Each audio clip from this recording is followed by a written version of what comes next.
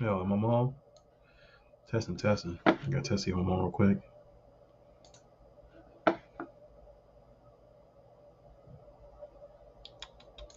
Testing, testing. 1, 2, 3. 1 second. Bear with me, guys.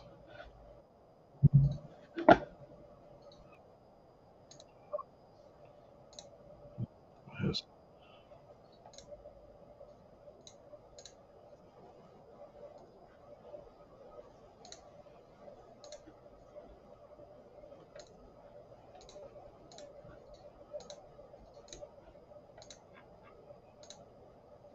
Yo, yo. Oh, you know.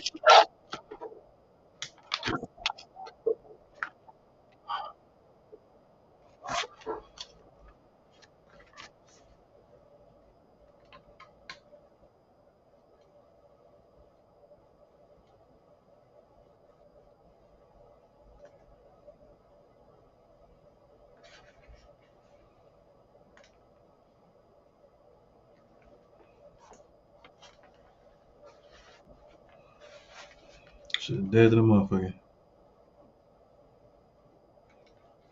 Okay. So I'm gonna use my headphones, so I don't have to mic. It looks like my headset is dead.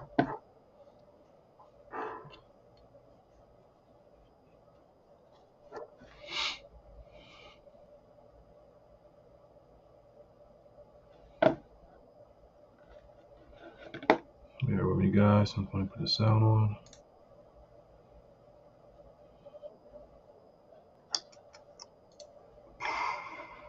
Alright, mic.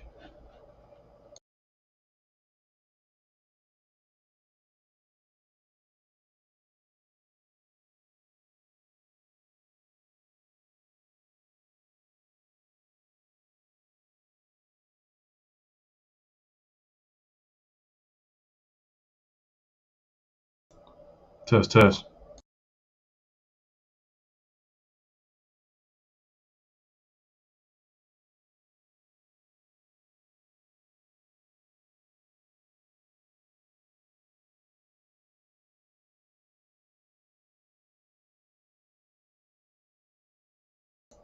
If you can hear me, bear with me. I'm over here trying to fix my mic right now.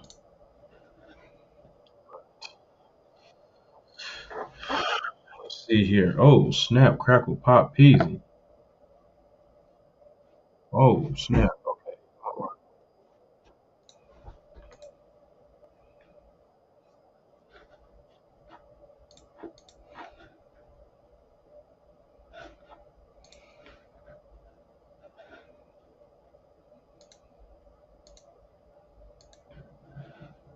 Test, test.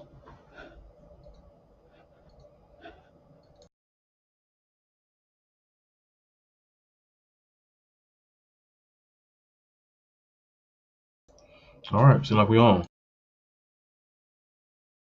In order to avoid the echo, I'm going to have to mute my mic.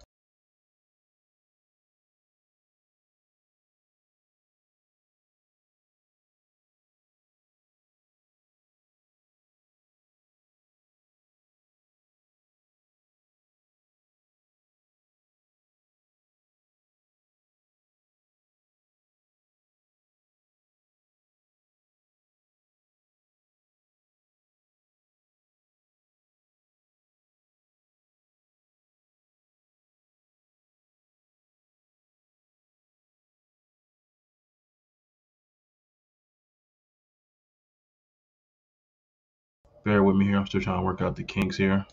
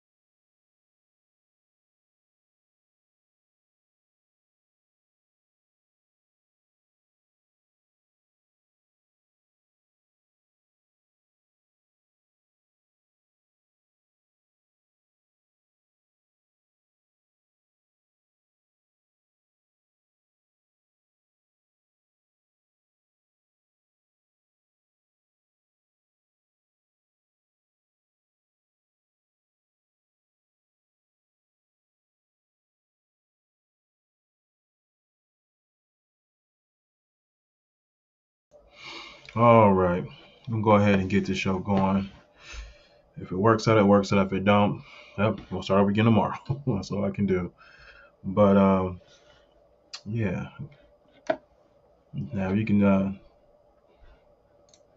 see the name of my title of this stream is gonna be triggered. China cost of living. All right. And I'm gonna do some gaming a little bit. You know, I've been playing DCUO. Probably trying to hop on some COD later. I don't know. Get some stressed out after seeing the Ravens get their ass whooped. I'm sorry, get their behind whooped. I gotta try to learn how to not to cuss on this.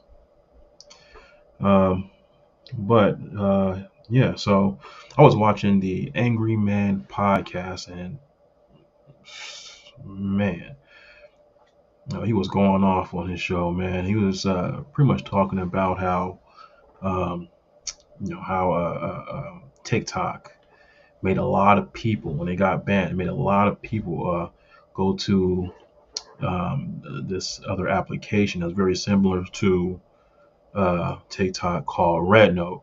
And in this application, people went over to Red Note. I guess because it's the application itself is all in Chinese, I guess, and you can use like translation apps or something like that, or where it would translate the application into US or English, perhaps. But what was happening that people was going over there, and you know they they was going over there, and what was happening is that that the Asian community, the Chinese community, they was roasting motherfuckers.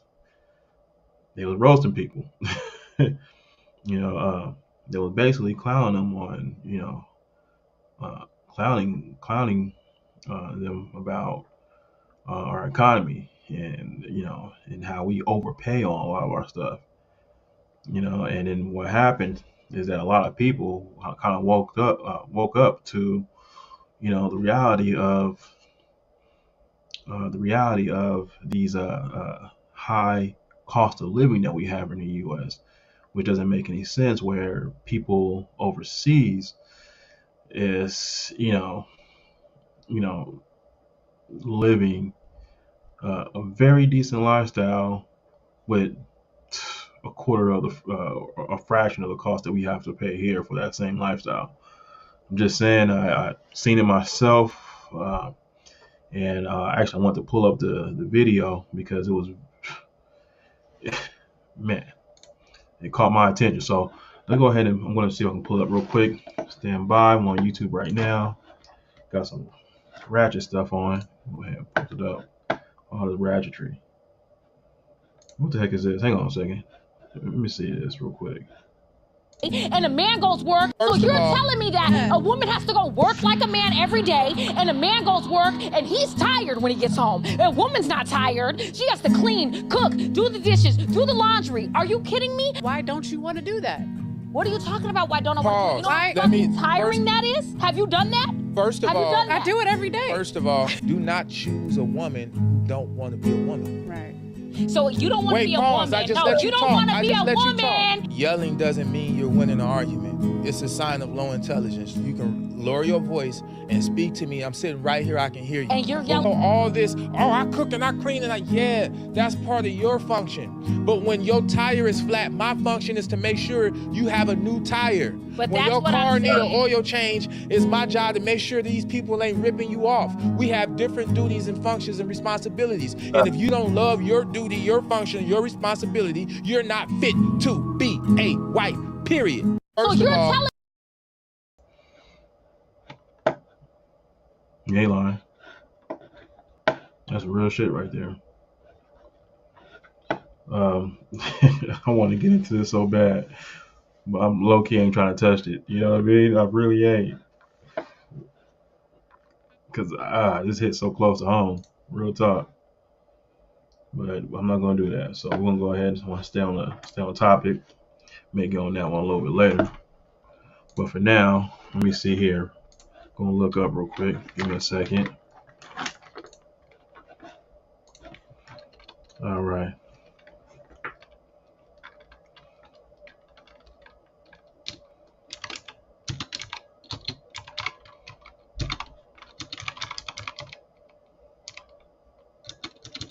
Oh, I can't spell it right now.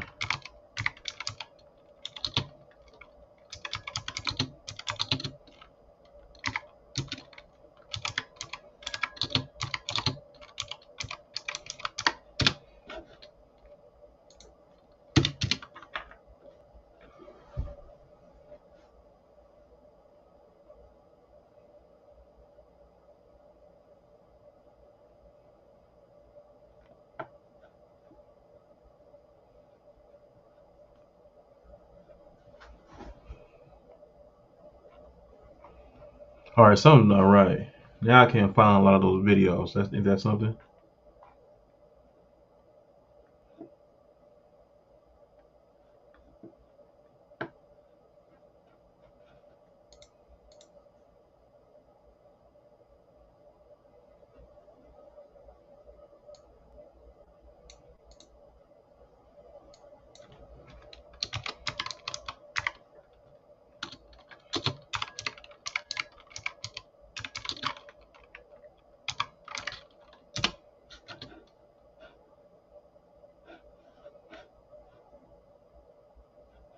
All right, actually, you know what? Let's check this out. I got a video right here. I'm gonna try to kind of go through it as fast as possible. I ain't trying to spend a lot of time on this video. All right. So I got a video right here. It's called "American Woman in Tears After Comparing the Cost of Living in America and China." America on Red No app. Hey, this is what we're talking about. All right, I'm gonna put this on. This is what I was talking about right here. That client review was brutal. We ain't gonna sit back and watch no ads. I ain't getting paid for it, so we ain't gonna watch the ads. All right, so let's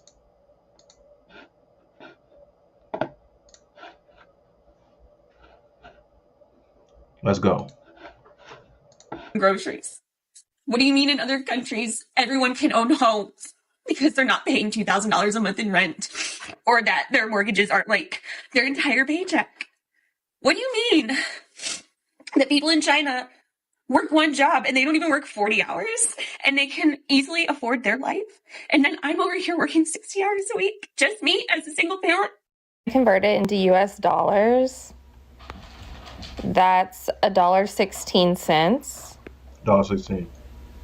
40 cents. 40 cents. I have never seen Americans this pissed, and this is sad. So I have a question for you. If a country can't afford groceries, if the population of a country, like people of a certain country can't afford groceries, so which is a basic need, what else can they afford? So they're so pissed that Chinese. All right, I'm not gonna try to cut it off, but she absolutely right though. I'm not gonna cap. I just came from the grocery store, and I remember like back in the day, $40, $40 you can get about. That was almost down there for grocery shopping. You can get a decent amount of stuff. I say about, man, I'm trying to give you an example. I'll say this: $40 now, you're gonna probably get about 3 or 4 bags of groceries. If you're lucky, maybe $5, depending what you're getting. Um, now, I say now, you go grocery shopping, $40.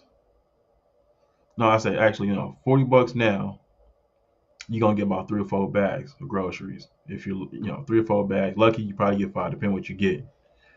But yeah, now, oh sorry, not now, but uh, uh, back in the day, you probably gonna get like 10 bags of groceries. You know, yeah. Let's go ahead and continue. Don't have to spend 20% of their salaries to afford groceries.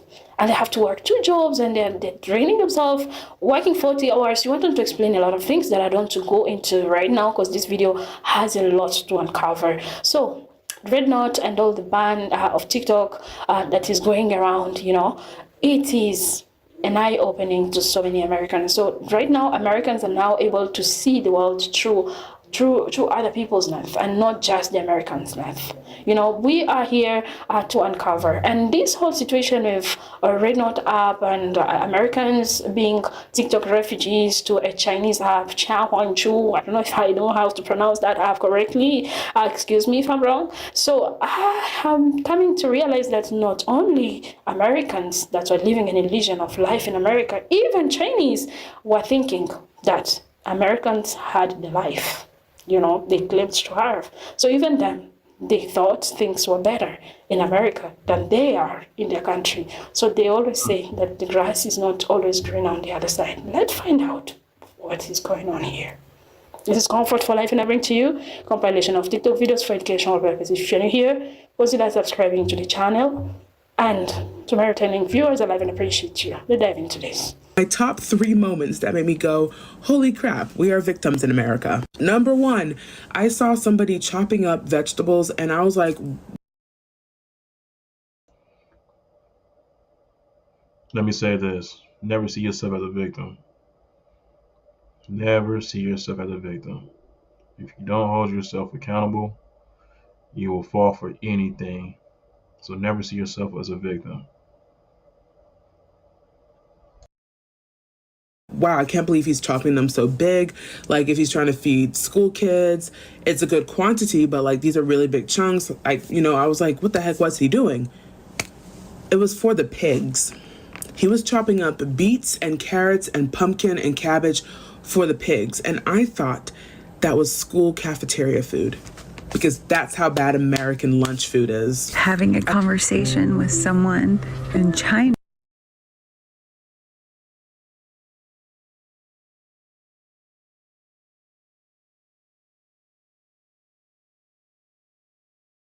Let's dive into this. My top 3 moments that made me go, holy crap, we are victims in America. Number 1, I saw somebody chopping up vegetables and I was like, wow, I can't believe he's chopping them so big. Like, if he's trying to feed school kids, it's a good quantity, but like, these are really big chunks. I was like, what the heck was he doing? It was for the pigs. He was chopping up beets and carrots and pumpkin and cabbage for the pigs. And I thought that was school cafeteria food, because that's how bad American lunch food is. Look at the size of this woman. She obviously had to eat beets and carrots her whole goddamn life. No, I'm messing with. I'm not trying to roast her. I'm sorry. Goddamn. Goddamn. Shit. I'm crying out loud. What's she eating? Pigs. If the pigs eating beets and carrots, what? No, let me stop. Let's continue. Having a conversation with someone in China in Chinese. Listen, I know the technology to do this has been around for a while, but... Guys, help me complete that sentence. So the technology to do this was there, but I didn't bother doing it because I trusted my government and I trusted everything that they were telling me.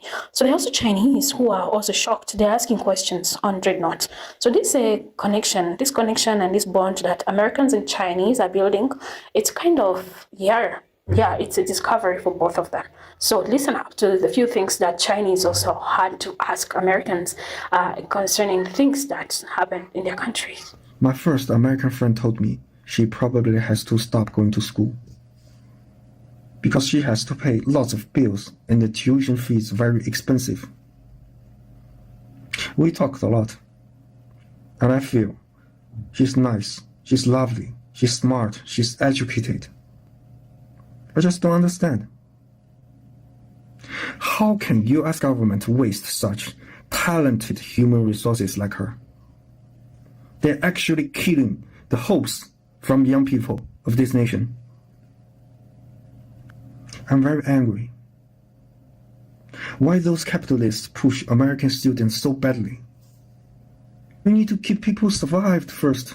Then you make money, okay? As the Chinese spy, I'm teaching you how the things work. Watch and learn. Did he say it was a Chinese spy? Is that what he says? A Chinese spy? No, yeah, he's really not lying though. He's 1000% right. Like, there's a reason why nowadays people are not going to school. People are not going to colleges. You know what I mean? Because what's the point if if the only thing it's doing is putting you more into debt, and then on top of that, not even guaranteed um, a position or a job that you spend thousands of dollars for in your field. So you know, and this is actually, and I'm talking about the people who actually went to school for any form of STEM um, majors. Science, technology, engineering, math. Those are the ones I'm usually talking about because those are the ones that, technically speaking, you would think that it'd be a little more easier for them to get positions because those are positions that usually higher in demand. Um, but yeah, I will say most people is just not going to, just not going to college because it's too expensive. It's too expensive. Who want to accumulate debt? Let's continue. He's asking if the rumors are true that Americans have to take out loans to buy food. Ooh. We are ghetto. I might sound stupid, but one thing This is China. I realize about this whole red note situation is that I'm still shocked that you guys have 2 jobs to cover living cost. And from all these years, I thought you guys don't eat fresh vegetables because you don't like eating vegetables. I never thought it's expensive. I never would thought fresh vegetables are expensive. Yeah, fresh food, fresh vegetables, any form of vegetables or fruit is very expensive nowadays, which is the reason why America is suffering from obesity. We have a high population of people that suffer from obesity because can't talk from obesity um, because it's cheaper to eat out. It's just cheaper to go to fast food restaurants. It's cheaper to get all the stuff that's unhealthy, Takis and all that shit. They be eating Cheetos and stuff. It's funny how those stuff is a little more is cheaper to get. And also can't forget to I ain't gonna forget to mention all the packaged foods, hot pockets and shit like that that you can also that you also buy, which which also has, you gotta think about it. All this food that is prepackaged that we buy, a lot of this food, a lot of these foods, you have to think that they put stuff in these foods. They put these chemicals in these foods so it can increase the shelf life. Let's be honest, food don't last too long over the shelf, over the counters. You know what I mean? Because it's this thing. I know everybody, not to say everybody, but I know most of us have cooked some food one time, and when you leave it out overnight, what we usually do, we don't eat the shit, we throw it away, right? Because it's been sitting out overnight. So you have to think about it in this matter. So they put different things in, different chemicals in these foods that I'll also have to say that it's banned overseas. For most countries, a lot of these chemicals that they put in our foods in the United States is banned It's banned um, overseas for the most part. Like I just came from Greece, all right, and in Greece, um, dude, when their food, the food that we get here looks completely different. It's completely different. Okay, I'm talking about like orange soda, like or Gatorade or something. Um, the orange looked like orange. The soda looked like orange, like it's like orange juice almost. Okay, and if there's soda in it, you can also tell that you can see the soda of the flavor itself was at one point was a capsule and it was diluted and it sits at the bottom of the drink. So sometimes you will have to like put it upside down and shake it in order to have the flavor uh, uh, be spread throughout the drink and then you drink it. All right. Out here it's not like that. Okay. Like if I get a Gatorade from Greece and a Gatorade out here from the United States, you can tell the difference immediately by looking at the drink side by side. You can look at it and tell, and then off rip, it doesn't look natural. I'm keeping the buck. Like you look at Greek food, it looks a little more natural. But let me continue. I don't want to take up too much time on this. I couldn't understand. This conversation right here, Chinese couldn't understand that in California, people who lost their houses are not getting free houses. I feel like, guys, a Chinese living in. You can tell she was a baddie back in the day. She still look cute. Yeah, she got that what's that chick name? Not Holly Berry, not Tyra Banks, but dang, I forgot her name, but she was in Soul Food. I know you know what I'm talking about. Yeah. All right, let's continue. In heaven, like what are they doing? Are they still on this planet Earth where they get to lose stuff and get things for free? Like I don't get it. Like listen to this conversation I had with a fellow realtor in China on Red Note. So he reached out and says, "Hi, how are you? Welcome, to Xiao Hongshu." And I was like, "Thank you." And he was like, "How are you enjoying your time on here?" I said, "I think it's great." I said, "I'm actually picking up Mandarin more quicker." And he says, "So you're a realtor. Where are you?" I said, "I'm in California." And he was like, "Oh, okay." And he was like, "Well, how are you feeling?" I said, "I'm a little tired." I said, "I've been, getting resources and helping people out find housing who have lost their homes in the fire."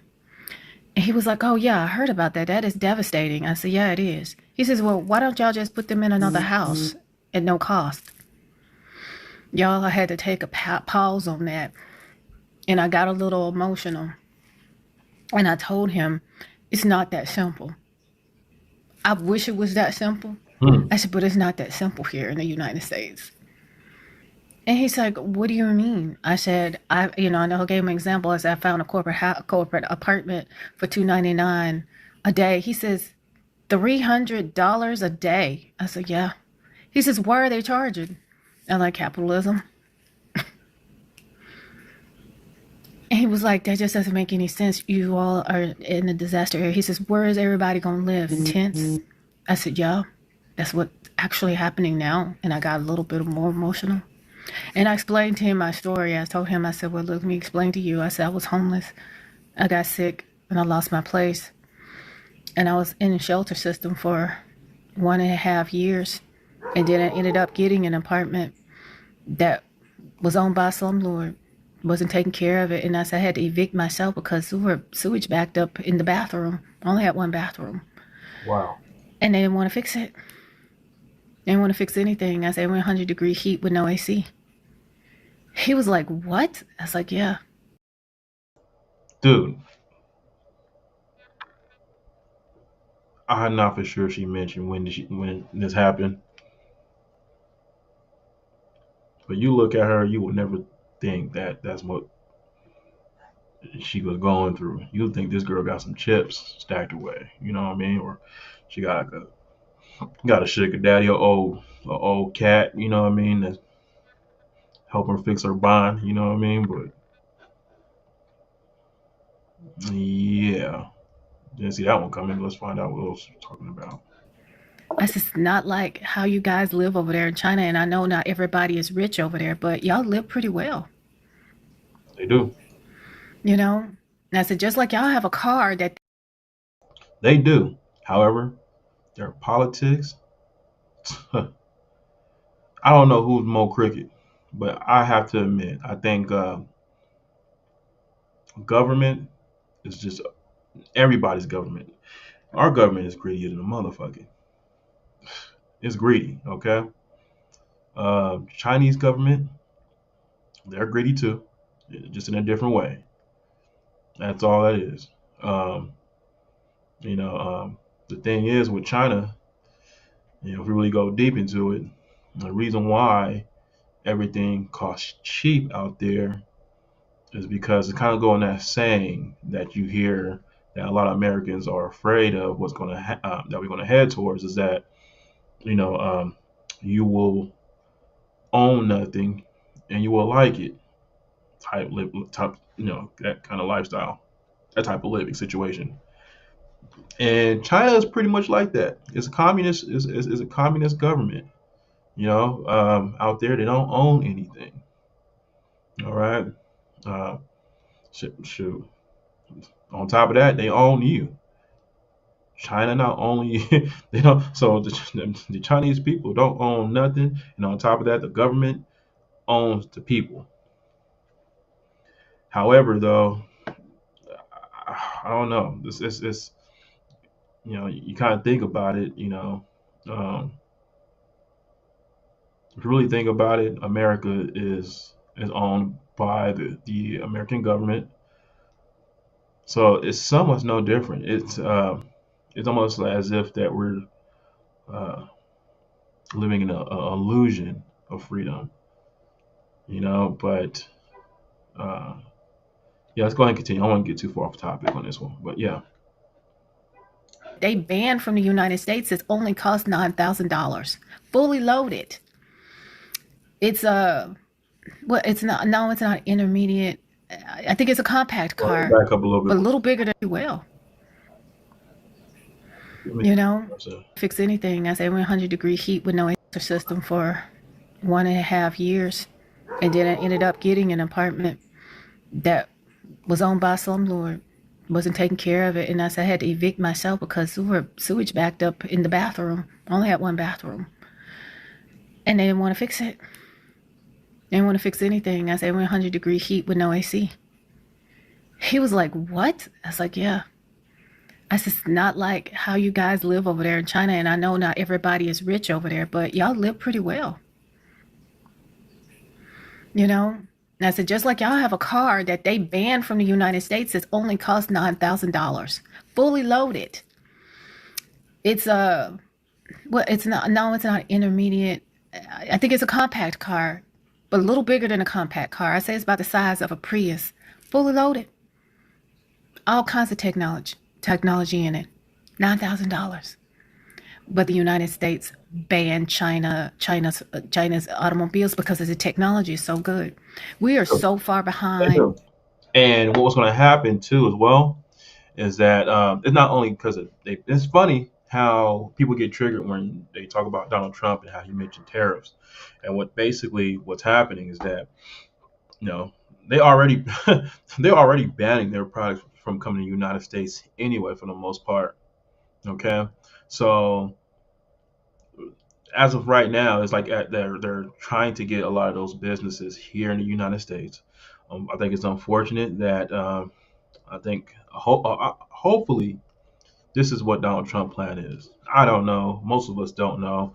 We just hope that this is this is where he's directing the country towards, and that is, excuse me, long day.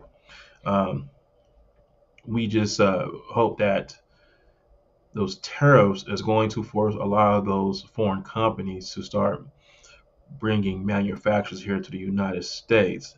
Because if you charge them tariffs, it's going to be a little more expensive. So why not go ahead and have manufacturers built here in the United States, where you also get tax breaks? All right, you can also benefit from the tax breaks. All right, so I think I truly believe that's the ultimate goal.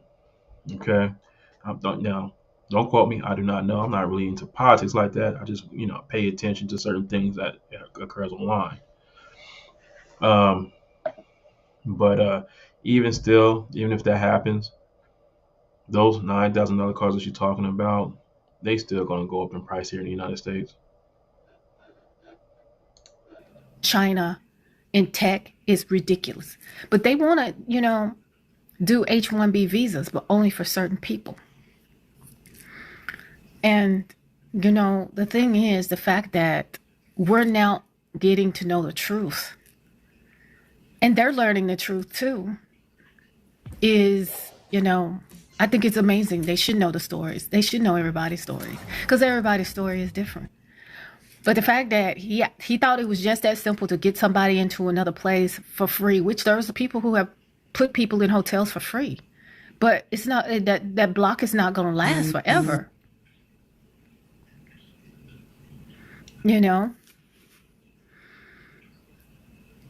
But I got a little emotional because you know what? If I had the power to just put everybody in a space that they could stay in for free as long as until their house get built, I would do that. But it's not that simple. But he was like, they do that over there. So I'm going to say this. I'm going to close with this. Now we know how our government sees us. Right.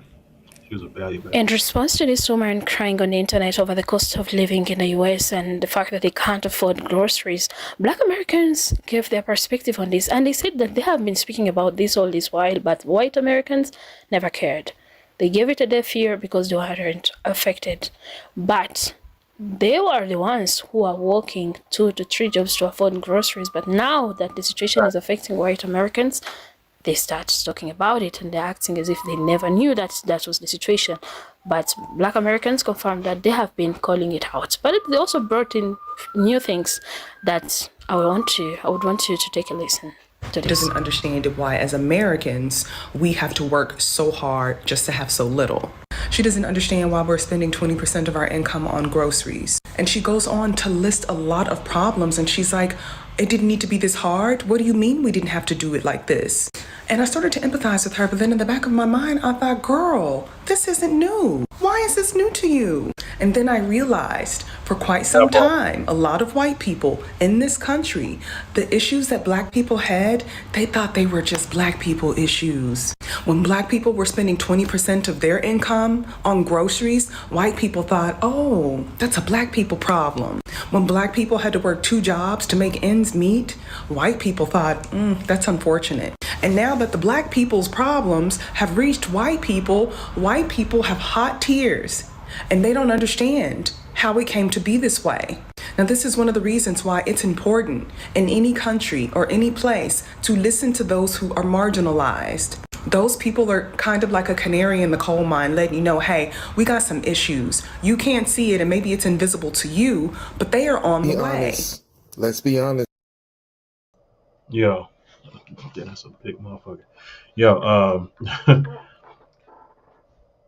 I would have to agree with her.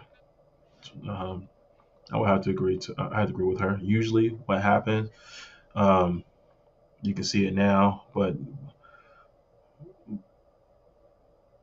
Black America is usually the forefront of every problem that occurs with America. So you always see the problem going to be headed towards the rest of America by seeing it witnessed through the Black community first. I think it's crazy how that works, which lets me even that just verify how down bad we are as a people too. Because when it comes down to the socioeconomics, Black America is at the bottom of the totem pole when it comes to the United States. However, I can give us one positive thing, and that is the collective of Black Americans in the United States. The money that we bring into this country, we bring in enough to be like the, what is it, 3rd or 4th richest country, something like that, or something like that. Don't quote me on that. I could be off. I'm pretty sure I'm off. Um, but yeah, the wealth and the money that we generate, that we bring in, and it's funny because we're down bad. We're as a people, we're down bad in the United States. But yeah, we would actually, if we had our own country, we actually be one of the richest ones. It's crazy.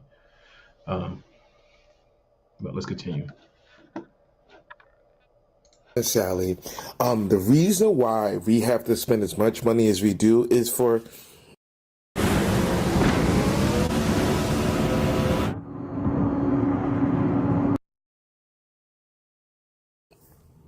a couple reasons. Yeah, One, I ain't getting paid for that. racism.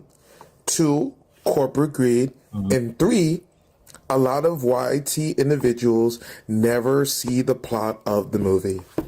That's just what it is at the end of the day. One is corporate greed. This capitalist system that we have generated and created, every single time that we as a people try to realize, hey, we need stronger unions.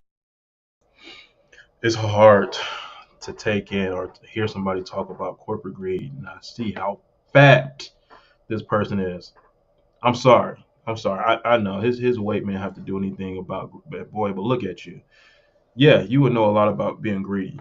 You can't stop being greedy. You can't stop putting food in your face. I'm sorry. I got triggered a little bit, so I had to let that out. But yeah, let's go ahead and continue what you're saying. Unions, we need better pay, we need this, we need that. You choose to vote against it. You choose to step aside and allow corporate greed to take everything else. It doesn't matter what the majority of the populace think. Yeah, I don't care about that. Other countries care about their people, care about. I'm triggered. Okay, so first of all, I'm keeping a buck. I'm gonna keep it a buck. All right. I can agree, but I can't agree with some of this. And one of those things I cannot agree with is the fact that we can't sit back and act like that we will spend our last $100 to get some J's. We can't sit back and act like we can go spend our last $300 to $400 to get weave. We can't sit back and act like we're gonna spend our last $100 to go get us an ounce.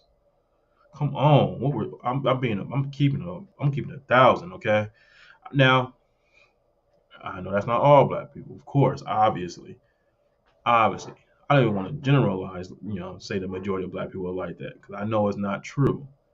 But there's a good portion of niggas. There's a good portion of them ninjas who is okay. Now, don't get me wrong. Yeah. I at one point I think I fell into that as well when I was younger. My ignorance, definitely was in the shoes. So yeah, I'll admit I was I was a young dumb ninja. I don't want to use the G word. I'm trying not to say it too much, but yeah, it is what it is. But I just had to pause on it because I always trying to hold myself and hold us as a people, accountable too. You can't just blame the white man or the government and everything too when we also play a role in that demise. Just saying. Their livelihoods, their accessibility to being able to have a more leisure lifestyle. Okay? That makes all the sense in the world. For you to cry and not understand where you are, the position that you are in, doesn't make sense to me. We could have been had free healthcare, universal healthcare since the 60s. You know why that never happened? It's because of racism. Racism. Anytime that there are things that would make America better because of.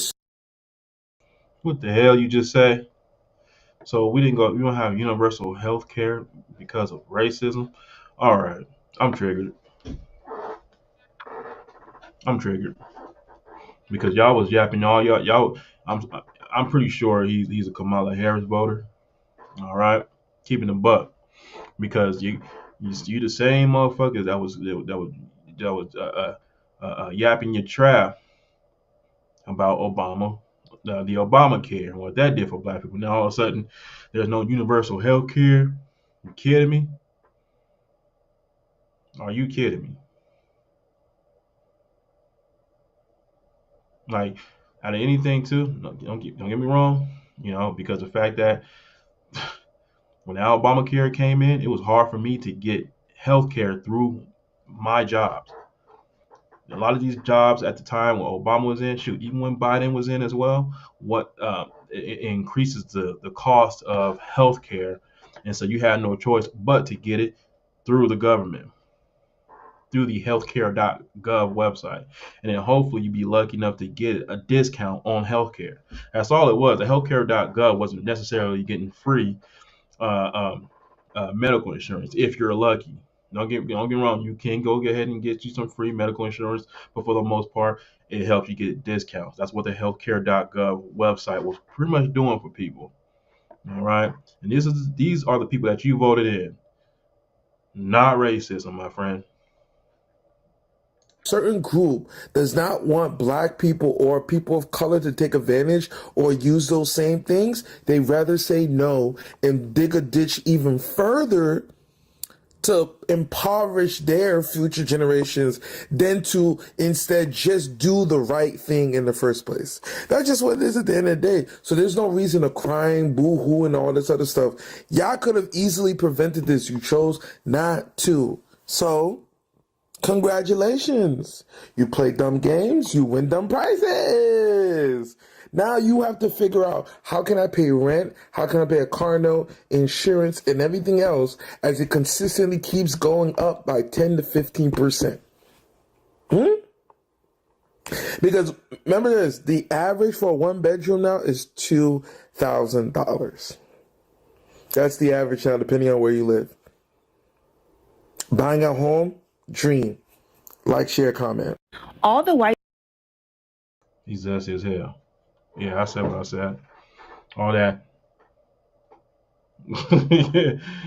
Single mammy raise, for sure.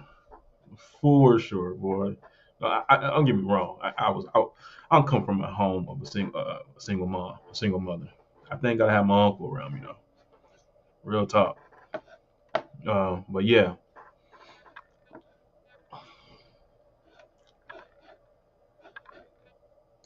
People going on Xiaohongshu, and they're like, oh my God, China, they have everything. Their food is cheap. They have good schools, blah, blah, blah, blah, blah. Why don't we have that? Racism. It's because of racism, babe. Yeah. And post it. I'm so tired of this.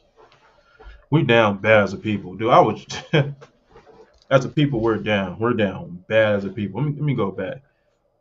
All right. I'm sorry. Let me go back. Let me hear what you just said. Cause maybe I just didn't hear what you just said. So let me play this back real quick. Like, share, comment. All the white people going on Xiaohongshu, and they're like, oh my God, China, they have everything. Their food is cheap. They have good schools, blah, blah, blah, blah, blah. Why don't we have that? Racism. How, Sway? How, Sway?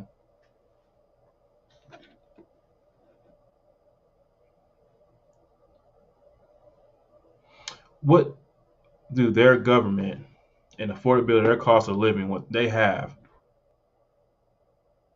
is considered racism? That don't make no sense. Make it make sense.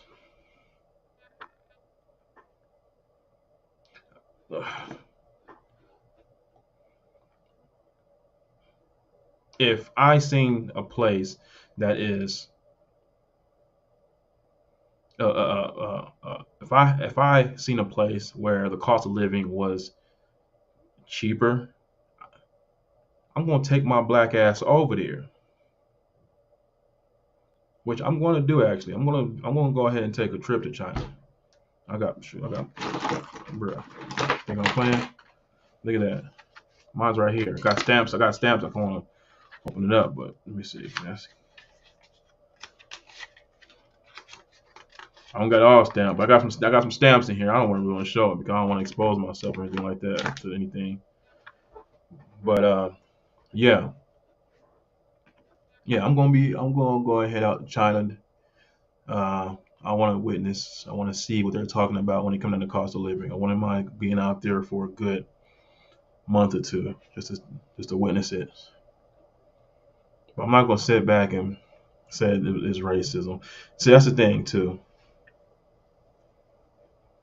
That's another thing too. Racism dumbed down Black Americans. Let me repeat: racism dumbed down Black Americans. Okay, I can't even say African Americans because we do an ancestry test. I'm keeping them up. A lot of us are gonna be from everywhere. Okay,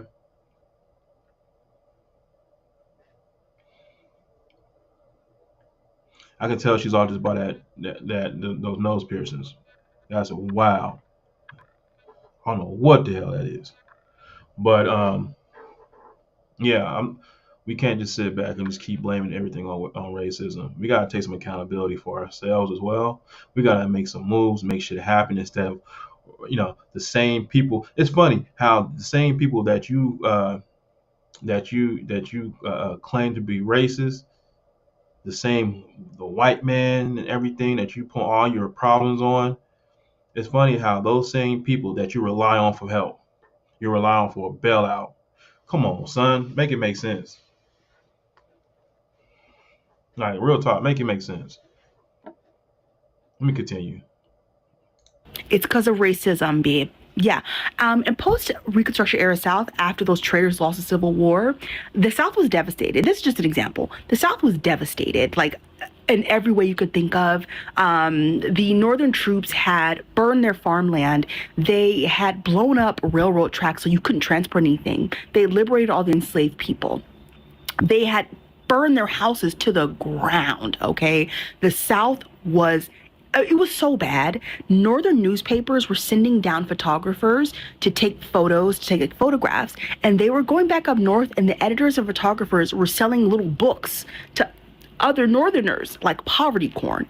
That's how bad the South was after the Reconstruction era, after the Civil War or the Reconstruction era. Do you know what white Southerners' primary concern was? Not housing and feeding and clothing their families, not trying to rebuild their economy. No. It was making sure they inflicted massive physical, mental, and economic terror on formerly enslaved people in the South. That was their modus. That was their modus operandi. That was very important. Not necessarily true. Okay, and that's another thing too. We don't necessarily understand. We don't necessarily know a lot about history. And then on top of that too, we choose a point in history to rely on, but never go further beyond that part of history. We always talk about, and this is the thing, this is why I'm telling you, this is why I say that racism cripples Black American minds, because the fact that we go to a certain point in time and we get stuck there, but we don't never go beyond that. We never go beyond the point to how racism even came about. Okay, because if we really dive deep in it, we will know that it was other Black folks who was also slaving Black folks and selling them off. Okay, and so we get to this certain point in time, we get stuck there, and then it's just I don't know what it is, but we clutch on that. We like really clutch on that, and then on top of that too, from my understanding, not all Southern whites um, believed in racism, believe in slavery, believe in that one man was better than the other. Because believe it or not, they also have white Southerners who was also who was also considered slaves. Now, the thing is too, their slave their slaves was definitely such as more form of like an employee. They wasn't being treated as harsh as, of course, the Black American slave. However, though, not to say that it did not happen. I'm not gonna say back saying that never happened. That'd be foolish, because I know a lot of the cruelties occurred. All right, but there was a lot of white Americans who believed that he was no different than a Black man. All right, And believe it or not, too, a lot of these Black Americans that was out in the South, all right, who was actually pushing freedom, was because believe it or not, there was a lot of people who were in the southern states who rebelled against the Confederacy and did not want to align themselves with the Confederates, which actually assisted the Union states during the Civil War. Okay, and then the unions, and believe it or not, too, the Union actually used those people. So a lot of those people wasn't just slavers. Okay. Now, did they exist in the higher ups? Absolutely, but but not all of them was. The ones who was your average American person, your average American being, those are ones who was not, and they the ones that actually. It's funny because those average American people who was against that or never seen themselves better than the next man. Those people are the one who actually was voting Republican. All right, it was the Democrats. It was the Ku Klux Klan who was actually being the intimidators and keeping uh, uh, not only black but white Americans from the South from voting Republican. Okay, there's actually a movie that speak upon that with Matthew McConaughey. Let me see, I forgot the name of it. Very good movie.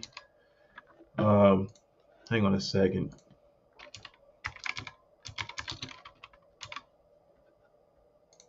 It was called. It's a real good movie.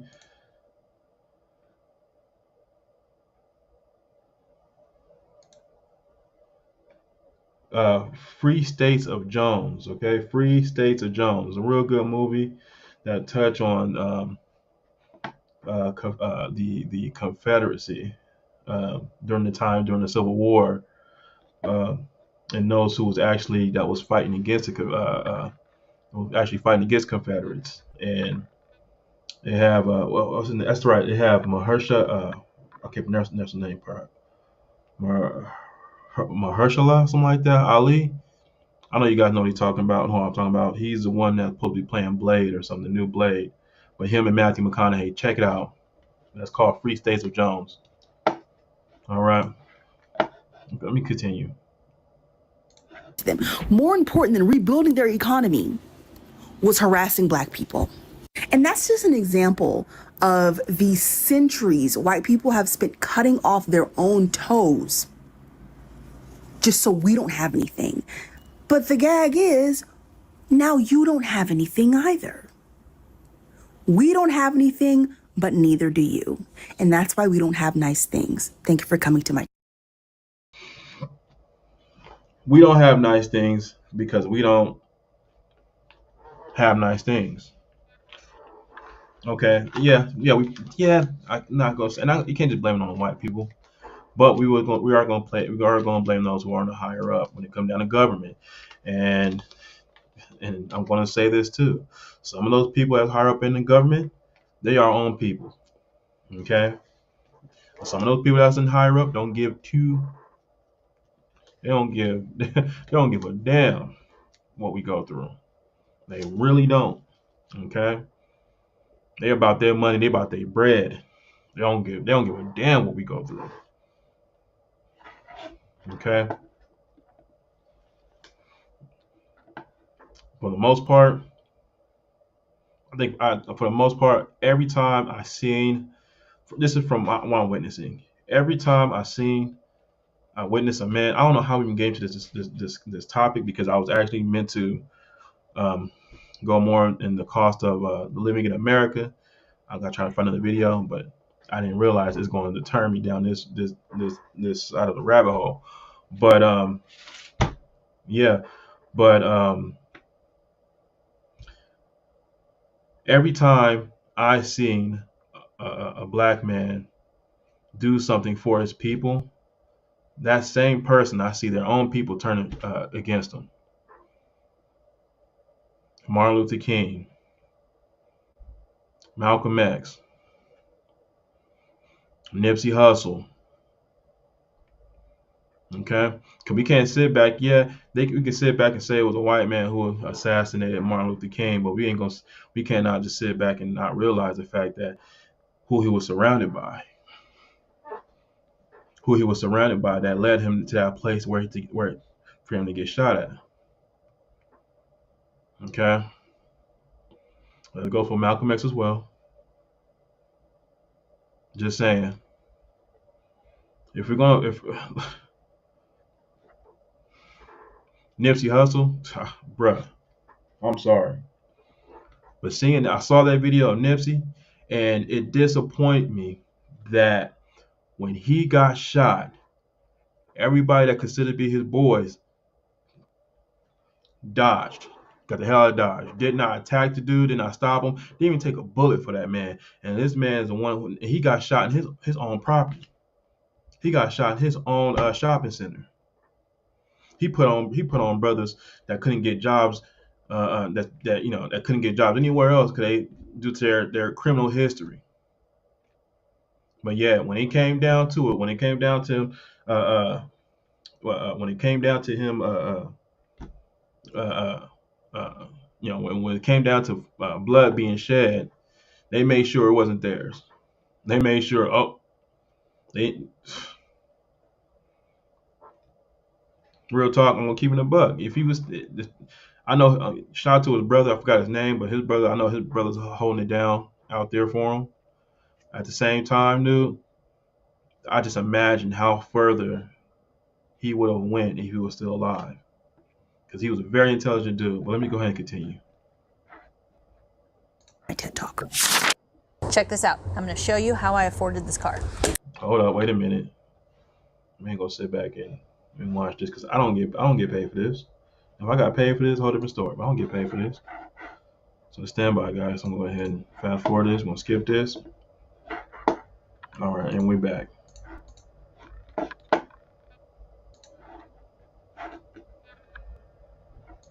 Everybody else around the world, Russians, Hispanic, Caribbeans, Africans, Asians, have been trying to tell American people for years on this app that your country ain't shit, and you didn't believe us. We have been trying to tell these people for years that America is that one country in 5 Gucci belts with no side tooth, and you lot didn't want to hear us. It took an app. Oh, wait, she cooking. All right, she came quick too. Let me go ahead and back up too. Now this is an African system, okay? Let's go ahead and play that back. Everybody else around the world, Russians, Hispanic, Caribbeans, Africans, Asians, have been trying to tell American people for years on this app that your country ain't shit, and you didn't believe us. We have been trying to tell these people for years that America is that one country in 5 Gucci belts with no side tooth, and you lot didn't want to hear us. It took an app to make you realize that compared to everybody else around the world, you can't afford food. It took an app to make these people understand that unlike them, everybody else around the world have universal health care. It took an app to make these people realize that unlike everybody else in the Western world, include themselves, the rest of us ain't dealing with shit like credit. We actually own shit back home. I wonder what they're gonna do when they find out that in certain countries, you don't even need a card to pay for things, nor do you need contactless. You can just use your hands. Why do you think the leaders of your so-called free world have spent years and years invading other people's country with their troops? Why do you think everybody else around the world stay collecting sanctions like Pokemon balls, bruv, from America the minute we struck some form of resource? Why do you think this false narrative is constantly being created against other people around the world? We come to you man's countries and you lot just automatically believe that we're impoverished. Why do you think your workers' rights are so bad to the point where niggas are working 3 jobs and still living from pillar to post? Why do you think your education system is so bad? That country is designed to keep humans in the dark, babes. This is why when we are telling you, you need to travel and go see the world for yourself instead of judging other countries. And humans are turning around talking about, oh, America is so big, why would we leave? That's why we look at humans like dickheads, bruv. She ain't lying. She is not lying. A lot of Black Americans, a lot of white Americans too, but for the most part, a lot of Black Americans talk about other countries and how they living out there and never even left their city, never even left. Probably never even left the state. Probably never left the West or the East, the Midwest, or from the South.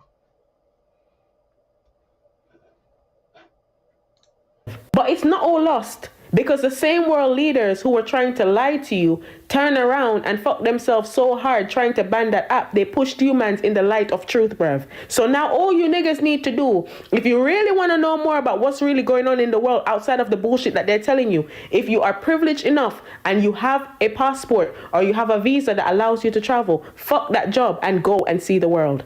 Because believe it or not, you niggas for years have been living in the fucking matrix. Good night. I'm moving to China. Big facts. That's the reason why they've been calling us the Matrix.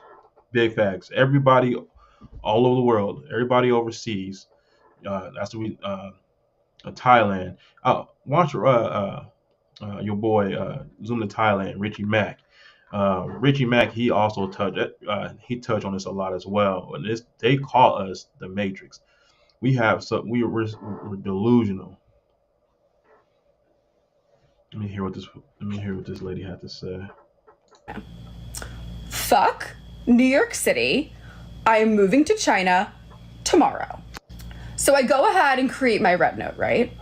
And I'm thinking that this place is like North Korea. Like everybody's living in poverty, they're oppressed by their government. Oh my God, is all I have to say. The first thing I say, you guys really have to work more than one job just to survive and like have a home and food? What? Americans are showing their medical bills and the Chinese don't know what to do. They're like, what? Like they can't even believe it. They're like, ours is free. And when you go to the hospital, it's like $100, including treatment. And then people are showing their ambulance bills. Because our ambulances are thousands of dollars. Theirs is free. Free.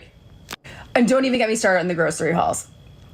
These people go in these grocery haul. Like I've never even heard of that word here. Like we're just like, eating crackers to survive here, to pay rent. Like they're hauling groceries that like would be worth like $1,000 here. But for them, it's like nothing. And it's all healthy, high quality food. Hence why they're all skinny, gorgeous, and their skin is perfect. So I just don't have words for this. And their trains look like they came out of the year 3000. It literally looks like out of a frickin' movie. And there's no homeless people. And they're immaculate. And like extremely high speed. Like New York City subway. Like what the fuck are we doing here? Their cars and phones are 10 times more technologically advanced than ours. And affordable. And you know what's funny? We can't have them here. We're not allowed. They're banned. They're banned. And do not even look up Chinese kindergarten. Don't look it up. It'll make you so mad. I almost swan dove out my window when I saw Chinese kindergarten. Meanwhile, in our kindergarten, they can't even teach children, like, what's a boy and what's a girl. They're teaching kids that they can identify as animals here in our country. So, I don't think we're the problem. I just don't think that we're the problem anymore. We're part of it. And this one's my favorite. They're all confirming that they don't have a social credit system like we've been told. But you know what we have over here is a credit score. We can barely do anything without it. So it's just almost like they're telling us that they have things that they don't, but we are the ones that actually have them. Right. Interesting. So if you want to ruin your day and cry yourself to sleep every night and rethink your entire life and society and everything you've ever been told, go make a red note. I've been lied to my whole life, and it's really, really, really embarrassing to be an American right now. It's really painful to know how much of my life has been wasted and how much money has been wasted and taken from me. And I'm traveling now outside of the United States, and I'm not gonna cap. Like I told myself I told myself I gotta go. I'm trying to be at a certain age. But if it doesn't happen, for example, if I don't get to where I'm trying to get by the time I get to my elder years, oh, I'm not giving a man. I'm living up to the fullest at that point. I'm going to make it quick if that's the case. I'm going to enjoy the rest of my life, even if I'm poor, homeless. I'm going to enjoy it. Sure will. Sure will. Sure will do it. Realizing how much better it is elsewhere. And I've only been to a couple countries and different cities so far, but I also am realizing how much we were lied to about China.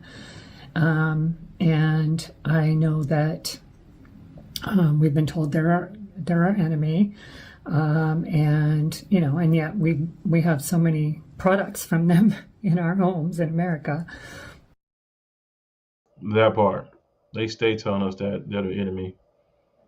That they are enemy. Again, don't get me wrong. I don't necessarily agree with 100% of the Chinese government, but I don't necessarily agree with the United States government on top of that. Because at the end of the day, our government can lock us down and do exactly every single thing that a communist country can do. Let's keep it a bug. We had the pandemic. They put in mandates and forced everybody to stay at their homes. And what happened? We obliged by it. So yeah, so we're no different. America is really no different than any of those communist countries. Now, do I, agree with the roots of it all and everything? And do I want to be a part of a communist country? Hell to the no. Really don't. But we can't sit back and act like that the United States government and communist China government is really any different.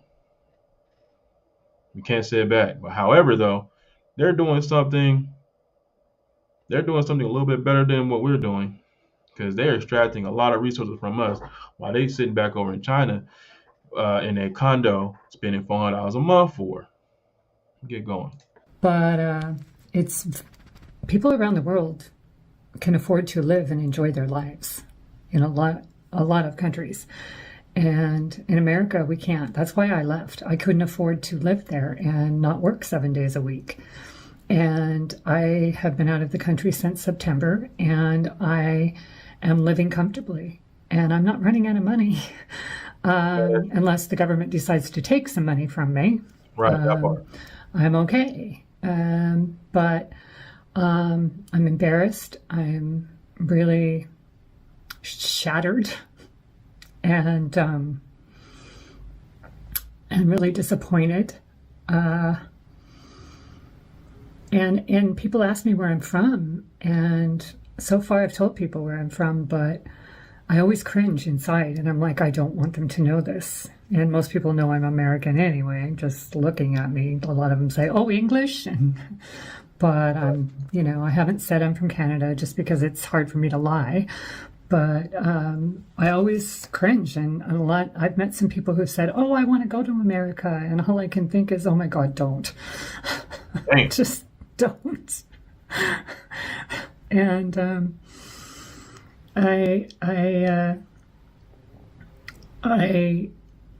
I'm looking forward to going to China. I was going to go in the fall. It looks like it might be 2026 now. We'll see. But I want to visit it in person. It's absolutely beautiful.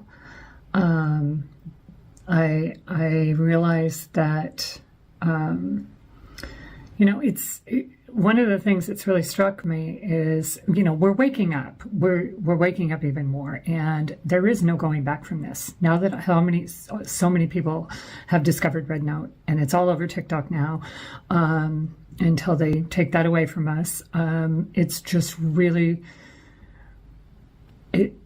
it's uplifting because so many more people are waking up to how much we were lied to about China. And yes, I know China has issues as well, but that part. I'm grateful for that because there's no going back. We can't go back now. And the government can't lie to us anymore, and we're just going to say, oh, okay, they've lost control of us. Now, one thing we gotta be careful of is this, okay? Because we can sit back like what the other people was mentioning earlier about racism. Well, they're racist. They don't like black people. I'm keeping a buck. A lot of times they don't like certain people that's coming over to their land with some bullshit ass stop cussing, but coming over to their country with this debaucherous behavior in in a form of um, like, for example, here and there. It's funny because we're no different. You think about in the states, you got your states like, for example, Arizona. Okay, Nevada's another one as well. Texas. Now you have a lot of these. Um, you have a lot of people that's leaving California because it's so expensive, it's so messed up. Now you got the fires and everything, the cost of living, and what is happening is that these people are coming to states that is close by to California. And what they're doing also, when they come in mass, they're also bringing in their political views that they have out there over to those states. Okay, I'm here in Arizona, and that's one thing that a lot of Arizonans is conflicting with from those who are from California. Don't get me wrong, I'm from California myself. Okay, now, but which makes it that much easier for me to kind of understand because I live a good portion of my life here in Arizona. All right, because the thing is that when I came out here to Arizona from California, the gun laws was different. You was able to walk around with a gun in your waist. In California, you couldn't do that. You see, it was very weird. Like if you walk down the street with a gun in your waist out in California, you're gonna get pulled over. You're gonna get detained by the police, which technically speaking, that just goes against your uh, um, your right to bear arms. That's that interferes with the Constitution, which doesn't make sense. How state can overthrow a federal doesn't make no sense to me on that one. But look at California. That's the reason why California is a shithole. It is. It's unfortunate. Beautiful. At the same time, it's a shithole. A lot of greedy people that's on top that is taking advantage of your average American people. Your average American folk who just trying to get by, pay their bills, and live a decent lifestyle, but they're just trying to buy them out. It's unfortunate. Let's continue. And going forward, we're not going to go back to just being subservient and saying, yeah, okay, well, this is the way it is, and this is, we have to do these things, and we have to obey, and there's no going back. And that's the beauty of this. There's no going back now. They can take Red Note away from us. That can be destroyed. We'll find another way. But we have communicated enough on TikTok, and we're communicating enough on Red Note now. Thank God that our eyes are wide open to how much we've been robbed, literally robbed, of all our money. And, it's not a quick solution. We've done a lot in a few days, and I'm really, really grateful for that. I'm on Red Note, and I'm going to stay there, and I'm going to continue my travels, and my eyes are going to open even wider. And, I hope that one day I can proudly say, yes, I'm from America. I want to live long enough to be able to proudly say, yes, I'm from the new America, the really free America. And I know it's going to happen. I just hope I live long enough to see it. That's all I got to say right now. Why don't you own a All right, hold on. I gotta go ahead and skip past this because I don't get paid for this. I ain't gonna show this on my channel. Apartment buildings. I'm not gonna show this. I don't want to hear it. All right, so I got it back up. Let's continue.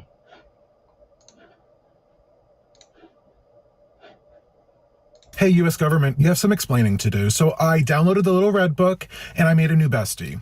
We were just talking about the differences and similarities between China and the US, and she ended up going to the market and sent me a picture of her local market.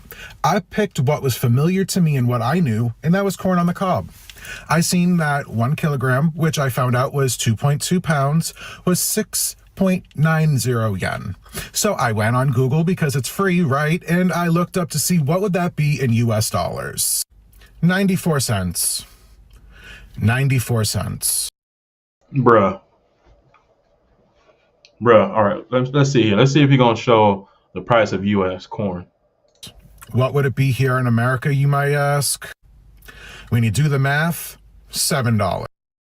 We're cooked. We're cooked. We're cooked, bro. Man.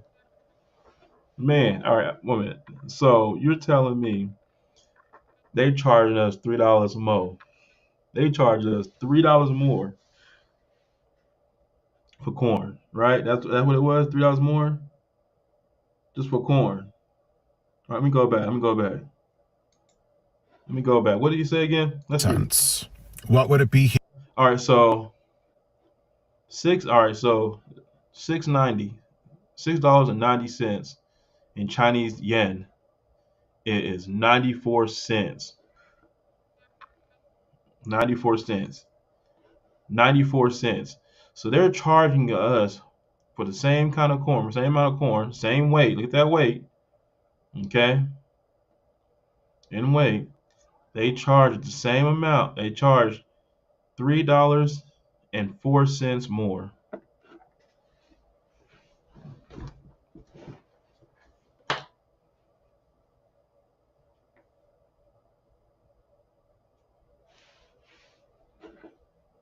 Math, $7.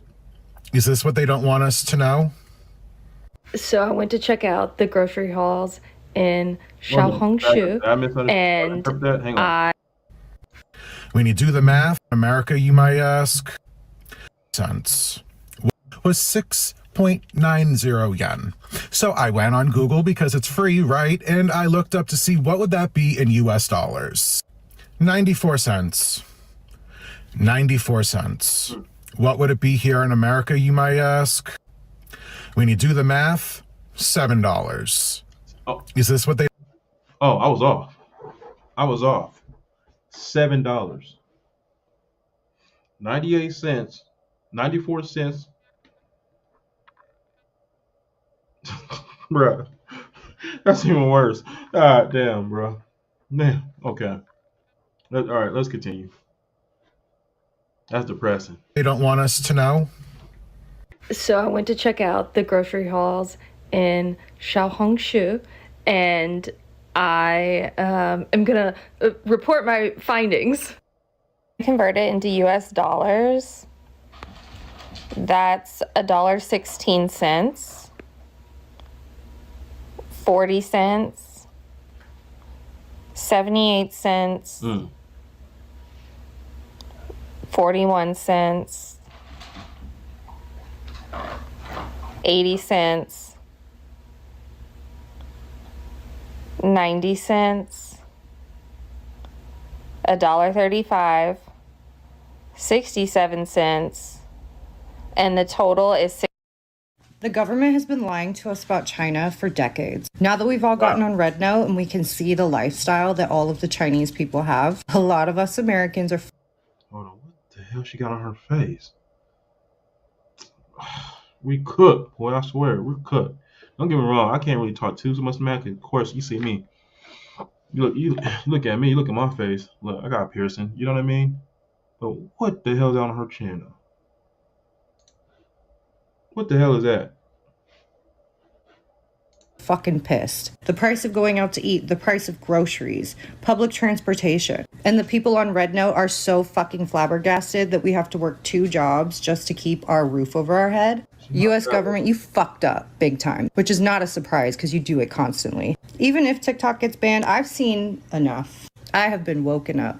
I grew up fed propaganda that China is evil and that they treat their citizens like shit. I mean, I was raised by MAGA. It's the main reason why I feel so radicalized. American culture, American society is toxic, gross, poisonous. They poison our food. They jack the prices up of everything. We don't get health care. We don't get good public transportation, even though we're all on the same fucking continent. We destroy the planet for money, power, and control. Our government is funky as fuck on the left and on the right.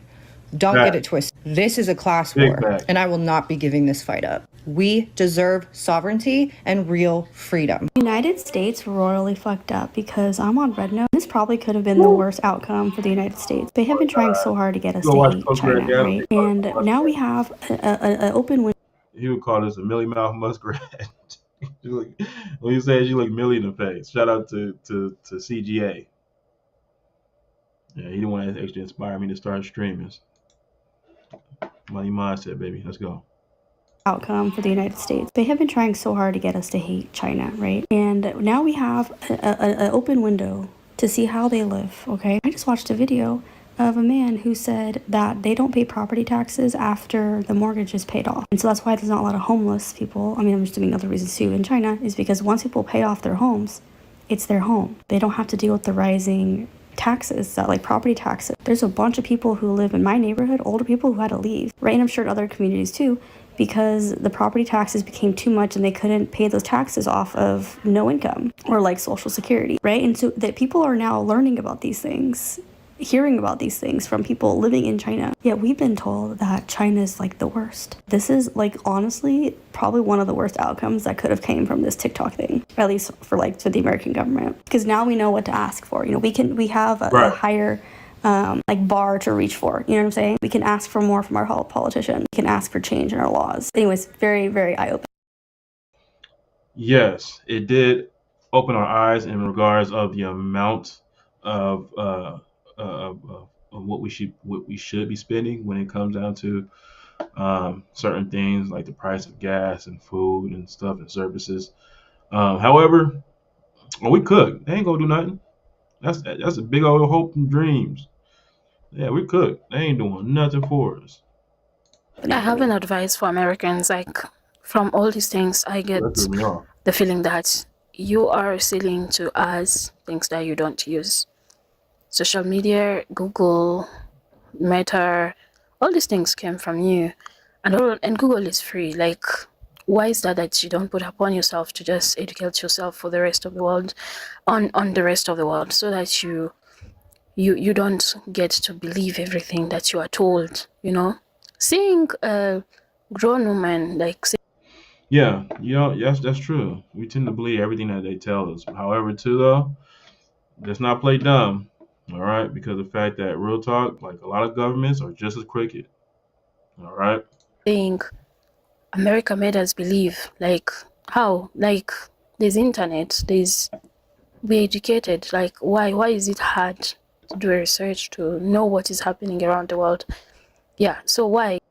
Like what's the limitation? Are they searches that you can't access? Are they, or you're just not interested about anybody, like except you guys?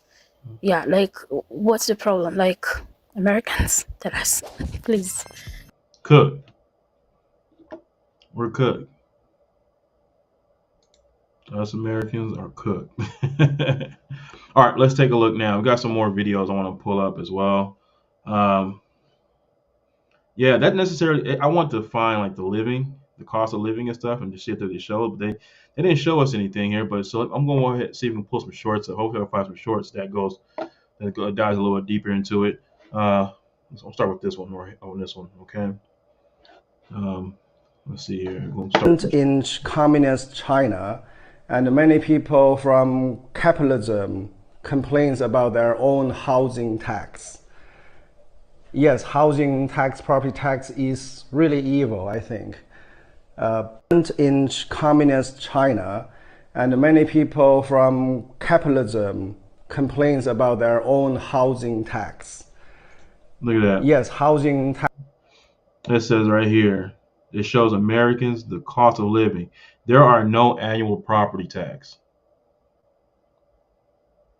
There are no annual property tax in China. Property tax is really evil, I think. In Monthly cost of living in China, the real way, not the cheapest way. I'm here to live like a normal person. No street food for me. Right. If I eat out, I go to wherever I like. I usually like the American restaurants, or if not, I try new things. Chinese food is good too. This runs me back around $280 a month, and this is for 4 people. No street markets for me. I go to $280 a month, but he was eating an amount of food for 4. a regular supermarket like Walmart or Sam's Club. This sets me back only $850 a month. Monthly cost of living is $1,000 a month, and that's living in a good neighborhood with a good view. Public transportation, what? I bought a car like a normal person. This sets me back about $100 a month in gas. Mall parking, about $60 a month. He said $100 a month in gas. $100 a month in gas.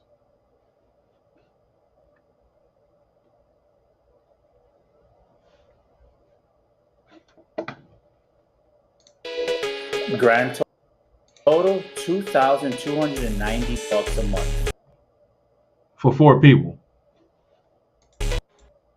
Wait, let me go ahead and put that back forward here. Look at that. The grand total is $2,290 a month for 4 people. 4 people. Let's do the math. Okay. Let's do the math. Okay. $2,290 divided by 1. Actually, did that right? Did that correctly? No, 22. Yeah, I'm way off. 2290. That should be divided by 4 people and 4 people. That's $572.50 a month per person, and living like a king on top of that.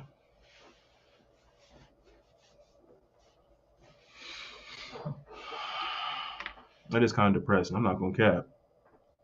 I'm not gonna cap. I really ain't. $572.50 a person can live overseas in China, good, living well, living good. Like, bruh, what we're doing? What we're doing right now?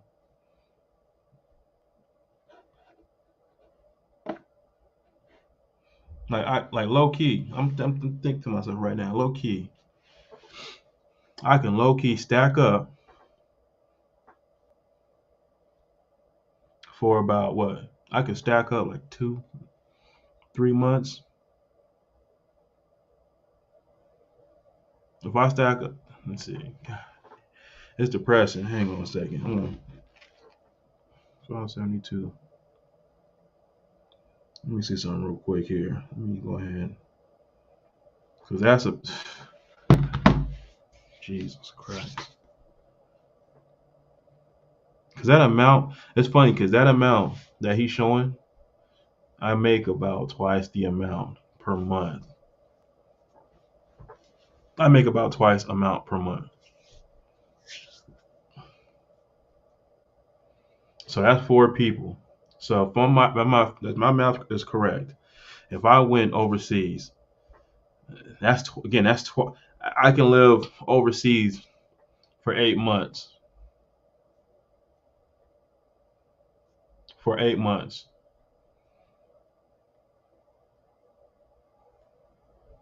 So 1 check a month I'm sorry, two of my checks that I'm making a month, I can go and live over in this country for 8 months with the vehicle and everything. with the with the vehicle and everything. All right. Let's go ahead and throw one more check in there. One more check. One more check. So if I work a month and a half, a month and a half, 1 month and a half, I could be living in China for a whole year.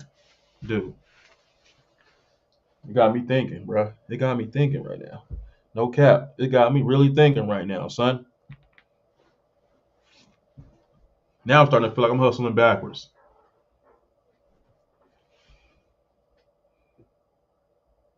Dude, why nobody ain't watching the stream? Like, real talk. Look at this. Look at this, bro. This check right here is probably what most people are making. Probably, I say probably. Okay, that's about.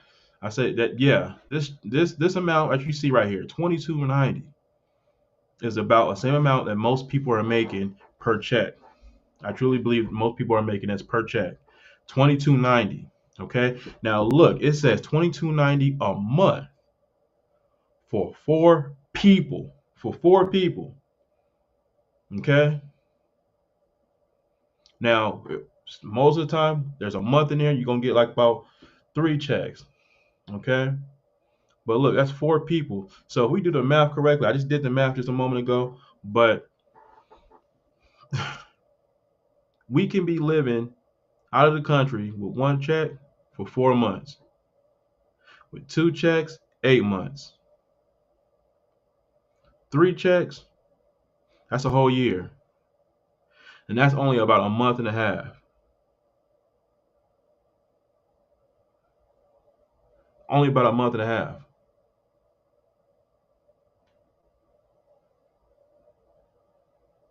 Like, I'm not gonna cap. It got me really thinking. I'm gonna have to clip this video. Yeah, this right here I'm gonna have to clip because I think a lot of people need to know about this. This right here. I'm not. It's crazy that I'm gonna try to. I need to save this too and also be able to share this. I'm gonna save this. Yeah, just gonna watch later. Go ahead and watch later. Yeah, because a lot of people didn't know about that. A lot of people need to know about that because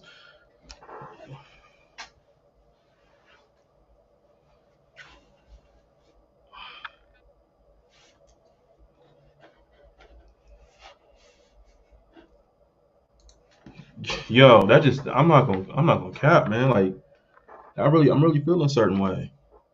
I need to.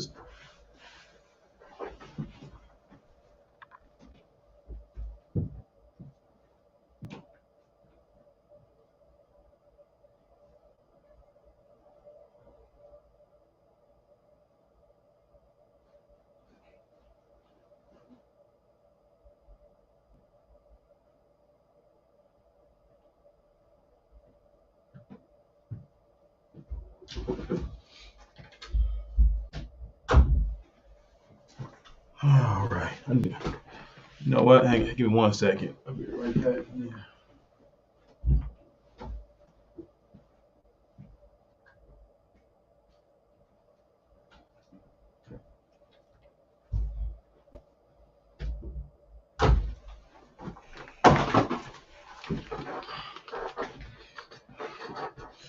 I just got my.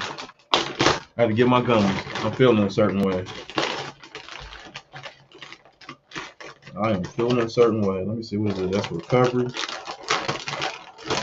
It's like so.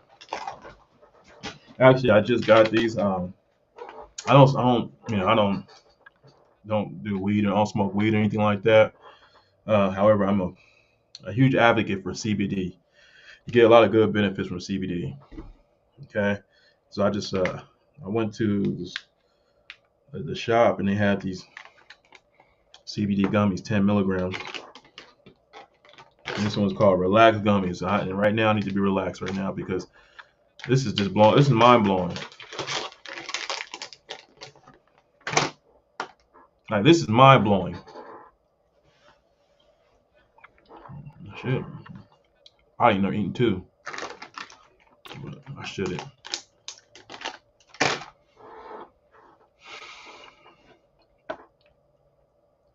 Look at this. That right there, 3 checks. You be living in China for a full year and living good. Living good. Not living like no expat and none of that. Living good. I want to play this again. A month.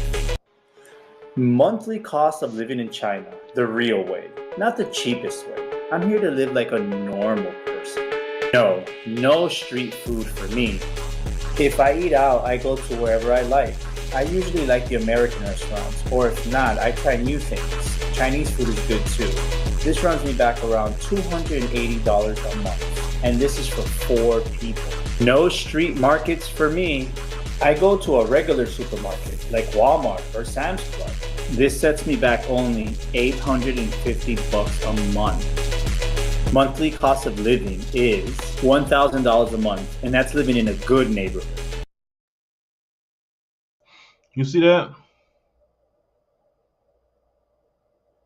Is that a marble floor? What is that? What kind of floor is that? That's a nice floor. And that's like a sky rise too. With a good view. Look at that view. Public transportation. Look at that. What? I bought a car like a normal person. Right. This sets me back about $100 a month in gas. Hang on a second. Mall parking. That look a BMW. Gas. That BMW. Mall what? BMW I bought a car like That's a a normal Mercedes, son.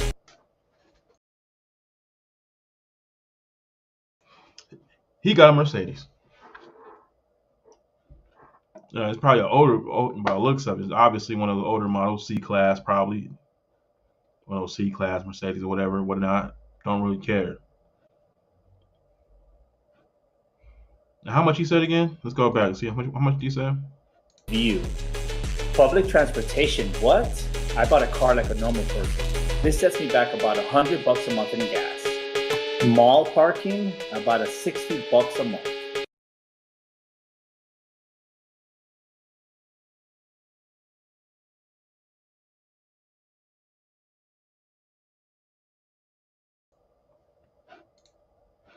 You know, was I mute the whole time?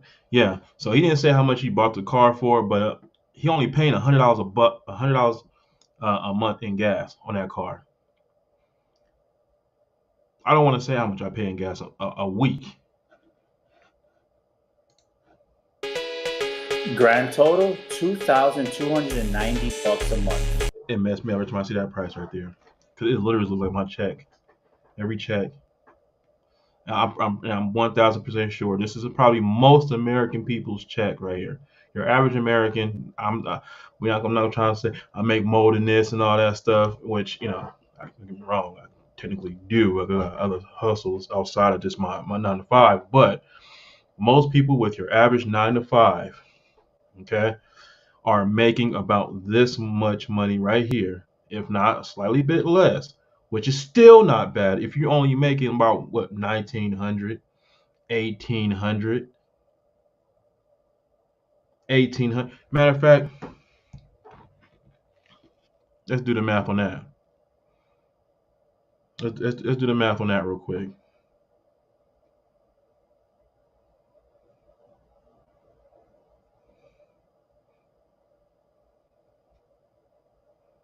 I'm gonna put 572.50 times 3. Okay, that's about your average. Really, most Americans, because a lot of people themselves ain't making $2,000 every 2 checks. All right, because of course we have taxes and that takes a decent amount out of it. So if we really do the math, about $1,700 every check. That's what people are making. Okay, $1,700. Now, $1,700 a check give you 3 months instead of 4, bruh.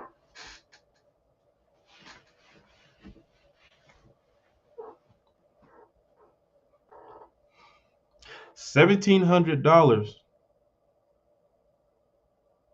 give you 3 months instead of 4 out in China. 2 checks of making $1,700 a month. 2 checks. I was at a month, but 2 checks. That's $1,700, which what 1,700, what 24, something like that, something like that. Times that by 2. Yeah, no, 34. Sorry, 3,400. Okay, that's 2. So you getting 3 months. That's 2 checks. You're getting 6 months. Okay, you're getting 6 months. So 2 months, 2 months worth of your pay, give you a whole year out in China, bruh.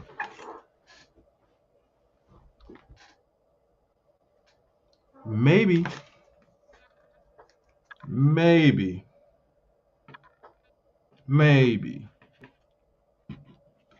we can go ahead and take a visit. Now, only thing is with me is because I like my guns. That's the only problem with me in China. Well, probably some other things I don't know yet, but for the most part, that's one of the things I like to have, I like to keep, is my guns. So, but if you one of those people who, excuse me, I'll say if you one of those people who very, I would say, not really into guns, not really too strict when it comes down to privacy laws or anything of that sort,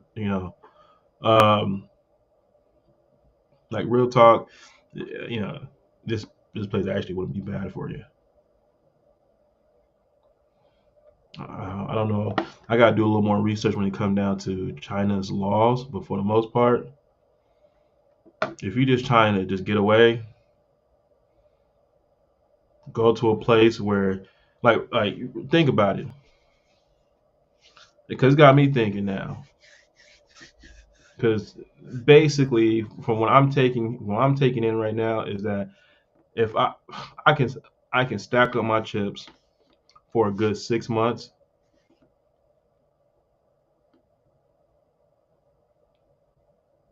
and then go to China, live out in China, don't live on my means or anything of that sort, and then I can just focus on my hustle. I could just focus on my brand. I can just be focusing on my fitness business I want to do, my nutritional business I want to also do as well, my reselling business.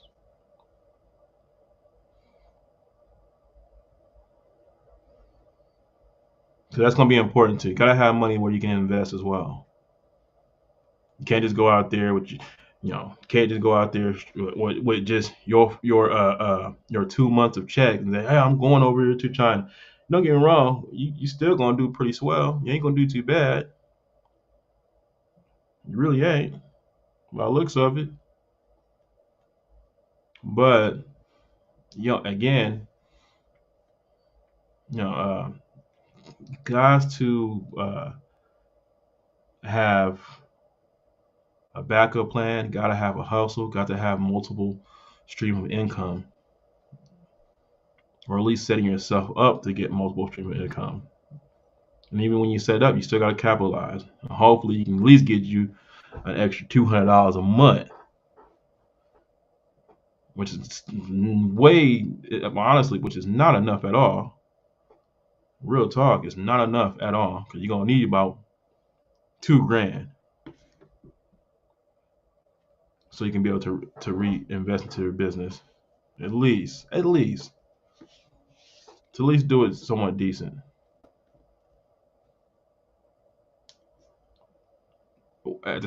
While living in China. Just saying. But all right, let's continue. This is what the average annual income looks like after taxes in China. Gross annual income $15,231. Income tax $110. Housing fund $1,827. Pension $1,218. Medical insurance $310. Unemployment $30. Total tax $3,495. Net income $11,736. Average monthly rent $674. If you make $15,231 in China, 23% will go towards income taxes.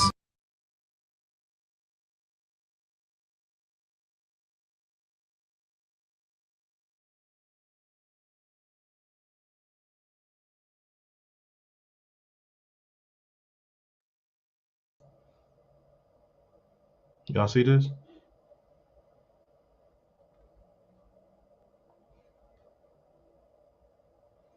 Is this an average salary right here? 15,000?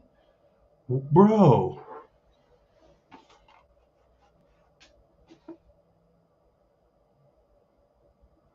Wait a minute. All right. I gotta take a look at this again. Let me see this again. I'm probably missing something here. All right, so this is what the average annual salary looks like after taxes in China. So okay, so this is the salary. This is so, which something I probably wouldn't necessarily recommend. That's the reason why the cost of living is much cheaper. But let's see here. So this is what the average annual salary looks like after taxes in China, bro. Woo. This is what the average annual income looks like after taxes in China. Gross annual income $15,231. Income tax $110. Housing fund $1,827. Pension $1,218. Medical insurance $310. Unemployment $30. Total tax $3,495. Net income $11,736.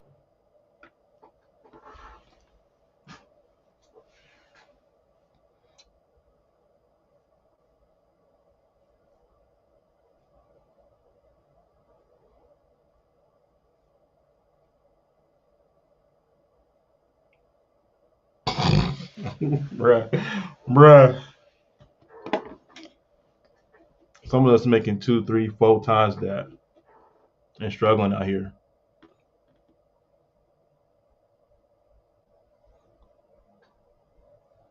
I know people who's making nearly 10. What? Yeah, nearly. Let's see. I'm probably say 10 times. Yeah, about 10 times. 8 to 10 times that. 6 times that, and still struggling out here in the United States. What we're doing. Average monthly rent $674. If you make $15,200. So the net income that this person is making a year, the net after all this tax and unemployment, medical insurance, pension, housing, and income tax, and again, this is only with a $15,000 salary. Okay, it's only a $15,000 salary. All right, and then their monthly rent is $674 a month. Now $674 a month, and that's their net. Let me see. Let's do the math on that.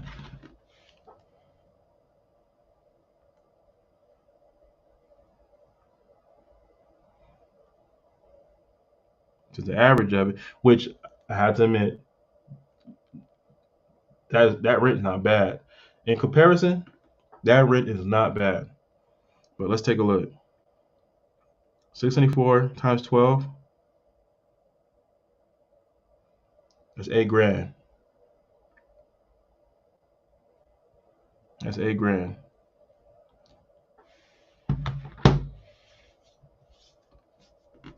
So they still going home with about what? A little over 3K. That's in their pockets. I bet you didn't know how cheap it is to live in South America. Let's dive into the surprising costs. Imagine sipping coffee in Colombia for just 50 cents a cup, or renting a cozy apartment in Ecuador for only $300 a month. Moving to Argentina? A juicy steak dinner sets you back just $10. How about healthcare? In Bolivia, a doctor's visit might cost you, wait for it, $30. And don't get me started on public transport. In Peru, you can commute for under $1 a day. Sure, there are pricier spots, but overall, South America is a budget traveler's dream. So what's stopping you? Start planning your adventure now and see how far your dollar can go. I bet you didn't know how cheap it is to live in South America. Let's dive into the surprising costs. Imagine sipping coffee in Colombia for just 50 cents a cup, or renting a cozy apartment in Ecuador for only $300 a month. Moving to Argentina? A juicy steak dinner sets you back just $10. How about healthcare? In Bolivia, a doctor's visit might cost you, wait for it, $30. And don't get me started on public transport. In Peru, you can commute for under $1 a day. Sure, there are pricier spots, but overall, South America is a budget traveler's dream. So what's stopping you? Start planning your adventure now and see how far your dollar can go. I bet you did. We're down bad. Shanghai, yep, we just went over that. We just saw that. Cost of one bedroom outside city, $800. Average cost of food, $300. Clothing expense, $80.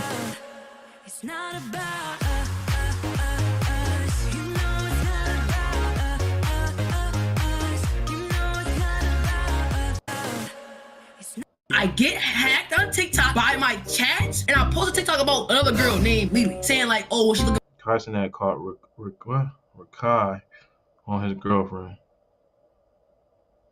Oh, Kaisenet caught Rakai cheating on his girlfriend. My eyes. Is the TikTok still up? Yeah. Hold on.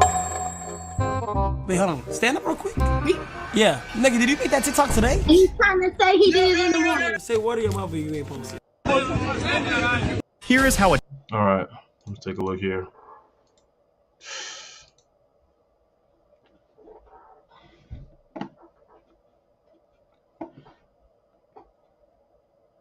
All right, so let's see here.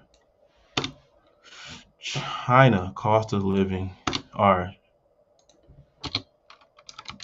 homes. How about this? Let's do this. Homes and cost of living in China.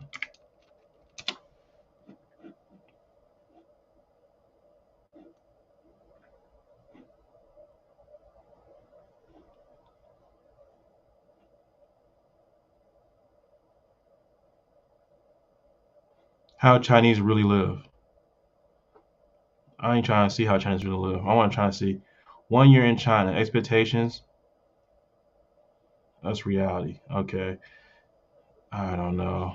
I'm not gonna cap, dude. Like sometimes just watching like sisters like watching some sisters vlogs. I ain't trying to sound funny, dude, but they could be a little depressing. I could just tell, look at her face. That's not. It's like I'm ready to talk some shit. Excuse my language, but I'm ready to talk the best about this country and let you know how bad it is. Let me take a look. Let's watch this real quick. Reality. Number 1, living in China would be really cheap.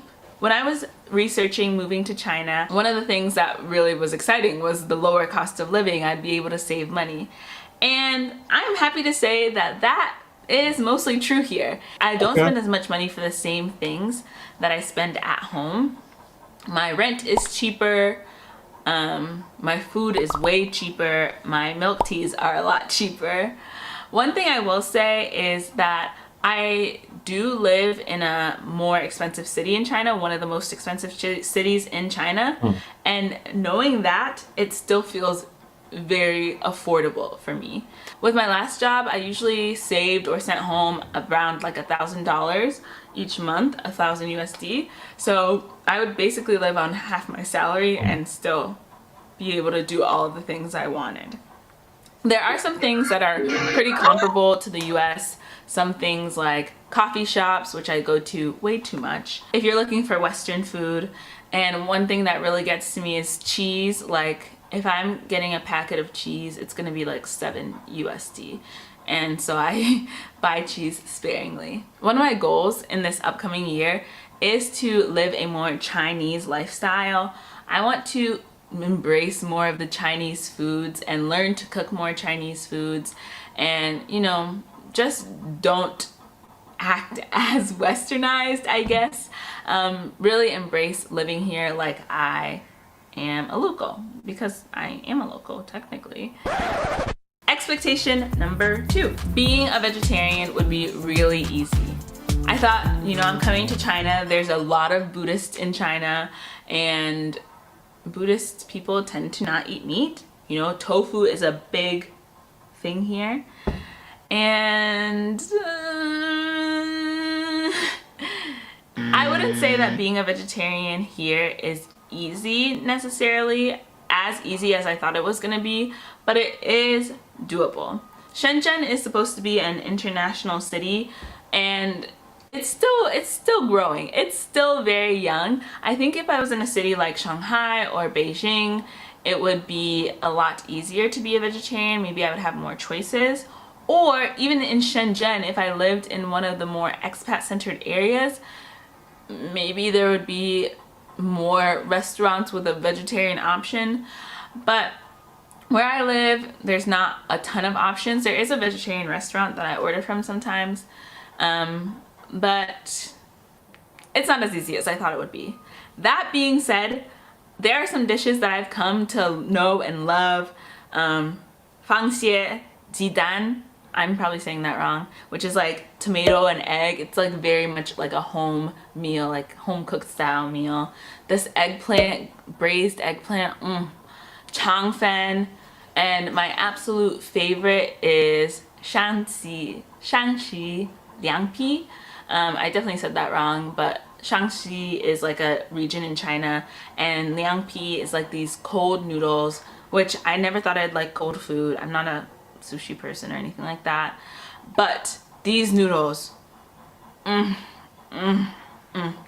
love them. I get them at least once a week, sometimes twice. I have. All right, she's adorable. All right, I like her response about her experiences so far. That vegetarian stuff, honestly, state of mind. Yeah, it's gonna be hard to a person who really never practiced being a vegetarian or a vegan when you've been raised all your life to eat meat, to have that form of protein in your body. So yeah, that's never gonna be easy. But yeah, let me look at somewhere else because I'm trying to find some vlogs here. Let's see, you got one over here. Oh.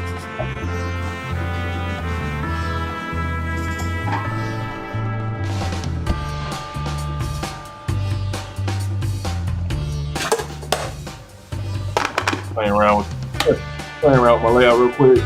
All right.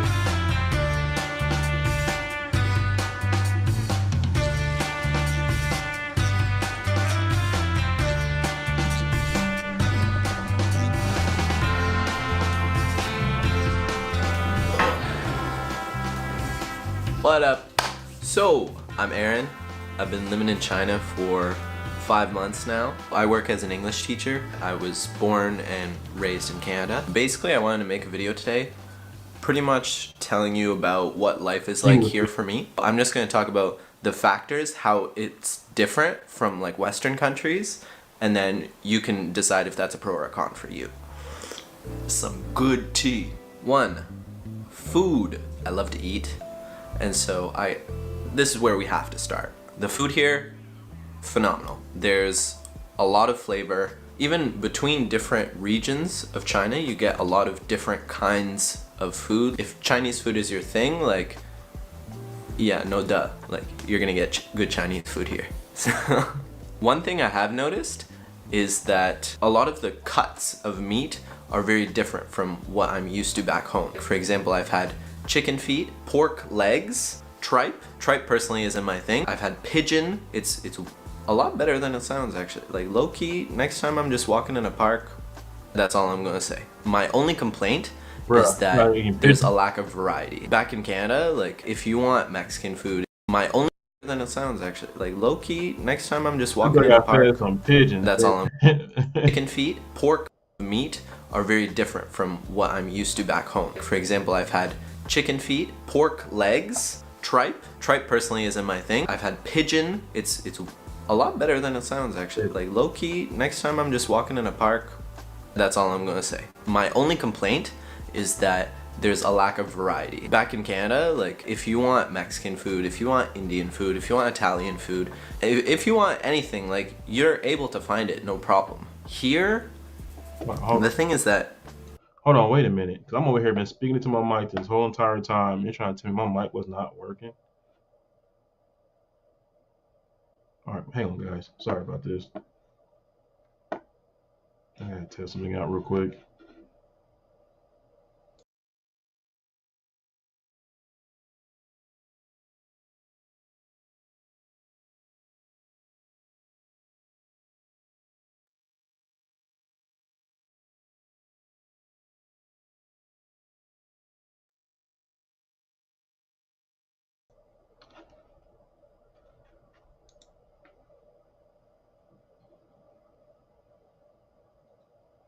No.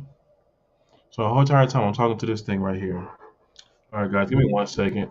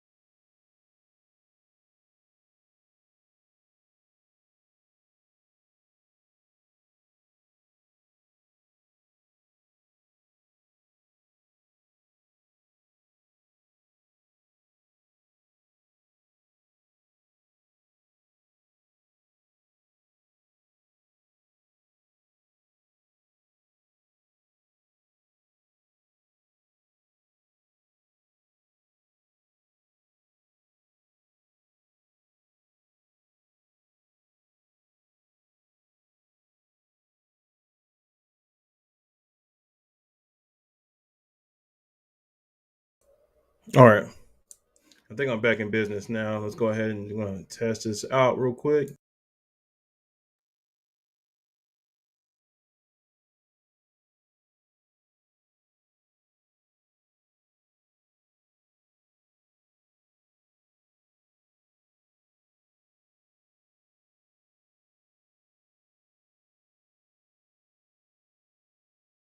Oh, I was on mute. Let's try this again.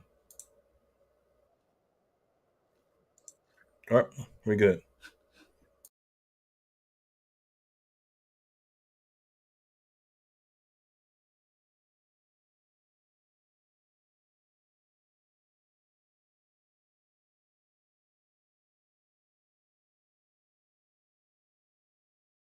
All right, let's get back to the video here. Sorry about that. I had to troubleshoot a little bit. Get my stream right. I'm new to the stream.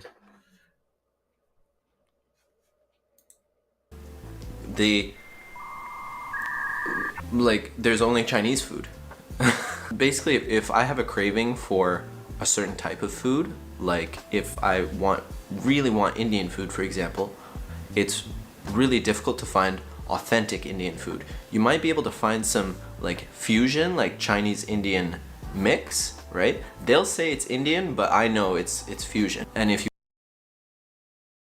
That's how it is out here in the United States. You know, don't get me wrong, you're gonna have some people that do it authentically, but for the most part, a lot of our stuff is Americanized, and it's Americanized to the taste buds of Americans.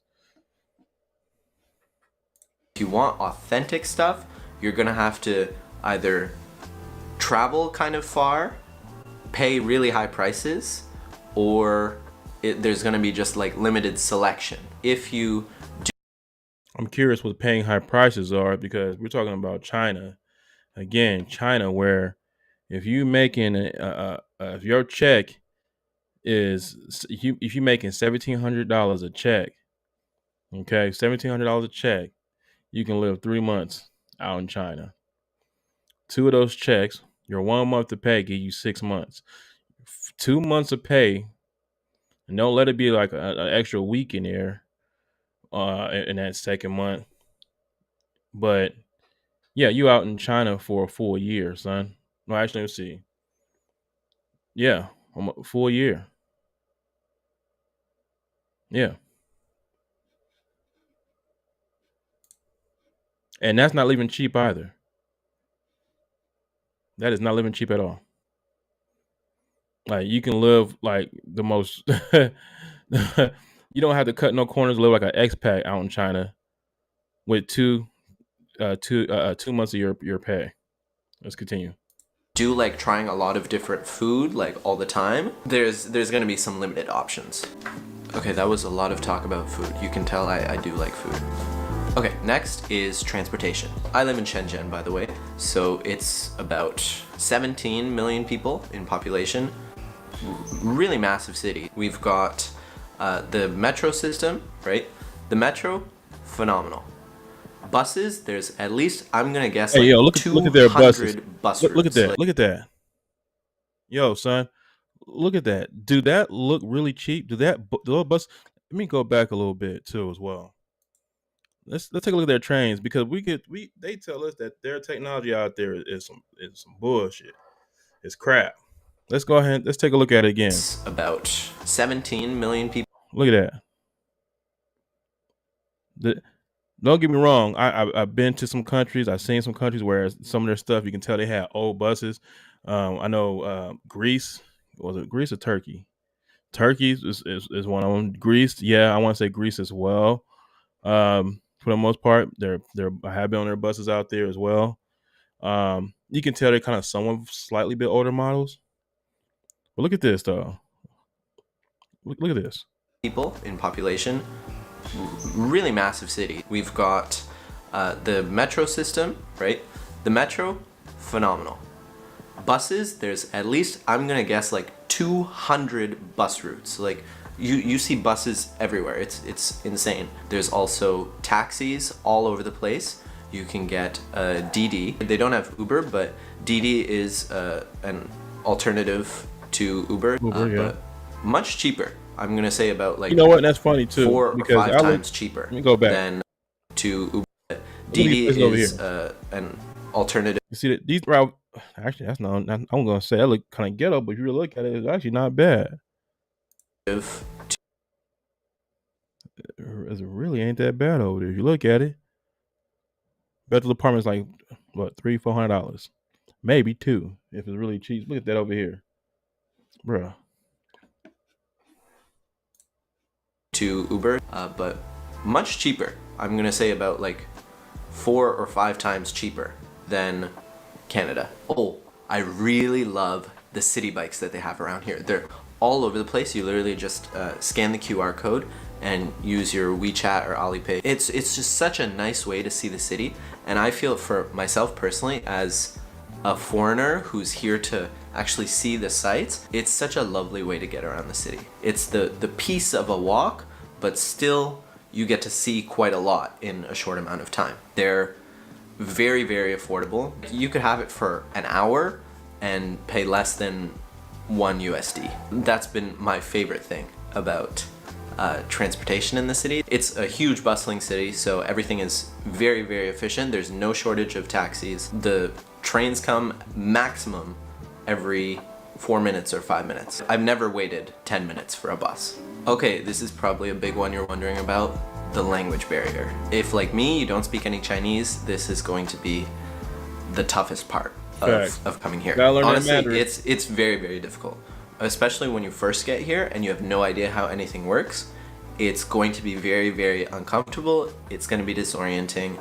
That's just how it is. If you want to travel, that's kind of a built-in factor. If you want to get outside your comfort zone and experience a new culture, it just comes as part of the deal. This experience in particular was especially difficult because Chinese and English share 0 commonalities, right? You just have to be comfortable with playing charades with people. Your body language and your hand movements, your hand gestures are gonna go a long way. If you wanna get what you wanna get, you gotta be willing to put that effort in. Basically, the Translate app on my phone has been my best friend. I just use the regular Apple Translate app, that one right there.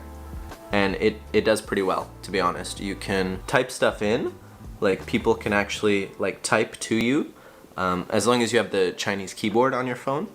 And you can take pictures of stuff. So you can take a picture and it will translate the Chinese text for you. Or you can use a screenshot if you're using an app or something. So the Apple native translator is good enough. Google Translate is not going to work because no Google products work in China unless you have a VPN or something. So just be aware of that too. Oh, that's kind of a good idea. If I make a video about all the apps that are really helpful about being in China. So if you see something on the screen, I have made that video. If not, I apologize for just being too brilliant and having ideas that are way better. Chicken fried rice right now. I'm about to go. You know, or being got lazy. me hungry now. Yeah, hang on a my second. bad. Man. I got some chicken fried rice to go get real quick. But I'm gonna continue to play this real quick.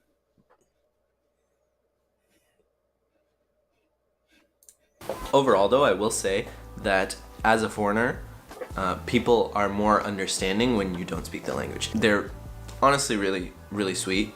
Like they find me charming. I'm like this little puppy. They're like, oh, he's trying to communicate. People have been like very understanding and helpful, and they're very willing to work with me. They're very cooperative. I cannot speak. Okay, that kind of leads me into looks or appearances. There's so few foreigners in Shenzhen. I've heard that Shanghai is a lot more diverse, but here I can go days at a time without seeing another foreigner, like just Chinese people everywhere. People kind of stare at me sometimes because it's kind of rare for them to see. They don't mean anything by it, right?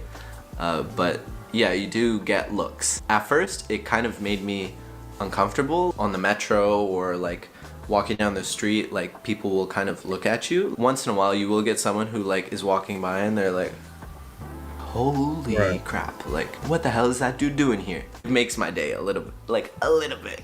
Yeah, adults are pretty subtle. Kids have no sense of like decorum or subtlety. They will stare at you and they will point and they will say like, Mom, Dad, look, it's a foreigner, it's a foreigner. But yeah, it's not, don't take it personally if people stare at you. It's totally normal. Okay, entertainment. I'm not like an alcoholic or anything. I just said how often people go out into to places like China, and for the most part, I just truly believe that just our country scares us from visiting China. They are our enemy, just like Russia, you know. But yet, I see brothers and stuff that go out there to Russia and everything as well, and got nothing but good things to say about Russia. Got nothing but good things to say about China. You know, for some apparent reason, our countries do not want us to get exposed to how they do things out there in their country. All right. Now, not to say again that their government isn't as crooked, paranoid, and messed up like the United States. Absolutely, absolutely. And most of the reasons why our government is so so paranoid is because we're corrupt. Most of the wars we didn't want to engage in those. Most of the wars we the one that started those situations. A lot of they want to talk about a lot of false flag operations that they had committed in order to even engage in war with a lot of these countries. Yeah, well, no, that's crazy talk, right? So my fault. I'm over here. I got my chicken fried rice right here. I may have to put in the microwave for a little bit. Like, but being here, I feel like one. The culture isn't really into like clubbing or partying. It's just not really a thing here. Like some people do, of course. It's just kind of more woven into the Western culture than over here. So I've noticed that a lot more people have like just very wholesome hobbies. When I ask them, oh yeah, I'm into photography, I like go for walks in the park, I do cooking, I go and do yoga, like just very family friendly stuff. It's not like I'm a party animal, but once in a while, yeah, I like to go out dancing, I like to go like drinking with my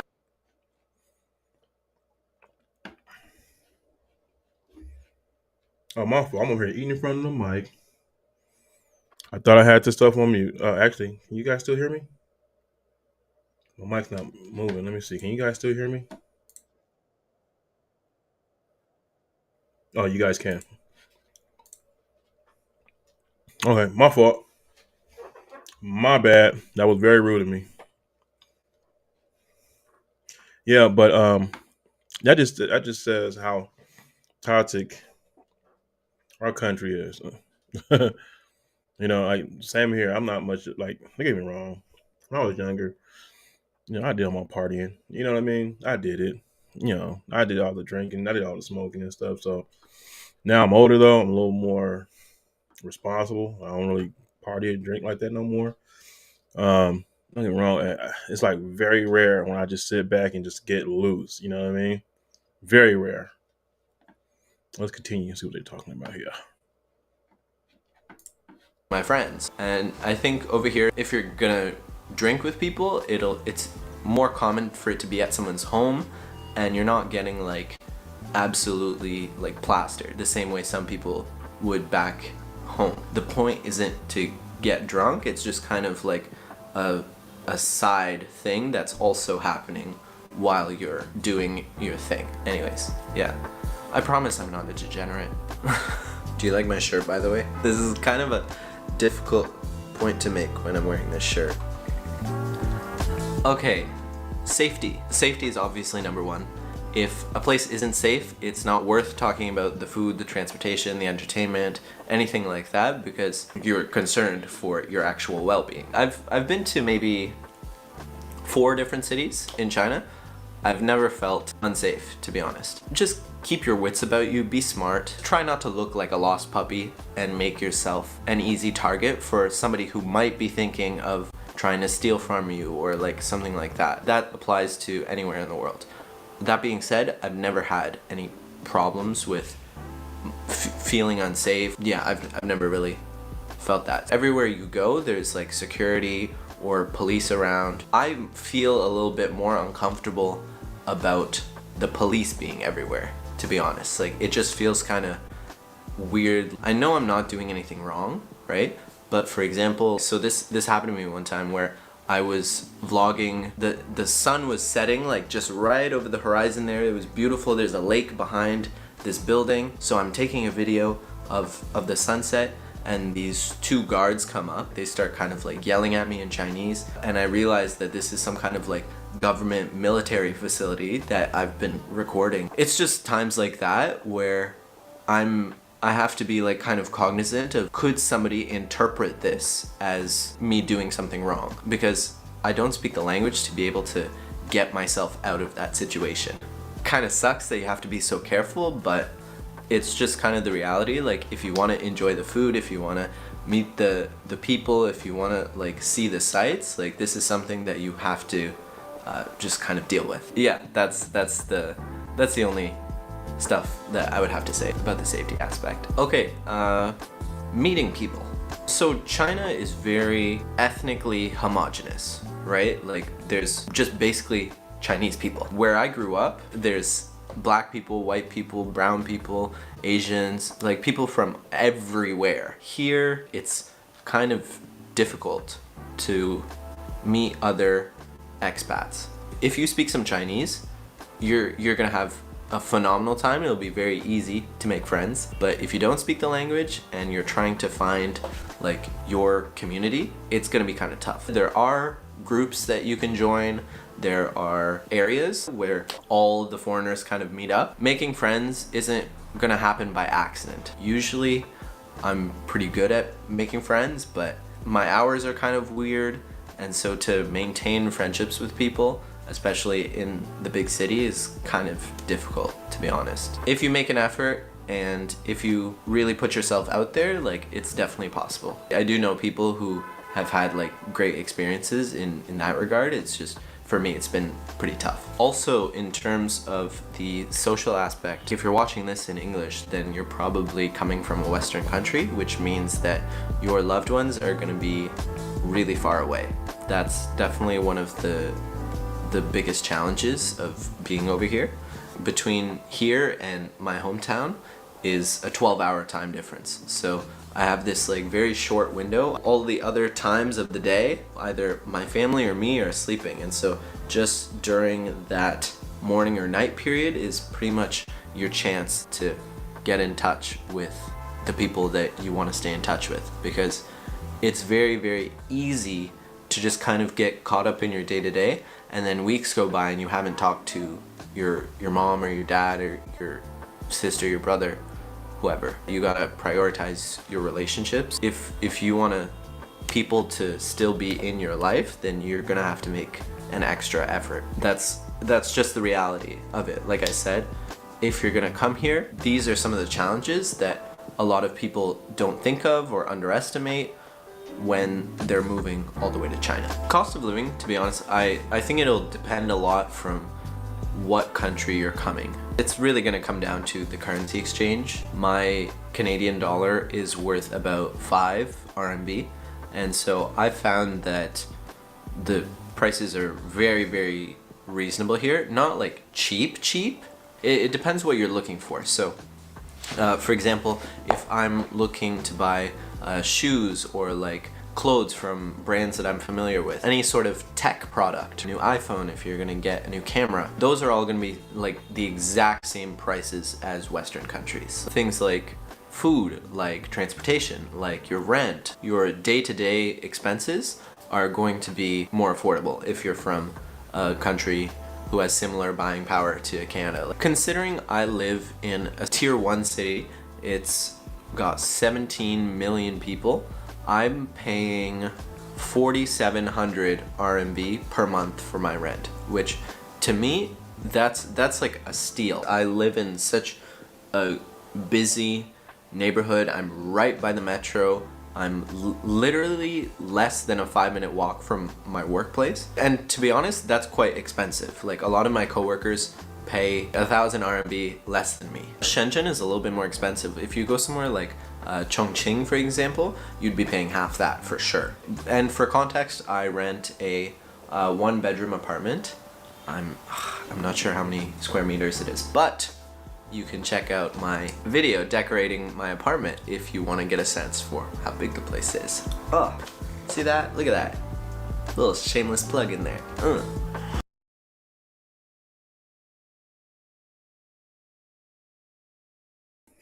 I'm curious, because I don't know for sure either. God damn. My social media is just all jacked up. I gotta get that shit cleaned up. Excuse my language.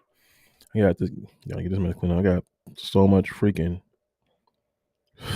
man. Um,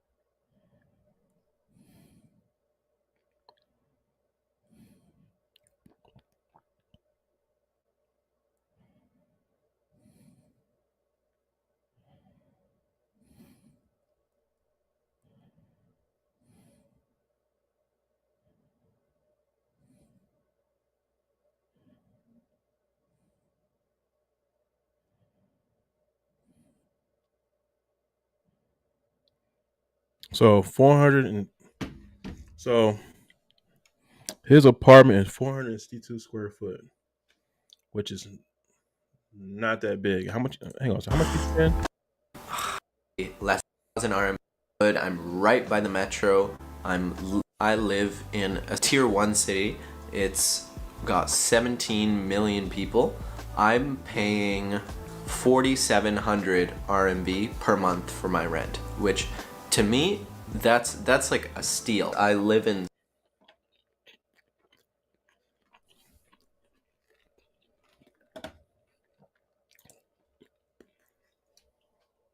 I'm sorry. I'm smacking. My fault. Rude.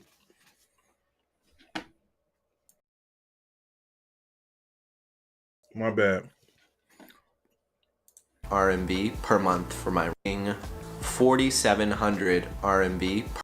All right, so that's 4,700 RMB. 4,700.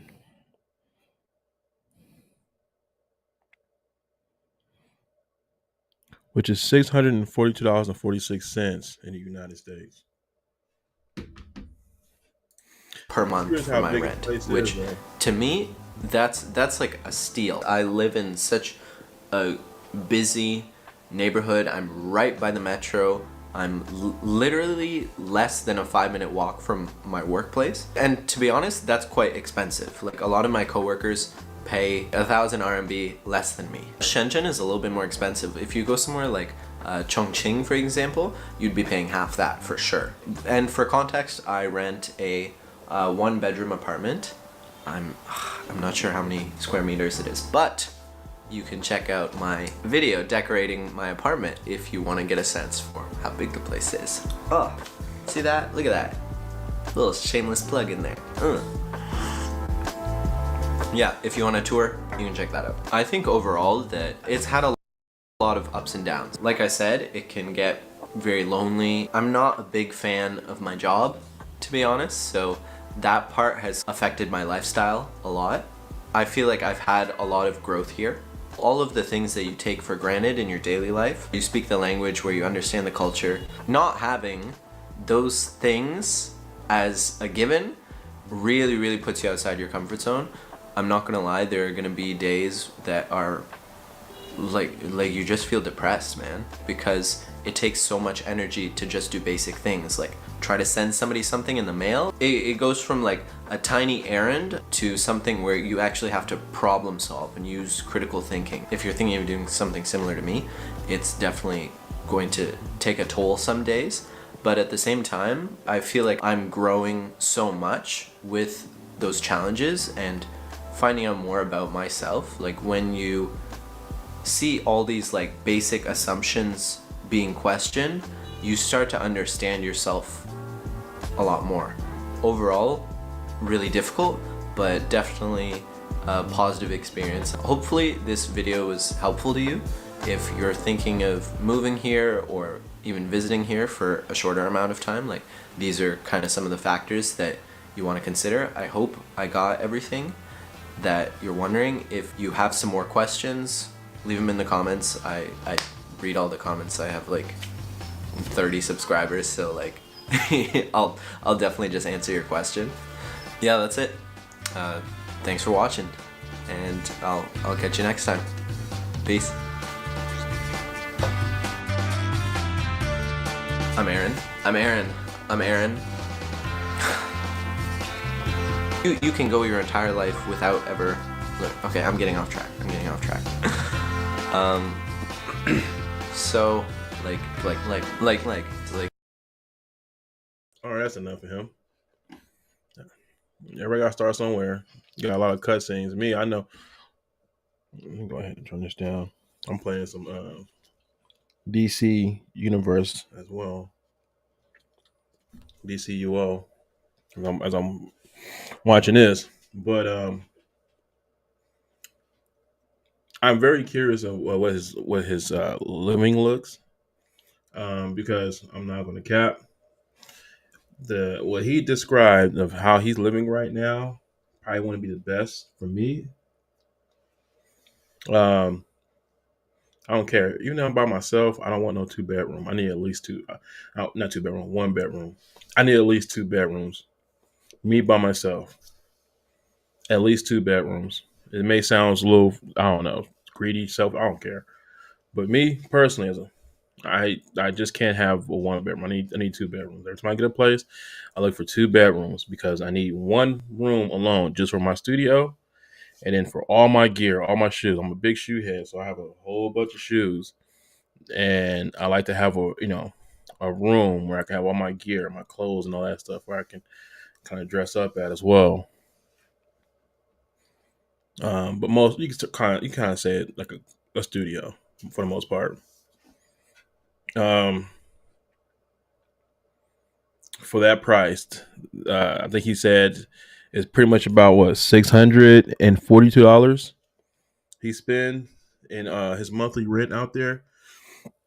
Because it says he spent RMB, which is 4,700, which is the Chinese yuan, which equals out to 642.46. So that's like, I'm not gonna cap, that's like 2,000 and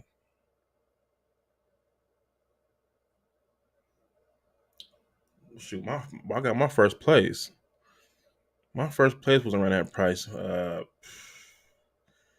2007, something like that. I want to say 2006, 2007. When I got my first place, something like that, or 2005. I don't remember. It's been a while ago, but no, actually maybe 2007 when I got my first place. And yeah, my rent was around that, and that was a 1-bedroom apartment. Now that apartment now is probably worth be in the thousands, 1,000, 200, 300, maybe 400, probably 5 or 6. It's crazy now how much rent went up. I'll probably say 1,000, 3 or 4. Real talk, 3 or 4, 1,000, 3 or 400. All right, now let's go ahead and take a look, since I'm honestly just in the rabbit hole when it comes down to China. China is not what I expected. First day in Shanghai. Let's see this. My sister started drinking this No, we ain't gonna do this. Yeah, we're not doing that. I'm not promoting anything that I'm not getting paid from. So what was that? Okay.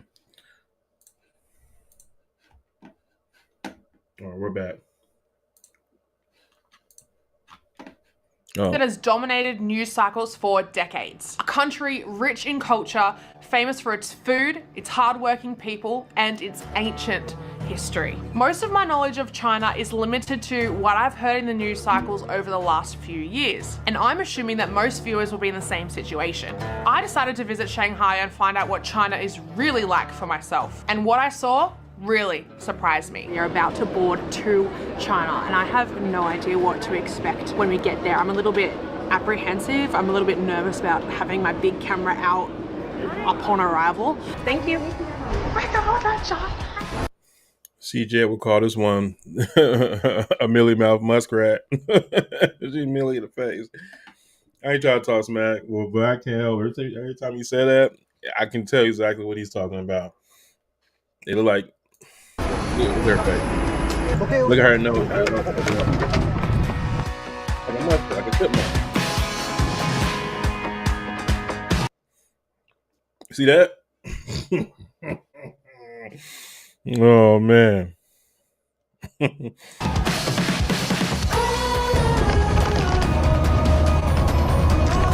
She low key put her camera in the bag and then reached. She put her camera in the bag and then act like she would get something out of her bag. I swear, people are extra with this. I get it though. Do your thing. Do what you gotta do to make that good content.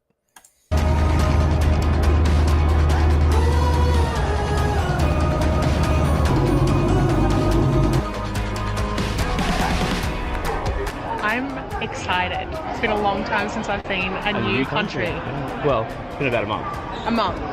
Yeah. Well, no. Well, I've never seen this kind of country before. We have to catch a train to the main terminal. We have to catch a train to the main terminal. Yeah. Oh. Millie, boy. Millie now. We are pretty much officially in China. This is cool. All right, go get a bag, man. You got a trademark It's that. cool. This is the money. That's the money. We got money. Yeah. So how much? That's one thing I like to do too. Like when I go to different countries, I like to collect the currency. I like to collect the money. So I like to keep currency from every country that I go to. Kind of, it's kind of like a memorabilia. At the same time, it's funny too because actually my first currency I ever was given, and I never been to, but I ended up going to, was the Philippines.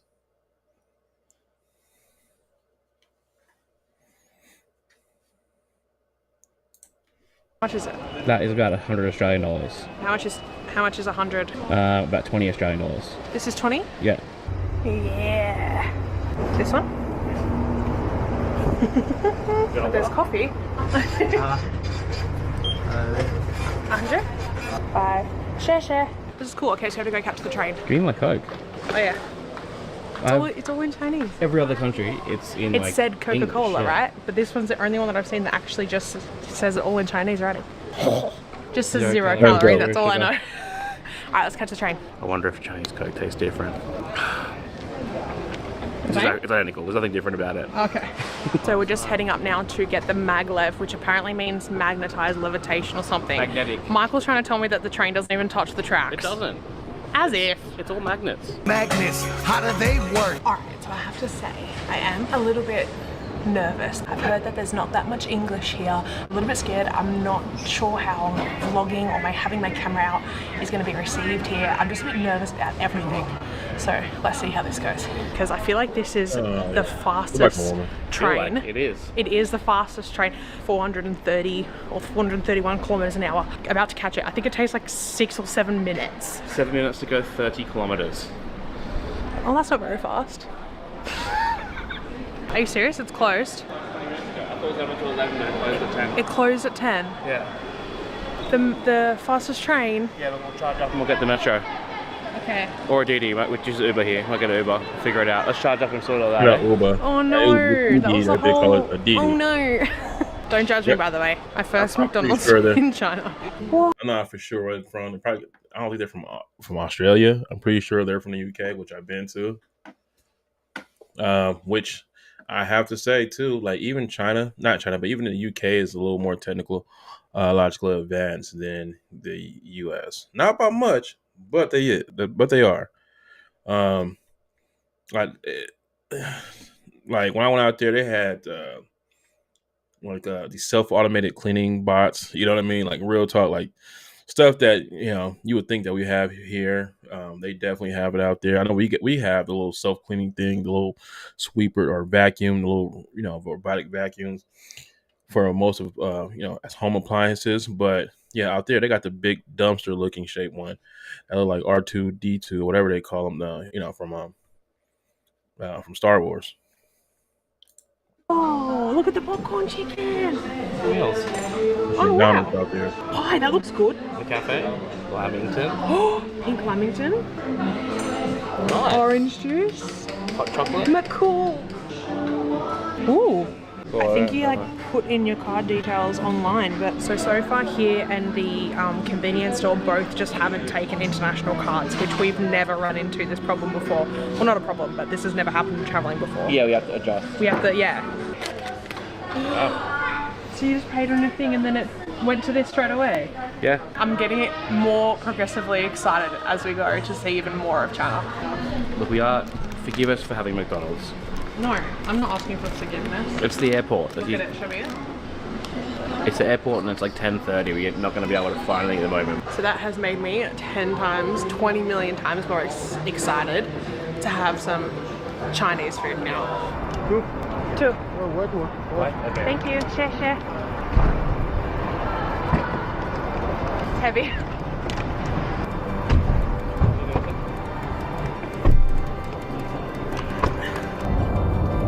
Alright, Alright, so we just got out of the taxi. It was $250, for us is about $50 something in Australian, so it was not cheap. But I'm just looking at these streets. This is the first like look I've had at Shanghai or China at all, and I feel like I'm in Sydney City.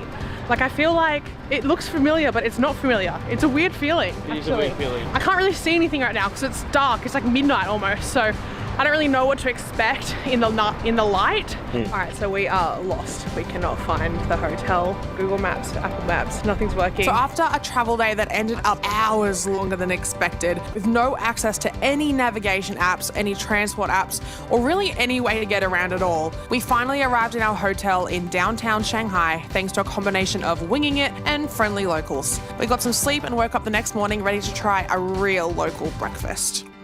I am so excited to explore Shanghai today, and the first stop is this famous or popular breakfast pancake type thing. Let's try. Okay, so I've already realized there is a lot less English than any other country I've ever been to. So trying to find this pancake type thing has become quite a challenge.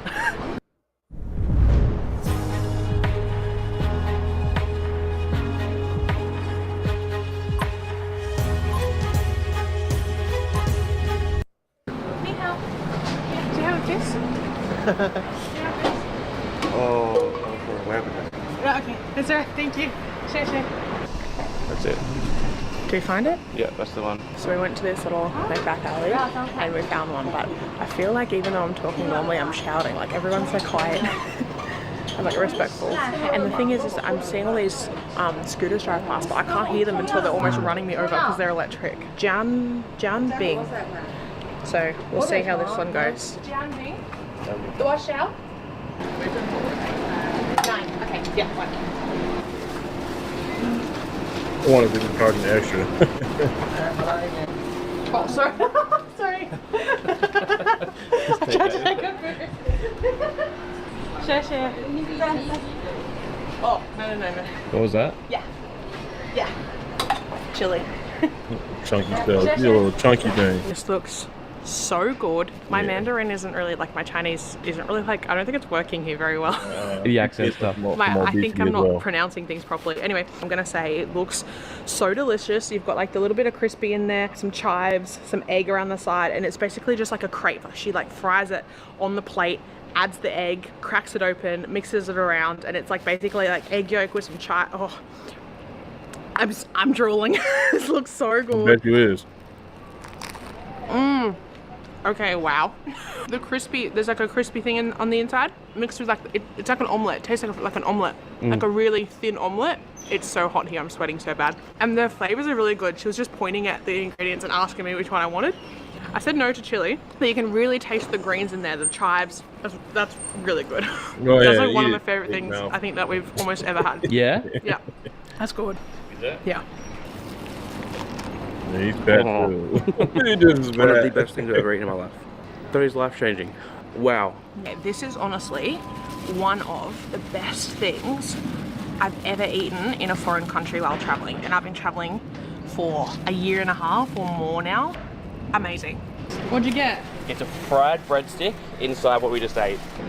Oh! It's so boiling hot, but she fried breadstick. When I ordered it, she was like, yeah.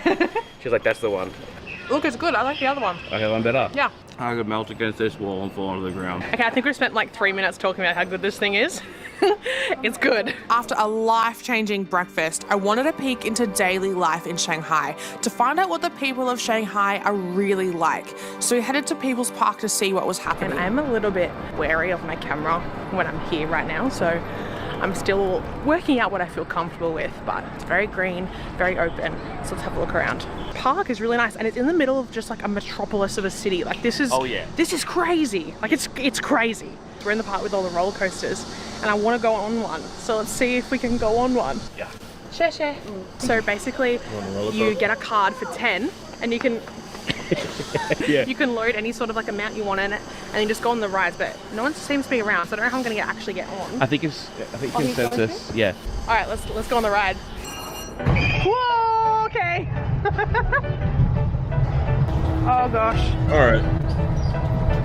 I gotta speed up a little bit because I wasn't trying to. It's awesome. Oh, I'm trying to see where they stay at. I tried. Here's my massage. No. The price. 100 bags or 100? You don't speak up? Sir, you want to buy t-shirt? T-shirt first. Yeah, they know that. I have the large one. Notice how quick they're trying to sell to U.S. to not U.S. but to foreigners. They know they know that we being overcharged. So it's easy for them to sell to us. Like we're so overpriced here. It's so easy for them to sell to us. The large screen? The large one. Yeah. But how much are they? This one, how many you want? Just one? Probably just one. You can give me the 150 RMB each, okay? Wait, 150? Yes, yuan. Chinese yuan. Are you serious? That's a lot. Yeah. 150. You trying to scam them? They're like $2 More here. inside. Okay, I'm alright. Thank you. Right. It's You like trying to 30 bucks. scam? No, that's way too much. Thank you. Yeah, he tried to get over. No way. Like 2. And I definitely realized I overpaid, but it is what it is. But I got Michael got the Pokemon. Yeah. I don't know. He likes collecting them in different languages when we go to different countries. They caught on. I don't know. Tell me down below if you like Pokemon and tell me your favorite Pokemon. I think mine's Snorlax. He's so cute. And then we have my Stanley Cup, which I've realized now also has a mark on it. American classic flavor, and it's just plain. It's Plain just salt. chips. American classic. The shade. Salt. The shade. Italian red meat flavor is like spaghetti bolognese. It's spaghetti sauce. I don't know what this is, but this brownie? They roast Brownie or sugar? I'm not sure. Yeah, they roast them. Yeah, just roast them. My way of lifestyle. Good reason. Oh, it did work. All that bargaining worked up an appetite, so it was time to head back into the city. So one thing I've noticed a lot walking around the city today is that it's so quiet. Like most of the cars, most of the like scooters and everything are electric, so you don't hear like the motors. And then a lot of people also ride a bike, so you also don't hear that either. So if you don't know me, I've been traveling for about 1.5 years, mostly to Southeast Asia and India, Nepal. I've seen nothing like this country before. Like, I don't know how to describe it. The buildings are different, and they're different in different places where you go in Shanghai as well. So I'm really excited to see the difference between here and Beijing, which we'll be going a bit later on. So subscribe if you want to see that as well. But all right, let's get some noodles. Get the scallion noodle. 葱油拌面. Okay. Okay. We got it. One. And then we'll get some. Oh, bao. Yeah, some dumplings. Yeah, dumplings. 猪肉. That okay. Okay. Two. Okay. One. Awesome. Or just one. Share. So this is apparently the dish to have in Shanghai, scallion noodles. They smell like the mee goreng I make at home. Last time I used chopsticks in a video, everyone roasted me.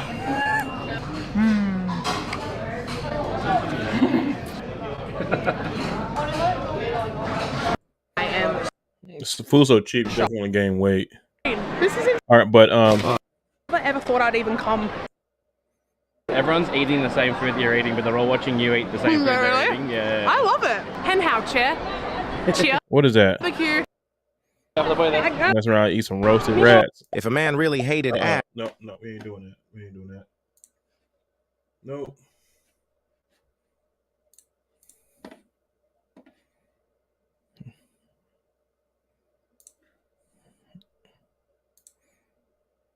I'm curious what they was eating. Let's go back. I had no idea what to expect. I didn't expect this though. I don't know how to describe it because I had no preconceived thoughts. Honestly, I never ever thought I'd even come to China. I have seen everyone with these skewers, these meat skewers, so I'm gonna grab one. I don't know what kind of meat to ask. Oh, there's chicken. It smells freaking delicious. Chicken?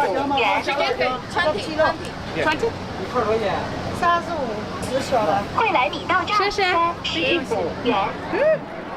I got a stick. Look how big. Now you gotta be careful too because they call everything chicken, from my understanding. I heard people that say you go out there, you eat the food, and you think you eat some chicken, but you be eating some rats because they just call the meat itself chicken. Yeah, I guess because it tastes like chicken or something like that.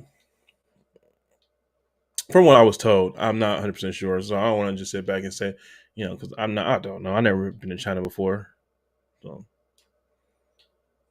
hang on a second, guys. Yeah, I'm over here. I'm playing me some. I haven't played this in a while. I'm over here playing some DCUO, DC Universe Online.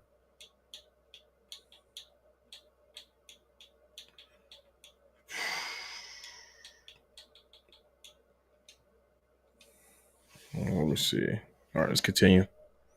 It is. I don't know what kind of chicken it is. If you look, you can see, I don't know, maybe that's the fat? I don't know. You're supposed to eat from the side, not put it in your mouth. Oh, okay, it's not hot. It's been there like for a little bit, but it's like mush. It's like so soft. It's good. Yeah. It's like a barbecue chicken. I wish it was hotter though. I wish it was like more fresh. It's funny that everyone's eating the same food you're eating, but they're all watching you eat the same food they're eating. Yeah. I love it. Hen hao cheer. Cheer. And what does that mean? Hopefully it means very delicious. I don't know why these are great. Like, I don't know, like they're good, but like why are they like going crazy right now? Look. Everyone's got them. It's a lane So we're lane. coming down a little alleyway off the main walking street back here. I feel like that's where, whoa, that looks cool. Whoa. What is that? What are they? What are these? Michael. Alright, I have to use Google Translate for this one because there is no English. Fresh milk tea and bamboo, oolong, fresh milk tea and bamboo tube. Yeah, tea flavor. I'll do that one. Okay. Fresh milk tea, 38. Hold it. That's like $8. Oh my gosh, this place is expensive. Ni hao. Ni hao. Can I have this one? Ni hao. This one, okay. Yeah. Is it good? Yeah. Okay. Thank you. You're welcome. 谢谢. So yeah, all of these say one, but they're all different sizes, some of them. I assume one So I is don't know what one that yuan means. and one's 1 cent of that. Oh, that's confusing. Yeah. I'm excited. So it's a milk tea in like a bamboo thing. So I'm paying like $8 for a bamboo tube, basically. But Yeah. we'll try it out. Thank you. Ooh, okay, I'm excited. Oh, I hate it. Really? No. So it's like flavored something. I don't know. I thought it would be like a milk tea, like I don't know, like a bubble tea or something. It's just like plain tea, like water basically with a flavor, and then some whipped cream on top. I'll eat some of the whipped cream. It's just basically a cup inside, plastic cup. It's very expensive for Yeah. a bit of tea and some whipped cream. I think you keep the cup.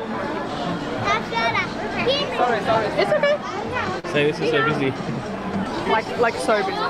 This is insane. Look at this. I just can't believe it. I don't know. It's so different here. Like that. Everyone's having meat on sticks. 水果茶，芒果， Oh, mango? 杨梅，有冰的，有冰的，有凉的。 Yeah. 你听懂了吧？有凉。 Cold? That's the thing. It's not One thing I always told myself what I would do, like when that I would learn the language, and then I would go out there, and then act like I don't know the language. You know what I mean? No, don't show that you know the language unless you holler at a woman that you know what I mean. And maybe even with her, I'll keep it a buck. Maybe with her, even with her, you probably don't want it off rip. Let her know that you know the language. You know what I mean? That's what I would do. That's funny too because I actually, from my understanding, the most popular one that they tend to speak out there because there are two forms of Chinese. I believe one is Cantonese and the other one is Mandarin. And I got this Audible. It's an Audible that teaches it, and then on top of that, I have what's it called? It's called. Hang on a second. Duolingo, where you can learn different languages, multiple languages. All right, go ahead and continue. cold. Honey peach would be nice. Is it cold? Ice? Ice, yeah. Ice? 还有冰的。有，要什么口味？你们俩？ Do you want honey peach or 20? Okay. Oh, Can we snap. have one? You know what? 要几杯？一个。一个。 Hang on. Shoot.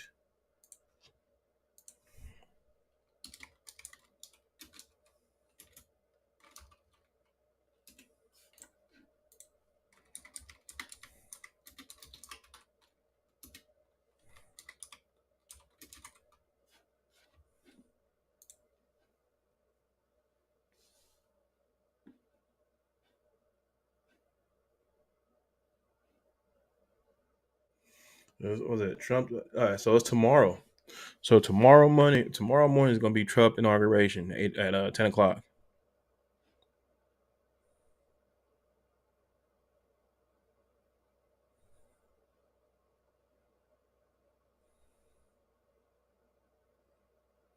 See, that's a man, Biden, man. I don't understand why.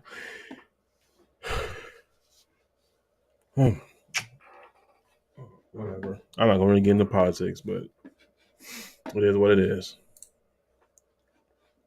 Sheshe. Thank you. Oh. Thank you. Sheshe. Thank you. Honey peach. And we got a bucket of ice because I wanted it cold. Oh. Open it, maybe. Why? Okay. That makes sense. It's sealed.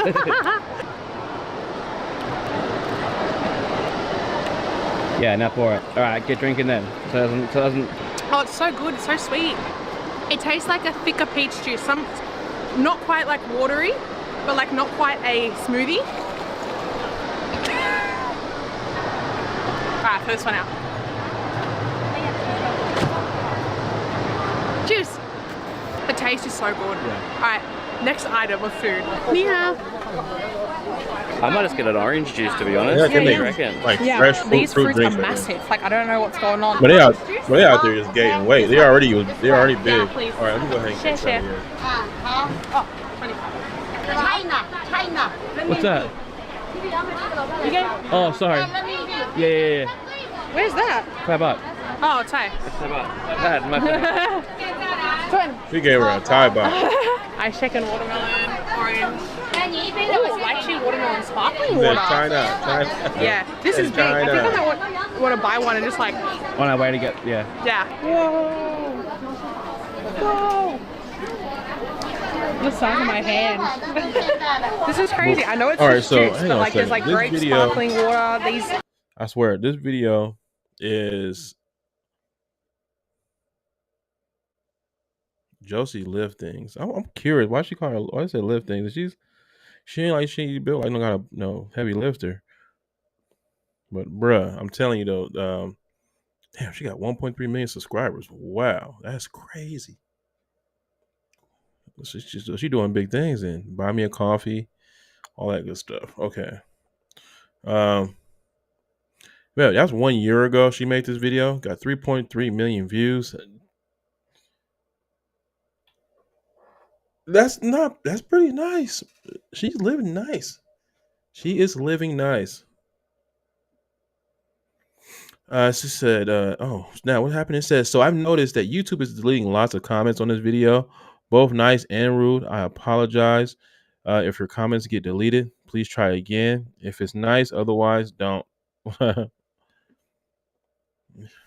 her the sweet things that she like to hear.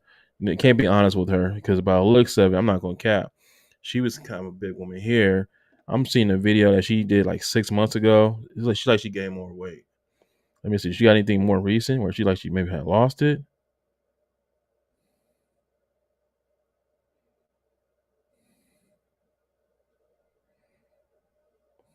Yeah, I know she definitely gained some weight. I'm looking at her thumb. Oh yeah, she did. Whoo! All right, so let me see. Watch this real quick. I ain't gonna try to talk smack, but watch this. Let's see. Look at her right now. Look at her right now in this video, and then look at this one, bruh. Disney's Mufasa. We're not doing that. Yeah, we ain't doing that.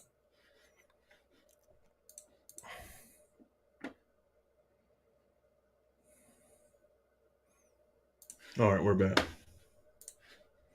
Did Shanghai and Beijing. Look at that. Look at her. Look at that. Safe to say, everything went wrong. She definitely bulked up, not in a good way. They're not letting us through. It requires an appointment 1 day in advance. She got bigger. I know. Look at that. Bro, she went out there and ate, boy, and didn't stop. Let me see. Did she got anything more recent? I ain't trying to talk smack. Let me see. Hopefully she noticed it and then started doing something about it. I'm gonna subscribe. I'm gonna show some love. I'm not gonna hate on her like that. I'm very interesting about her travels. We want to travel a little bit more.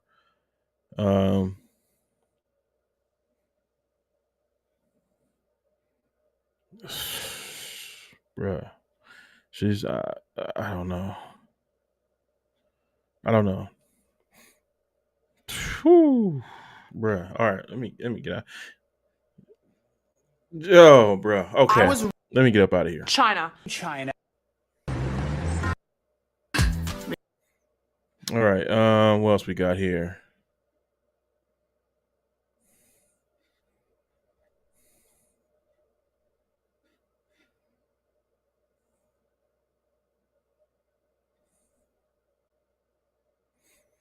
Let me see. We're gonna do this. Luxury living in China. Cause I think most of us would like to live like luxury living in China. Luxurious China. How the rich live in China. Um.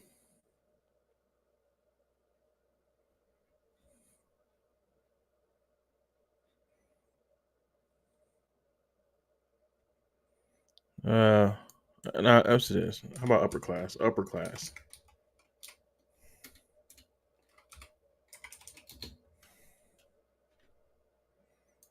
So upper class wrong. Okay. All right. So you must own a car to live in the upper class China. Beauty and comfort. Well, let's see what is You this? could technically live in one of these neighborhoods and not have a car, not really need to take the bus anywhere. You've got everything you need right here within walking distance.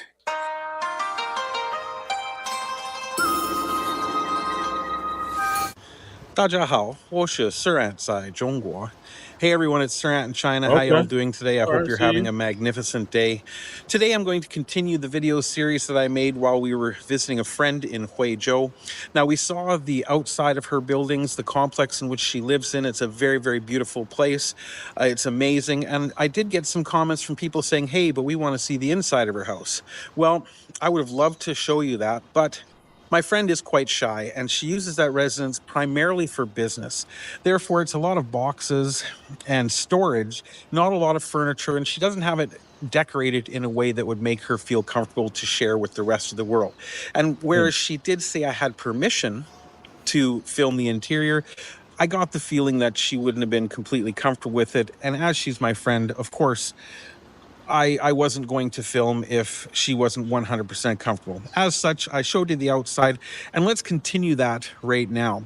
Now, when we left the complex, we were heading towards a lovely, lovely restaurant just a couple blocks away. And I want to show you in this video how even in an affluent neighborhood like she lives in, you still have access to all the same services that you would have in any neighborhood in China. It doesn't matter rich, poor, middle class, upper class, lower class, village, city, town, wherever you are, you're always going to have access to the facilities that you need, and you don't need a car. You don't need public transportation necessarily to be able to get everything you need. But don't take my word for it. Let's watch the video and find out for ourselves. So here we are in another typical apartment building complex in China. I better keep going or I'm going to lose my seat at the table here. It's actually not bad. And as you can see, above are all the apartments. And then below, got restaurants, family restaurant here, your street side barbecue and roast meat shop. Look at this stuff. Looks fantastic. I actually probably wouldn't mind. Then you've got your pharmacy, your Luca's Chinese fast food place. More and more little restaurants here. So if you don't want to spend a fortune, if you just want to spend $1 or $2 on a meal to be prepared for you, this is how you would do it. Hardware and bookstore right here. Sporting goods, fresh fruits and vegetables right next door to it. Restaurants, sushi, convenience store. The secure entrance to the apartment complex here. As you can see, there's a gate up there. Once again, not just anybody can come walking in.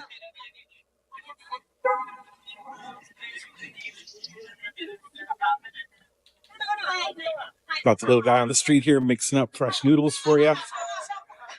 With chicken, it looks like. Another barber shop. Little restaurant that's no longer open.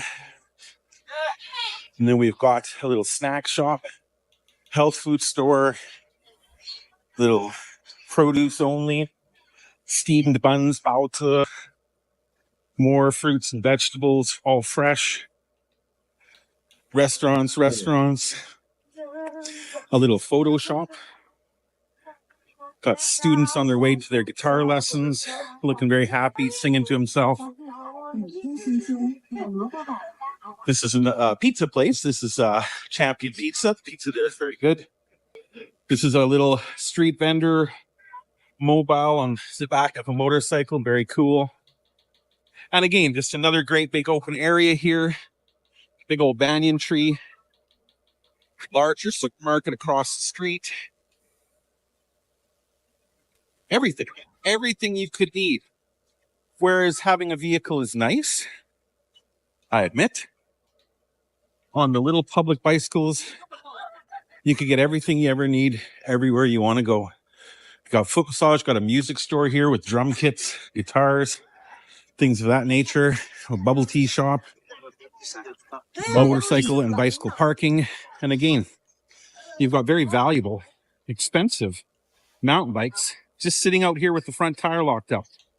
I could release the quick lock and be gone with that in a minute, but it's something that they don't even worry about here. So I guess we have arrived at our location. It is this restaurant right here. They're all worried that I'm going to get lost, but I'm not worried. Sucks. Got the rental agency right here. People working hard to find people homes. Another little tiny restaurant. Got the SF Express Chinese delivery specialist right here with his little mini truck. Oh, that I can And this share. is the restaurant we're going to. Monitor I can share. Hello. All right. I'm going to stop filming while I go upstairs so I don't kill myself. Auto insurance all seems the Oh, same. we ain't doing until... that. Yep, hang on. Yeah, we're not doing that.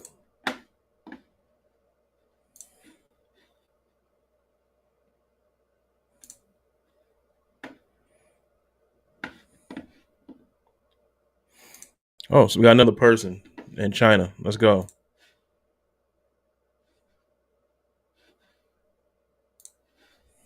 Shanghai, and in this video we are going to get some first impressions of Shanghai and of China in general. I will be joined by my Chinese friend Joseph and his girlfriend.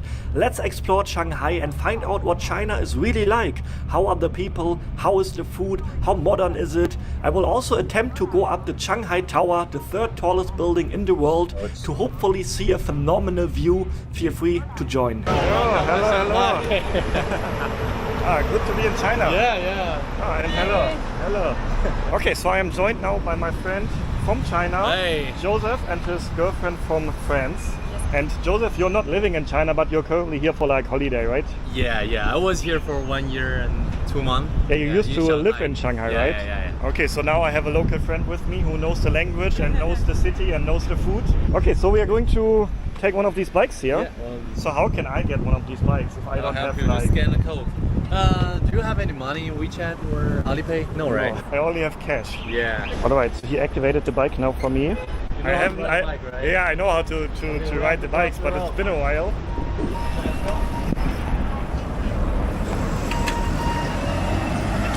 We can drive on the streets with the bikes? Yeah. Oh, that's not allowed in Germany. But there's a special street, a special road. There's a special part of the road for the bicycles. Alright, here we have the proper bike lanes, which we are allowed to use, and then obviously it's not allowed to drive over there with the bicycle. And also all the electric scooters here are driving this lane as well. And they are so quiet, not noisy, compared to like the roads in many of the Southeast Asian cities. And yeah, we're on the way to a subway station now. My friend Joseph has some things planned today for us to see. Check it out. It doesn't make any noise at all. It's so quiet. Yeah, coming from Southeast Asia, this is a big difference how quiet it is here compared to like Bangkok, where I just have been the past days. Man, it's so quiet here. Really? Compared to like Bangkok, where I spent the past days. Dalian is quieter. Oh, that's your hometown, way right? quieter than here, yeah. I prefer Dalian. The traffic, I mean. How many people in your hometown? 3 million. Oh, that's small in China then, Yeah, right? that's a really small city. In Germany, that would be one of the biggest cities of the country. Yeah. Okay, turn left now, that's what he said.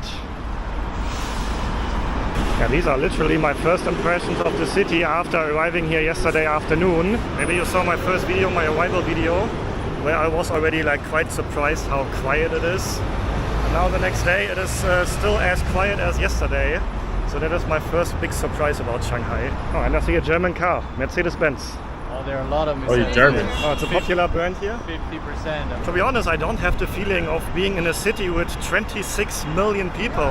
Because it is so quiet here, and for example, like Bangkok or many Southeast Asian cities are smaller in size, but feel way more chaotic and busy and noisy. But yeah, there are 26 million people here, and that makes it the biggest city I've ever been to. But currently it doesn't really feel like that. Alright, we have arrived. So we just leave the bike here and then somebody else can use it, right? So we lock the bike. How do we lock it? Just pull it. Ah, like this. Yeah. Oh, easy. How much did you pay for this? 1.5 yuan. 1.5 yuan. It's nothing. It's like for free. Oh, that's very It's like for affordable. And we used it for now like, I don't know, 10 minutes or so? Paying your bills on time raises your credit score, right? Wrong. In fact, this is one of the three main... Stop. I don't get paid for this, so we ain't gonna play it. All right. Pay by the minute? Yeah, you pay by the minute. Yeah. Like when you exceed a certain time span, like it's more expensive. Yeah. You can It's also like pay a by subway months. ticket. Yeah. Oh, you can Like, monthly 15, rentals. Yeah, like 15 yuan for the month, and then you have. I think it's like 15 yuan. 15 yuan, have, and you like, can ride it for the whole unlimited. month. But you can't take the bike home. No. Ah, okay. But you have them everywhere, literally. Yeah, So I already saw a lot of you don't them. have to. And now let's see how to take They're the very public transportation here in sleepy. Shanghai. And let's see how easy it is to use as a foreigner. They So told us can I that pay they're cash here? part of thing. You're not gonna look at them. Okay, finally a place where I can pay cash. Where are we going to? We're going You to can English, yeah. Yuan Station. Yuan Station. Which line is it? Which color? 14. Ah, different line, okay. 14. More Yuan Garden, right here. So the fare is 3 yuan. I have the coins right here. I can pay with cash. But I guess most Chinese people pay without cash, right? Nobody. Nobody uses Nobody uses cash. Nobody. Only the tourists here. Yesterday I wanted to buy water at these machines. You and know? I couldn't because no cash. So now you just scan the code Yeah. with Alipay, WeChat. WeChat, Or Alipay. and then it's paid, and then you get your water. Yeah. I've never seen a vending machine in Germany where you can pay without cash. Alright, let's check it out. Oh, it's air conditioned in here, that's good. Actually, Shanghai doesn't feel that hot compared to like Southeast Asia.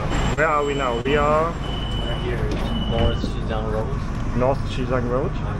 Where? Dashijia. So the announcements here are always first in Mandarin and then also in English all the time. So even as a foreigner here, you can understand the next station and you know where you are. And of course you can also see it up here. Follow all the lines. And because the announcements are in English as well, it's actually quite easy. Okay, and we have arrived. And we're going to change to another line now. And yeah, also here all the signs are with English as well. So that actually is fine. Is it always the case in public transportation that the signs at least are all in English? Definitely. Okay, we have a lot of things here on the screen. This is probably the time until the next train is coming. And what is the 6 minutes? Now one is like 1 minute later, the second one is 6 minutes later, and third one 11 minutes later. And here is the crowded percentage. Oh wow! Like 40% of like it's fully like 50. But is this like a live update or like live update? Live update. So you can see how full the next train is. I've never seen this before. So you know exactly which part of the train is currently busy. So if we move to the end, there will be less people. Oh, I think it's quite exactly. Until it stops, it's going to be at 0. So we have 5, 4, 3, 2, 1. And the train stops. Wow. That's smooth. Punctual on the second. That's smooth right there. That's so smart, actually. Yeah, that's nowadays in China, everything is like cloud. All right. For you, this is just normal, right? Yeah. For me, this is like, wow, this is futuristic. Everything is 3 hours now. All right, and we have arrived. And that actually looks pretty cool here. I like the design here. Oh, that was a nice public transportation experience here. Easy to use, even as a foreigner, I was not struggling. So, good first impressions of the public transportation here. Check this out, even the police is driving German cars here. Volkswagen, a very popular brand in Germany. VW, Volkswagen as we call it in Germany. And yeah, does this look like a city of 26 million people to you? It looks very small. Where are all the 26 million people? It is so quiet here and empty. Joseph, this is normal for Shanghai, right? Yeah, this is normal. This is not just a very quiet area. No, ask her. She also knows. Okay guys, are you ready for the iconic photo spot of Shanghai? Wow, the skyline right here. That looks impressive. So we have the Pearl Tower right there. And then we have the third tallest building in the world, the Shanghai Tower, with over 600 meters in height. Yeah, what do you think, guys? Looks really nice here, right? I love it.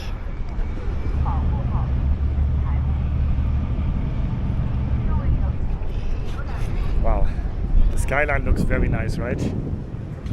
But it's crazy to be here now, because I remember like in 2019 when we first met, you already told me about China and I was so keen to visit. And now finally a few years later, I made it to China. Yeah, it's getting busier here. That looks more like the China I was expecting. So this is interesting. So the sun is over there, so hardly any people on this side, and everyone is walking here. So you say in Europe people would like to stay in the sun? Yeah. Yeah, in Asia everyone tries to avoid the sun as much as possible, whereas in Europe we like to get tanned. So what is this here? This looks like ice cream. That's cream, I think. Cream? Yeah, and the cup is here. Oh, this is the cup? Yeah, that's the cup. Oh, I would like to try that one. So it's not the regular like vanilla chocolate flavor? Yeah. It's different. Maybe you can ask him what's the best seller? 最火的是哪个？ The number one? 最火的是这个奶茶，就这个奶茶 ，this milk tea, this one. Milk tea? Yeah. Okay, then one please. You guys don't want anything? No, I'm okay. You okay? Do you want anything? No? 多少钱？38元。38. 38. 38. 38. Right here. Ah, he opened this one somehow. And then he's putting milk inside, I think. Some cream. Oh, there's a lot of cream involved. Oh, and here we go. So we have a lot of cream. I think peanuts and then matcha. Oh, this is mine? Oh wow, that looks very interesting. Check it out, guys. Ooh. Okay, how do I eat this? Look at this. This looks very interesting. Yeah. But it's just cream, it's not ice. I think it's cream and here milk tea. Maybe the ice cream is inside. Oh, maybe you can drink it. With this? Oh yeah, that's like, it's milk. I think it's milk in the bottom. So I can drink the milk. I think it's just regular milk. It's milk tea, maybe. Yeah. It looks fire though. No, not tea. I think it's just milk. Just milk? Yeah. Oh. And then this looks like regular cream with probably matcha flavor and some peanuts. Yeah, this is just cream. So where's the ice cream then? It's big inside. Just cream and milk. You can see it, so down there, that's milk. And this is cream. It's just milk and Milk and cream. whipped cream? It is delicious, yeah. That's cool. Especially I like the matcha flavors on top. Okay. It's actually very good, yeah. That's nice. Okay. All right, I like these vlogs, but I'm looking for a living.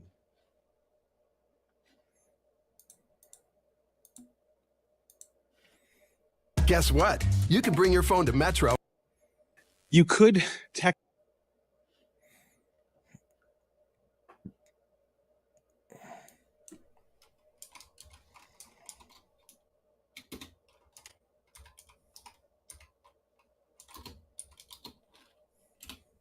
Oh, okay, I got in twice. Okay. Oh, you kidding? All right. We got condos here. That's what I'm talking about. 600 renting, 600, 300. Let's see what $600 gets you a month. $600. Hi guys, come with me as I try to find an apartment in the beautiful Hangzhou with a budget of only 5,000 RMB or $600 and that's the real estate agent helping me. Here's the first apartment. So here goes. You enter through the front door, and the first thing you see is the kitchen, which is on your right side. It's a small kitchen, but it's doable for me because I live alone, so it's not bad. And then the bathroom is on the opposite side of that. Oh, this bathroom has a window. Amazing. A lot of bathrooms in China don't have windows, so well, the apartments that I've rented before. Bathrooms in China. That's not bad. Budget of only 5,000 RMB or 600 US dollars, and that's the real estate agent helping me. Here's the first apartment. So here goes. You enter through the front door, and the first thing you see is the kitchen, which is on your right side. It's a small kitchen, but it's doable for me because I live alone, so it's not bad. And then the bathroom is on the opposite side of that. Oh, this bathroom has a window. Amazing. A lot of bathrooms in China don't have windows, so well, the apartments that I've rented before. And here goes the living room, and it comes with a view, which is not bad. Is that a swimming pool? A rooftop swimming pool? I think. Okay, I need to check that out. And it has windows here, not bad. I love windows, lots of fresh air. So you enter through the front door, the kitchen is there, the bathroom is on the opposite side. That's the bathroom right there, and the stairs, and the first bedroom is here. First bedroom. That's one bedroom right there. Small, but not bad. The washer and the dryer outside. It comes with a balcony, which is okay, and the washing machine is on the balcony. That's where we would hang our clothes, and a little tub to wash in.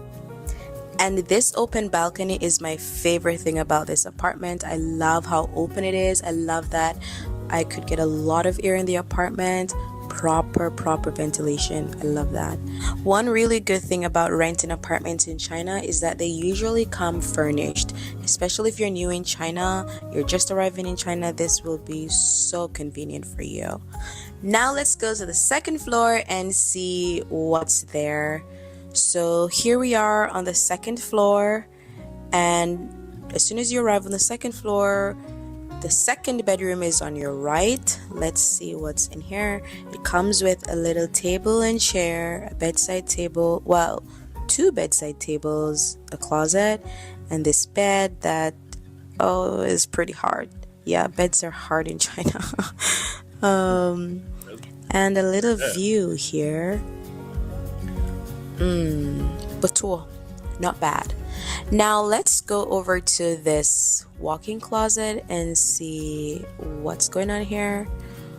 It's not bad. I could definitely use this, and plus there is another closet on the first floor, so yeah, it's more closet space than I currently have now, so I wouldn't complain too much about this. And then when we leave the second bedroom, the second bathroom is here. I didn't know there was a second bathroom actually. Okay, 2 bathrooms, and it comes with a window. Yes, I love that. And I don't know what's this. I guess I could use this as like a storage room for, I don't know. I'm definitely sure I would use that space. Wow. And that's it. Dude, I've been in this game. That is it for the apartment, guys. Would you live in this apartment? What do you think about this apartment? Tell me, what are your thoughts about this apartment? Also, this apartment is 5,000 RMB, and as I was walking around on this apartment complex to view the second apartment, I recognized that there's a pool, guys. Definitely a pool. I asked the real estate agent about it, and she said it's available to residents during the summertime. So that is a really cool thing about living on this property. Yeah, definitely a pool. Can you imagine in summertime when it's hot, hanging out in the pool? Oh my gosh, all my friends would want to stay with me. And now here is the second apartment. You enter through the door and you see immediately the living room and this table here.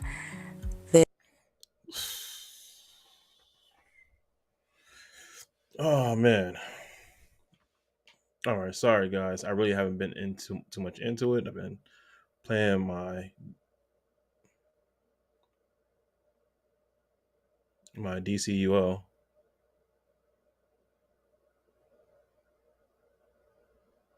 Actually, that low-key look dope. Actually, let me see. Let me see if I can show you guys what I'm playing right here.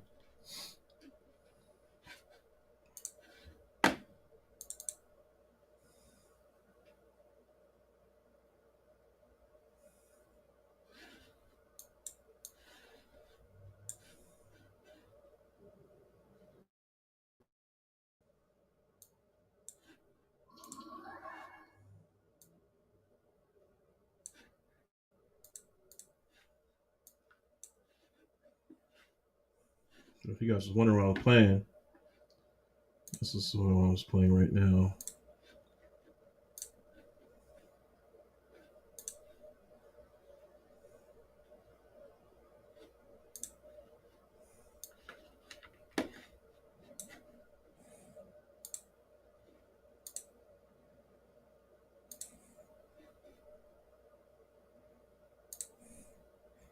Yeah, this is a DCUO.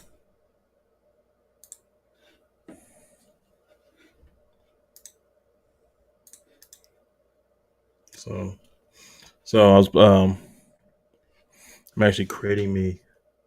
You can tell it's a King T'Challa. King T'Challa Udaku on DC Universe Online. I like making different characters. So yeah, that's my T'Challa version of the actually look pretty slick. Look at that.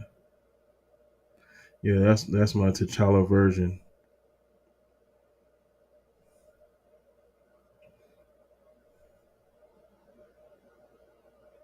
Yeah, he looks slick. He look pretty slick right there. I'm pretty good. Yep.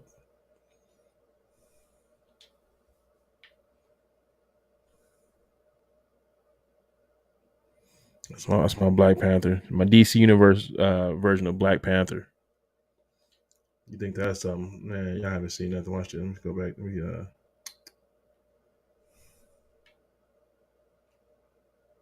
option.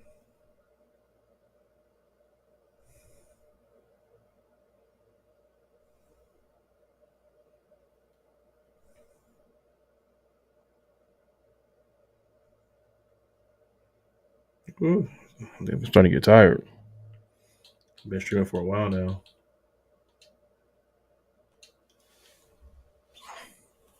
But I told myself I'm gonna start streaming more. Just trying to, I don't know, just continue to play with the algorithm. Hopefully, get some views. You know, I might want to sit back and watch a 3 hour stream. So I gotta get better at just cutting it short, like 15 minutes. I may just go ahead and clip it. You know, so yeah, that's my. Yeah, actually, you look pretty dope. You look pretty wicked.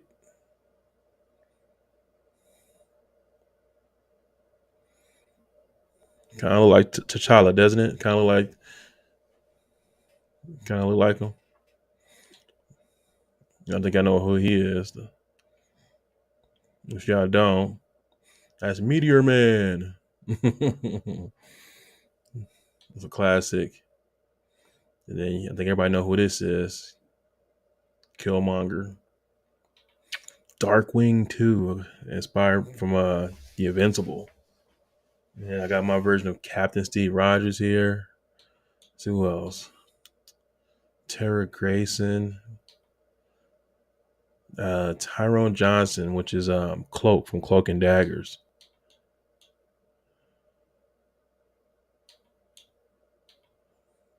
That's my Spawn. That's my Storm character. Victor Creed. Judge Dredd. Just a random. Look pretty dope though. Yeah, that's my Sam Wilson.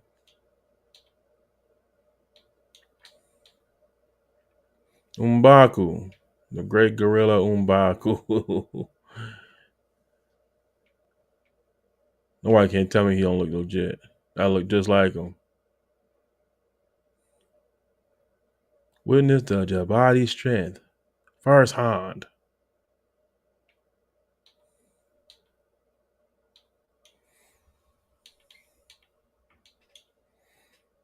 Spend a lot of time on these characters.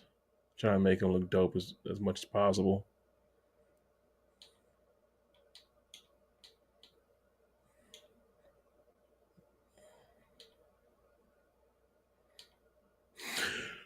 All right.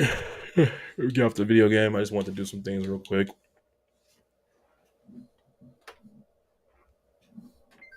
All right. I'm going to wrap this stream up. I got to work in the morning. So I got to go back to my 9 to 5.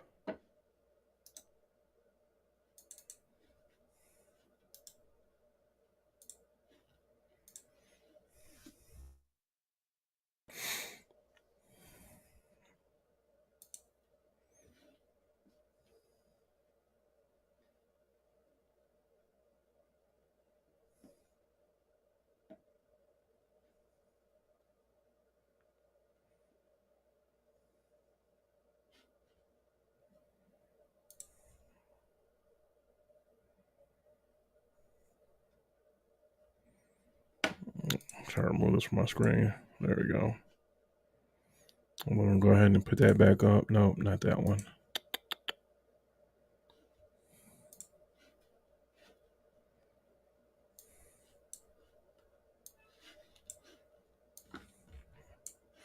Oh, let me go back. We'll start from the beginning. I'm going to wrap this up.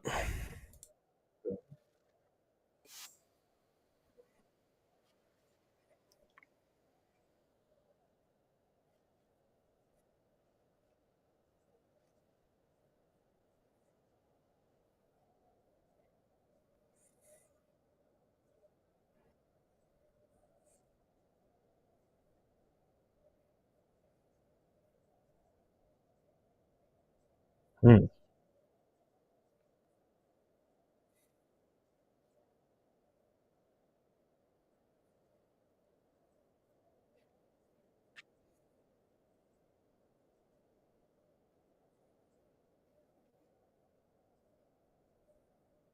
Hmm. Yes, sir. Hmm.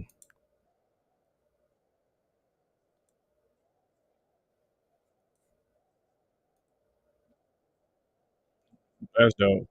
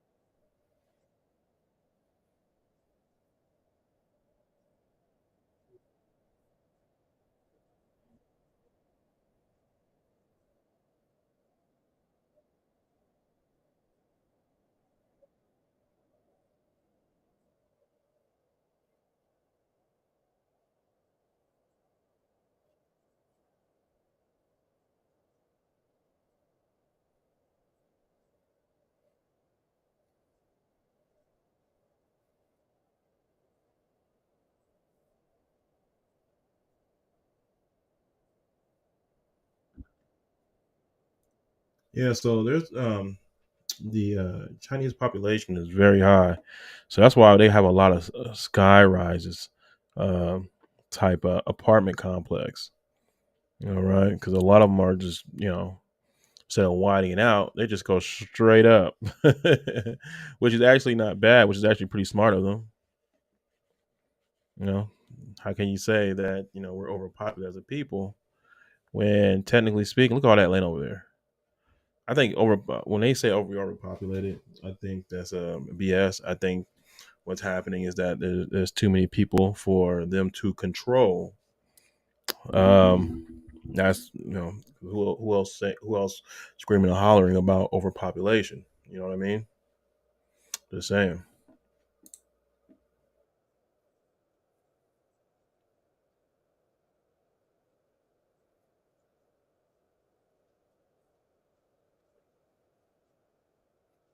That works.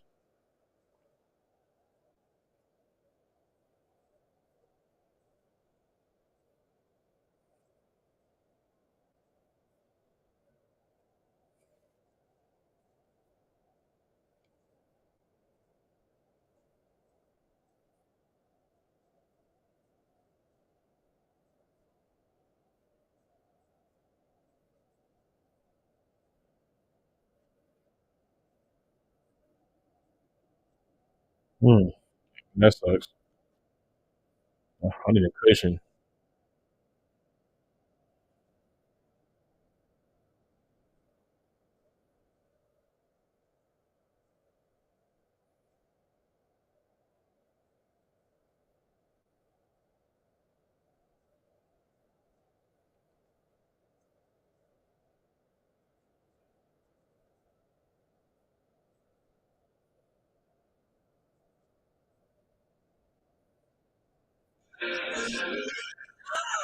Sorry about that.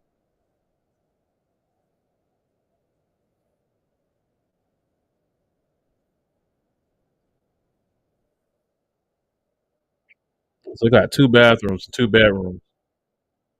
I wonder how much it costs though.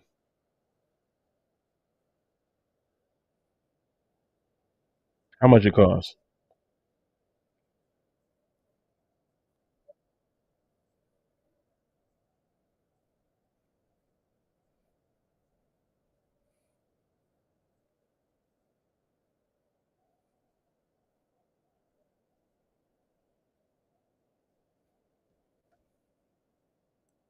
All right, so she said the apartment is 5,000 RMB. Let's see what that is. 5,000 RMB is what? It wasn't a bad apartment, but that apartment was $683.53. Let me see. Where's this at?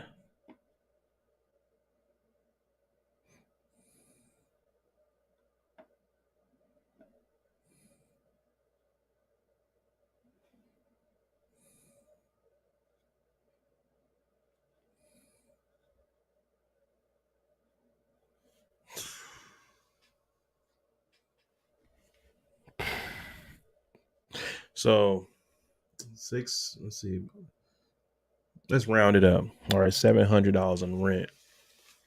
You're getting now for $700 in rent. Apartment in the skyrise with 2 bathrooms. They look really nice. They have 2 bathrooms, 2 bedrooms. Y'all see that? Let me see. Y'all see that kitchen? Look at this kitchen. When you walk in, look at this. Look at that. You can have for $700. Bro, what are we doing? Like, what are we doing? Look at that. Yeah, it ain't the biggest and fanciest kitchen, but look at that. Come on now. What we're doing?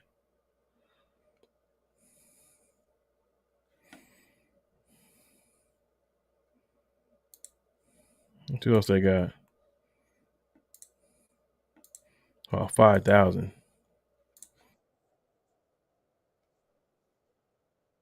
All right, this is not as good looking as that last one. But it looks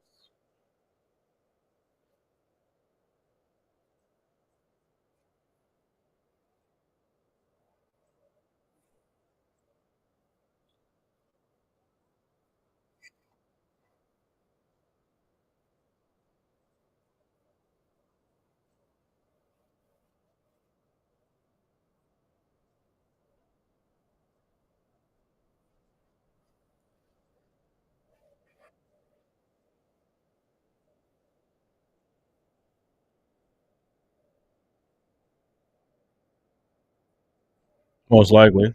They're going up. They're building up.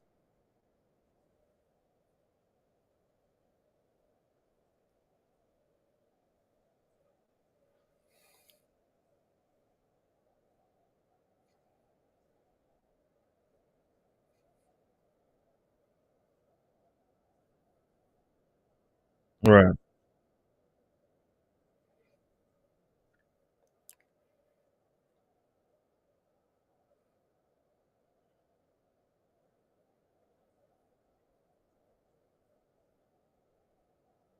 Hangzhou.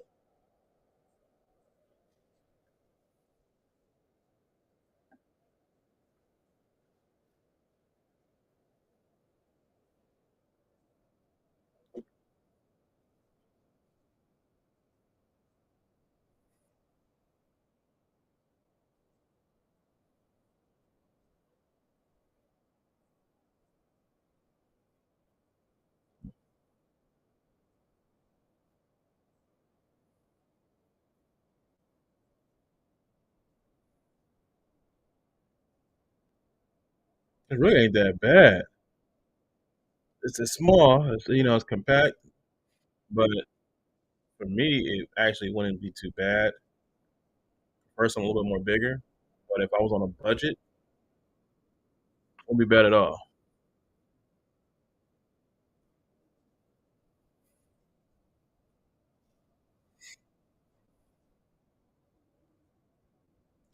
I'm not digging the furniture. I'm sorry. The furniture for me is probably what I kind of checked. I get the bunk bed in there, one room, and then on top of that, I don't know what that couch was. Not too fan of that.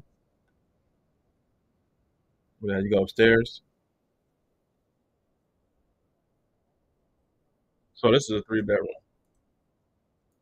Wait a minute, so this is a 3 bed. This is a 3 bedroom.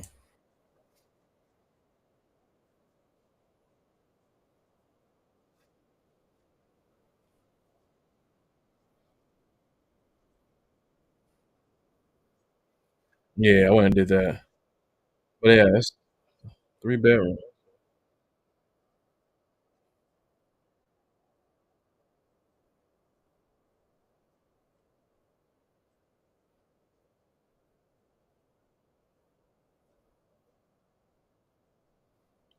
Yeah, marble floor. All right, there you go. That's her social media and stuff, but actually not bad. She didn't even go. I don't think we got a price on that last one. I was curious about that. Actually, let me see. Can we get a price on that one? Go back forward.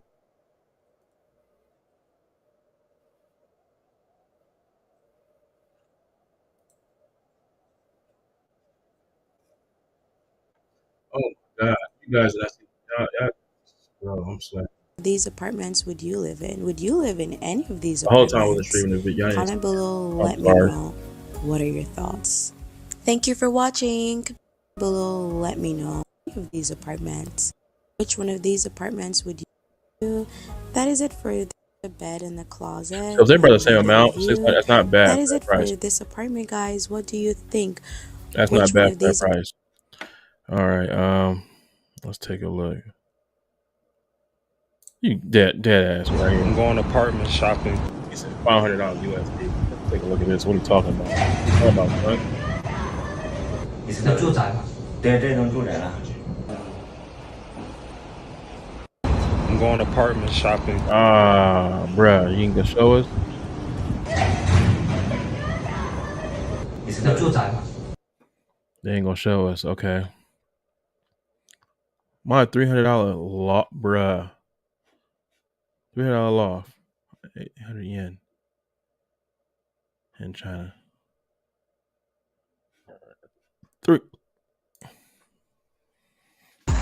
Now Taxes is getting up to $4,000 instantly. Sorry about that. I don't know why I got this up. We ain't supposed to be doing this. Man, cut that short real quick. Hurry up so I can skip.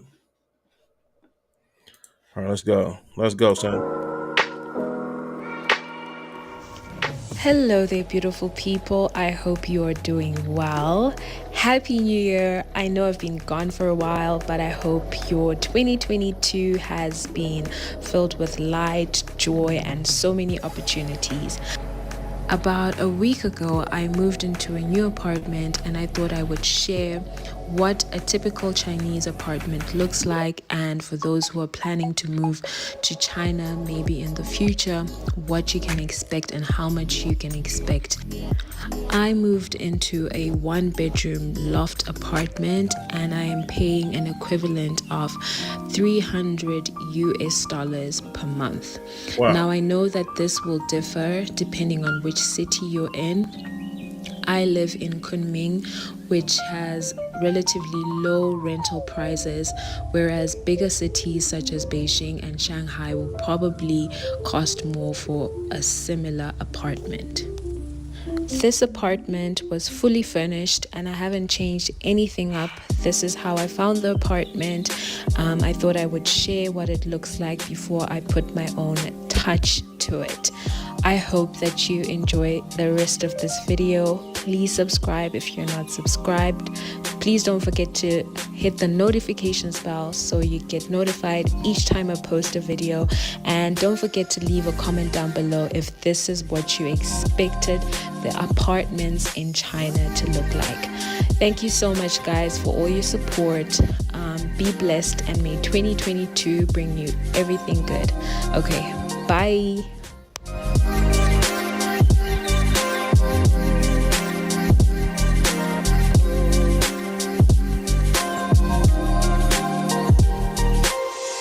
There's really nothing. I got that same shower head here. I'm close to it.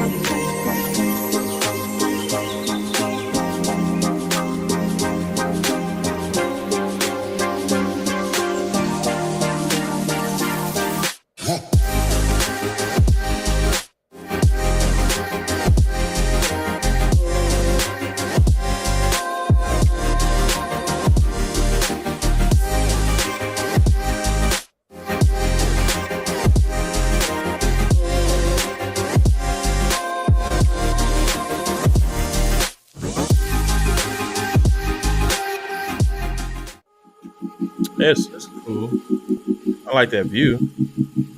That's pretty dope view right there. Oh, basically see the full apartments. That's it.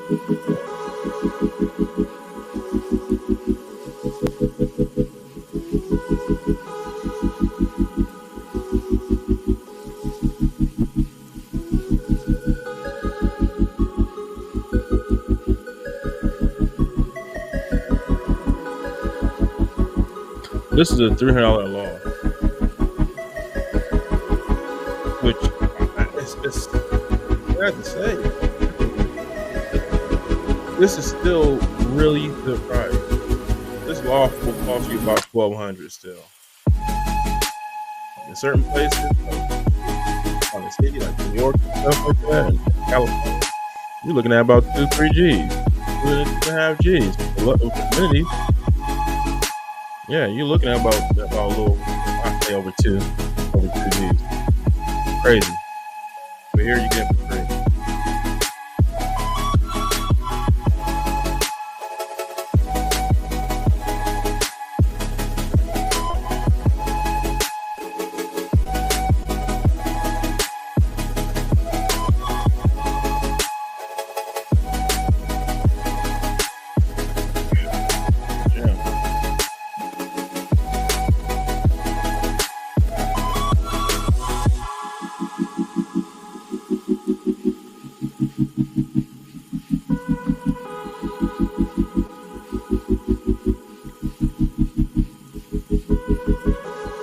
You already living there or something? Yes, you did.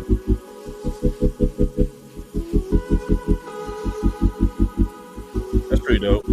That's looking dope. I'll make sure I put a bar right there. Y'all can't come out the window. Okay.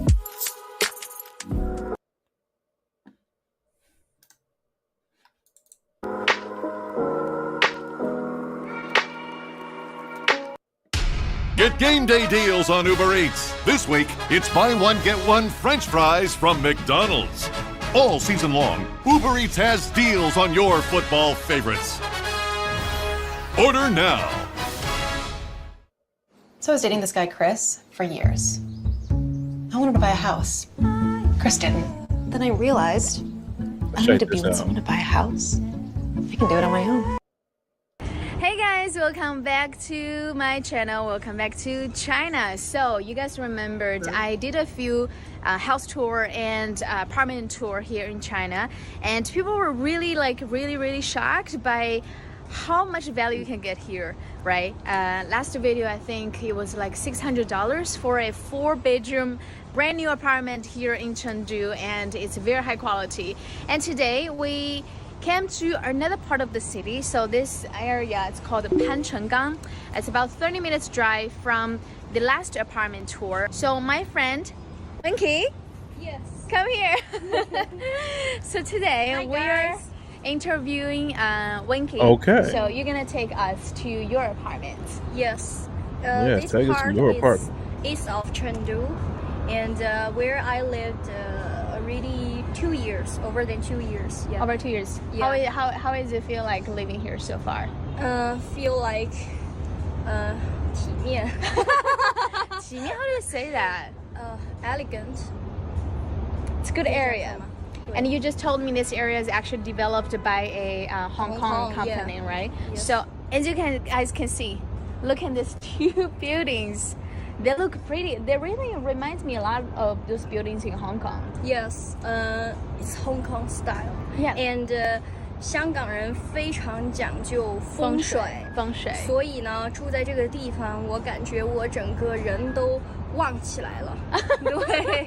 So she's just saying like because people in Hong Kong, no matter it's like office or like where they live, they always pays a lot of like energy, attention on feng shui. So after she moved here, she just feels like it actually brought her a lot of like good luck.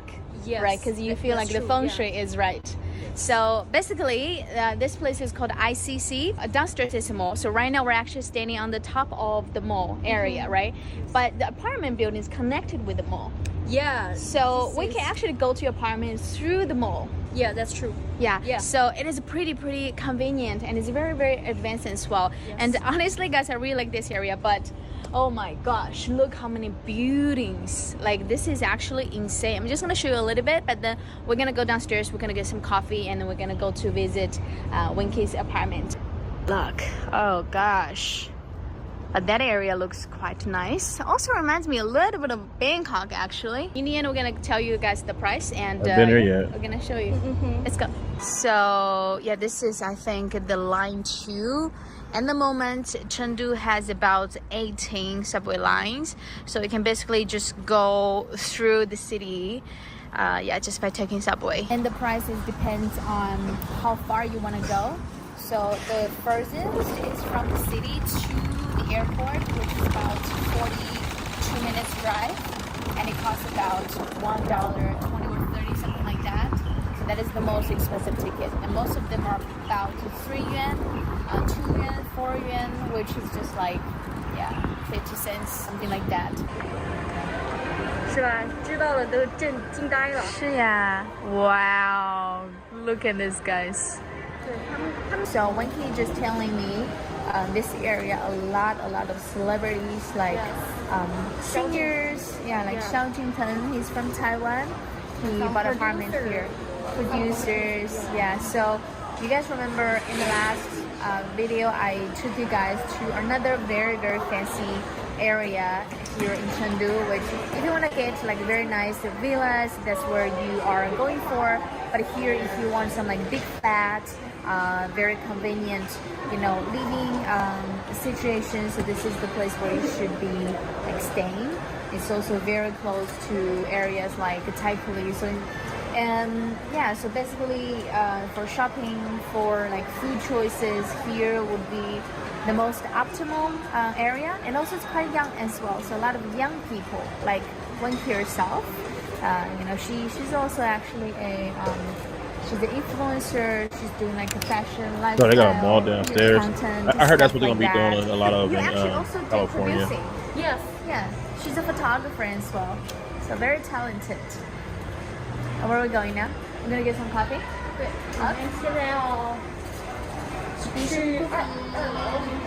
Let's go to the second floor. This has been my content recently. Just different people push me everywhere. You see the elevator is actually going to the metro right away. So here comes to coffee shop. Winky's favorite shop. Yes, it's my favorite. It's called Manor Coffee. 我就要个 cappuccino。哎，我要个小杯的算了。今天哎，硬是让喝冰的算了。那我要大杯。First of all, Manor didn't pay me, but I still love Manor's story. Manor's owner, he is a vet. He and his wife opened a shop 2 square meters in Shanghai. 但凡是上班的上班族，带着自己的这个杯子就可以立减5元。Manner 很多的店到处都可以见，而且他们的战略是 Where is Starbucks? Where I am. 真的，It's so funny. Yeah. Coffee's ready. Which one's mine? Let's try. Oh yes. Wow. So this is iced cappuccino. Your father knows about saving. Nope.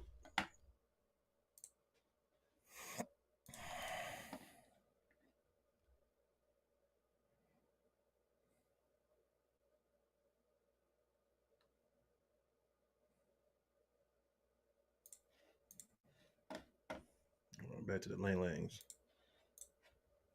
See that big one? Wow, Very nice. it's a big one. Little Is that large? So here is a store. Huawei, everyone knows Huawei. Wow.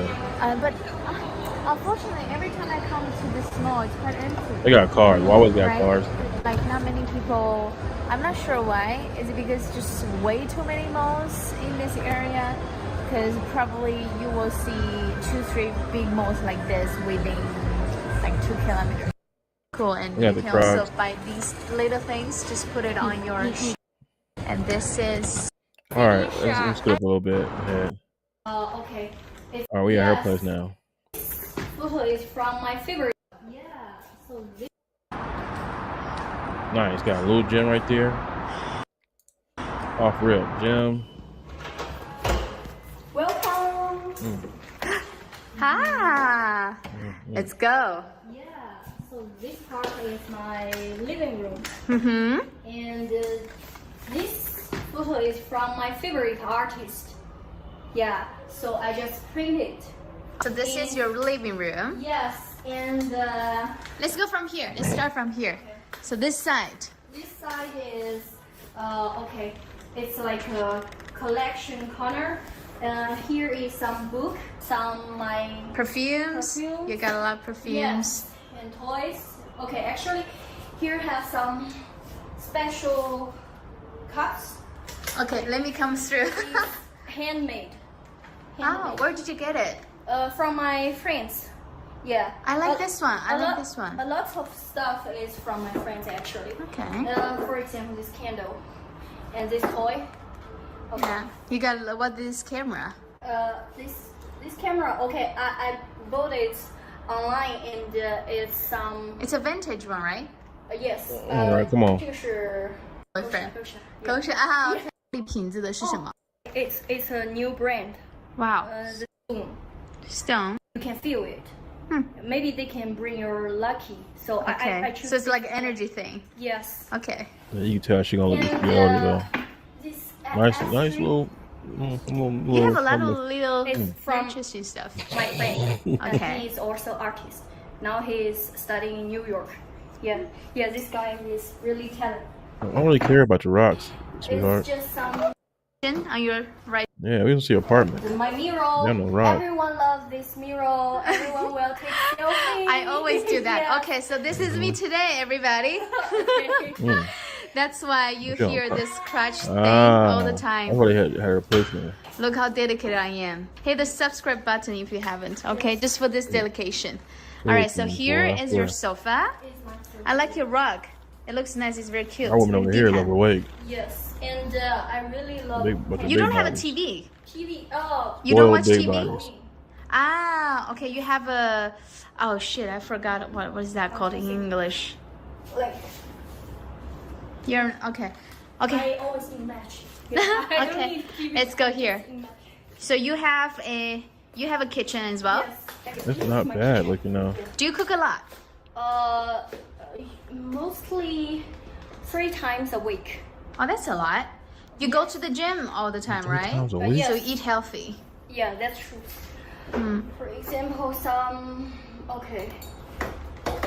juice, some. Don't care about Okay, that. this one. Let's see the apartment. Quite messy, actually. It's very messy. Oh, Yeah, because wow. I just make my own plan about my work, my career, and I will write on the blackboard. Oh, that's why you have a blackboard? Yeah, the big one. Oh, this yeah. is my Erase board, because not a my blackboard. MBTI is INTJ. Okay. Yes. So I have. What about all those clothes everywhere? You have tons of clothes in this room. Yes, this clothes actually just some bullshit. I really regret it because I spend a lot of money on it actually. Okay. Yes, so just okay, you know, like for once a time take photo and then you will think, oh, and every time I come here, you're like, just try something, like take anything you like. Yes, and this is my bedroom. Okay, my bedroom. Yes, you can see the. Oh, so you don't have a TV, but you do have a. Guys, what is this? I suddenly forgot. So we were watching a movie the other day. Projector? Yes. Through that. Oh, do you have more perfume here? Yes, actually, yes. And some candle. Yeah. Also, actually, this candle is from my friend. It's very nice. Yes. I like it. Yes. And my favorite brand of perfume. And this tree is also from my friend. So lots of gifts from yours. Basically, your house is full with your friends' gifts. Yes. Right. You didn't have to buy anything. Yes, a lot of love actually. Right, yes. I bet. A lot of love. You're I that guys. Okay, I love green. So I always put some green in my room or in some corner. 好，走慢一点。 It's not a bad apartment though, overall. All right, last I part. I'm not gonna Let's cap. go I do to the somewhat like balcony. cozy apartments. I also like this Yeah, lamp, standing lamp here. 这个台灯又多好看嘞。Where did you get that, Okay, that sometimes I lamp? like to just stay at the crib, you know what I mean? And Online. How much close was it that? up and stuff. 300? Okay, Ah, it's okay. from my friend. Yeah. Like when I was back in wonder Michigan, I had like where. a nice little, So little this is apartment. your balcony. And That's a pretty cool when view it you was got snow, there. I actually I kind have of to low-key be enjoyed just being like careful. Closed Yeah, up in my okay. apartment and stuff. Okay, and I used to buy some YouTubing and playing video games and stuff. I really Yeah, have we long watch a time movie and stuff. give them water. Yeah, I enjoyed that. And But the can't do it view too much because is it will mess with you mentally. It is amazing, important to actually. get out, It to is. exercise, Which floor work out. is this? If you don't, Over you there, need to do that. Oh, wow. Okay. So you can Like, it is important to get out and do stuff, work out, because from my experience, especially when I was in Michigan, when it snowed a lot, I was stuck in an apartment and everything. And when I noticed that I started to get out of shape. I gained a lot of weight. I think I was as big as 310 pounds when I went to the doctor. And when I figured I was that much, and I was a fat piece of shit, I went back in the gym and started working it off. And that was the biggest I ever been in my life. Never been that big. I was out of shape big, no muscle at all. Now, don't get me wrong, right now I'm around 280 right now, but I'm not fat or anything like that. I'm more bulk. Kind of fat a little bit. Don't get me wrong. Getting in shape, wouldn't take. No, I say I'm not as fat as I was. I was more muscle mass than anything. But yeah, I would say to go back to what I was talking about. Just it is important to get out. Don't be stuck in the house. Because one of the dangerous things is getting kind of lost in your own mind. Because when you're by yourself, you're in your own mental space a lot, and that's not always good. Don't get me wrong. Sometimes it is. It kind of gets a little bit of self-awareness as well, but at the same time, it does. You can lose a lot of self-awareness as well because it makes you antisocial. So, but yeah, I'm going to continue to play this. You can see the river and the trees in the autumn and summer is the most beautiful because every time after I wake up and all the sunshine will. So you see the sunrise from this side or sunset? Both. No, you cannot do both. Only one side. 你只能看到日出或者是日落呀。日出或者对啊。你只能看到一边啊。也有日出，但我是向南的呀。太阳从南方。哦，对。南方太阳从哪里升起？ They go past. They start speaking back in the original language. Sunset, I guess. So you see sunset from this side. Wow, that's a very cool view. No, I'm not going to cut it out. Mountain, you see, 龙泉山, Yeah, Longquan Mountain. Yeah, you guys see the mountains from here. So my mom lived the area over there, and we're living a very we're right now in the very city center. Yeah, you see really really far. South of Chengdu. Wow. East of Chengdu. Guys, look at this beautiful river. So this is the river of Chengdu. It's called Funan River. It's beautiful. Oh, gosh. Look Okay, let's look at all those buildings, though. I'm not gonna cap.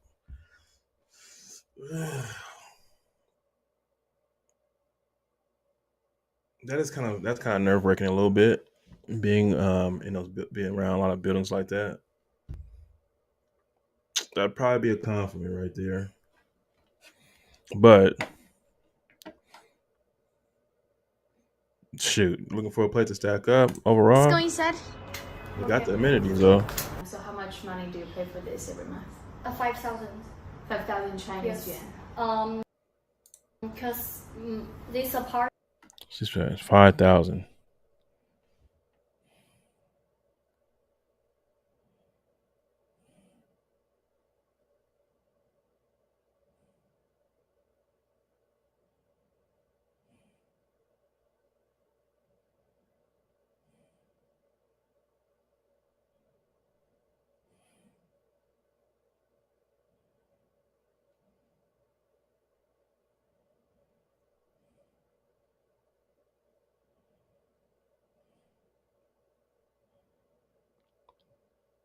So yeah, that's about averaging. So for the most part, I'm seeing a lot of apartments they're charging around $683, about $700 for an apartment a month.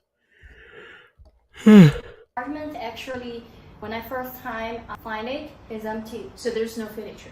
Yes, no furniture, and just have 2 air conditions. I wonder who So owns pay those my properties though. attention about making how bank. to fill up this place. Yes.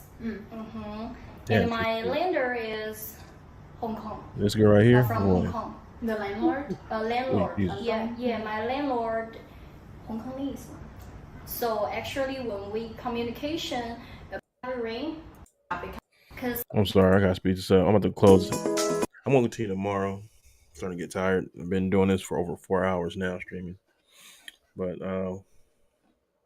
yeah. So wherever watch my stream, thank you. I honestly didn't see nobody come in, so I'm just talking to myself at this point. But if you're watching, I just thank you for watching my stream. I didn't really do much, but we talked about just the cost of living in China. I'm going to do another video on this as well, a little more organized, and also maybe even do a little dive into their way of living and technology wise out there. I'm very curious. All right, so guys, yeah, like, subscribe if you're watching it. Appreciate it, and I thank you for your time, and thank you for your viewership. You guys take care. Peace.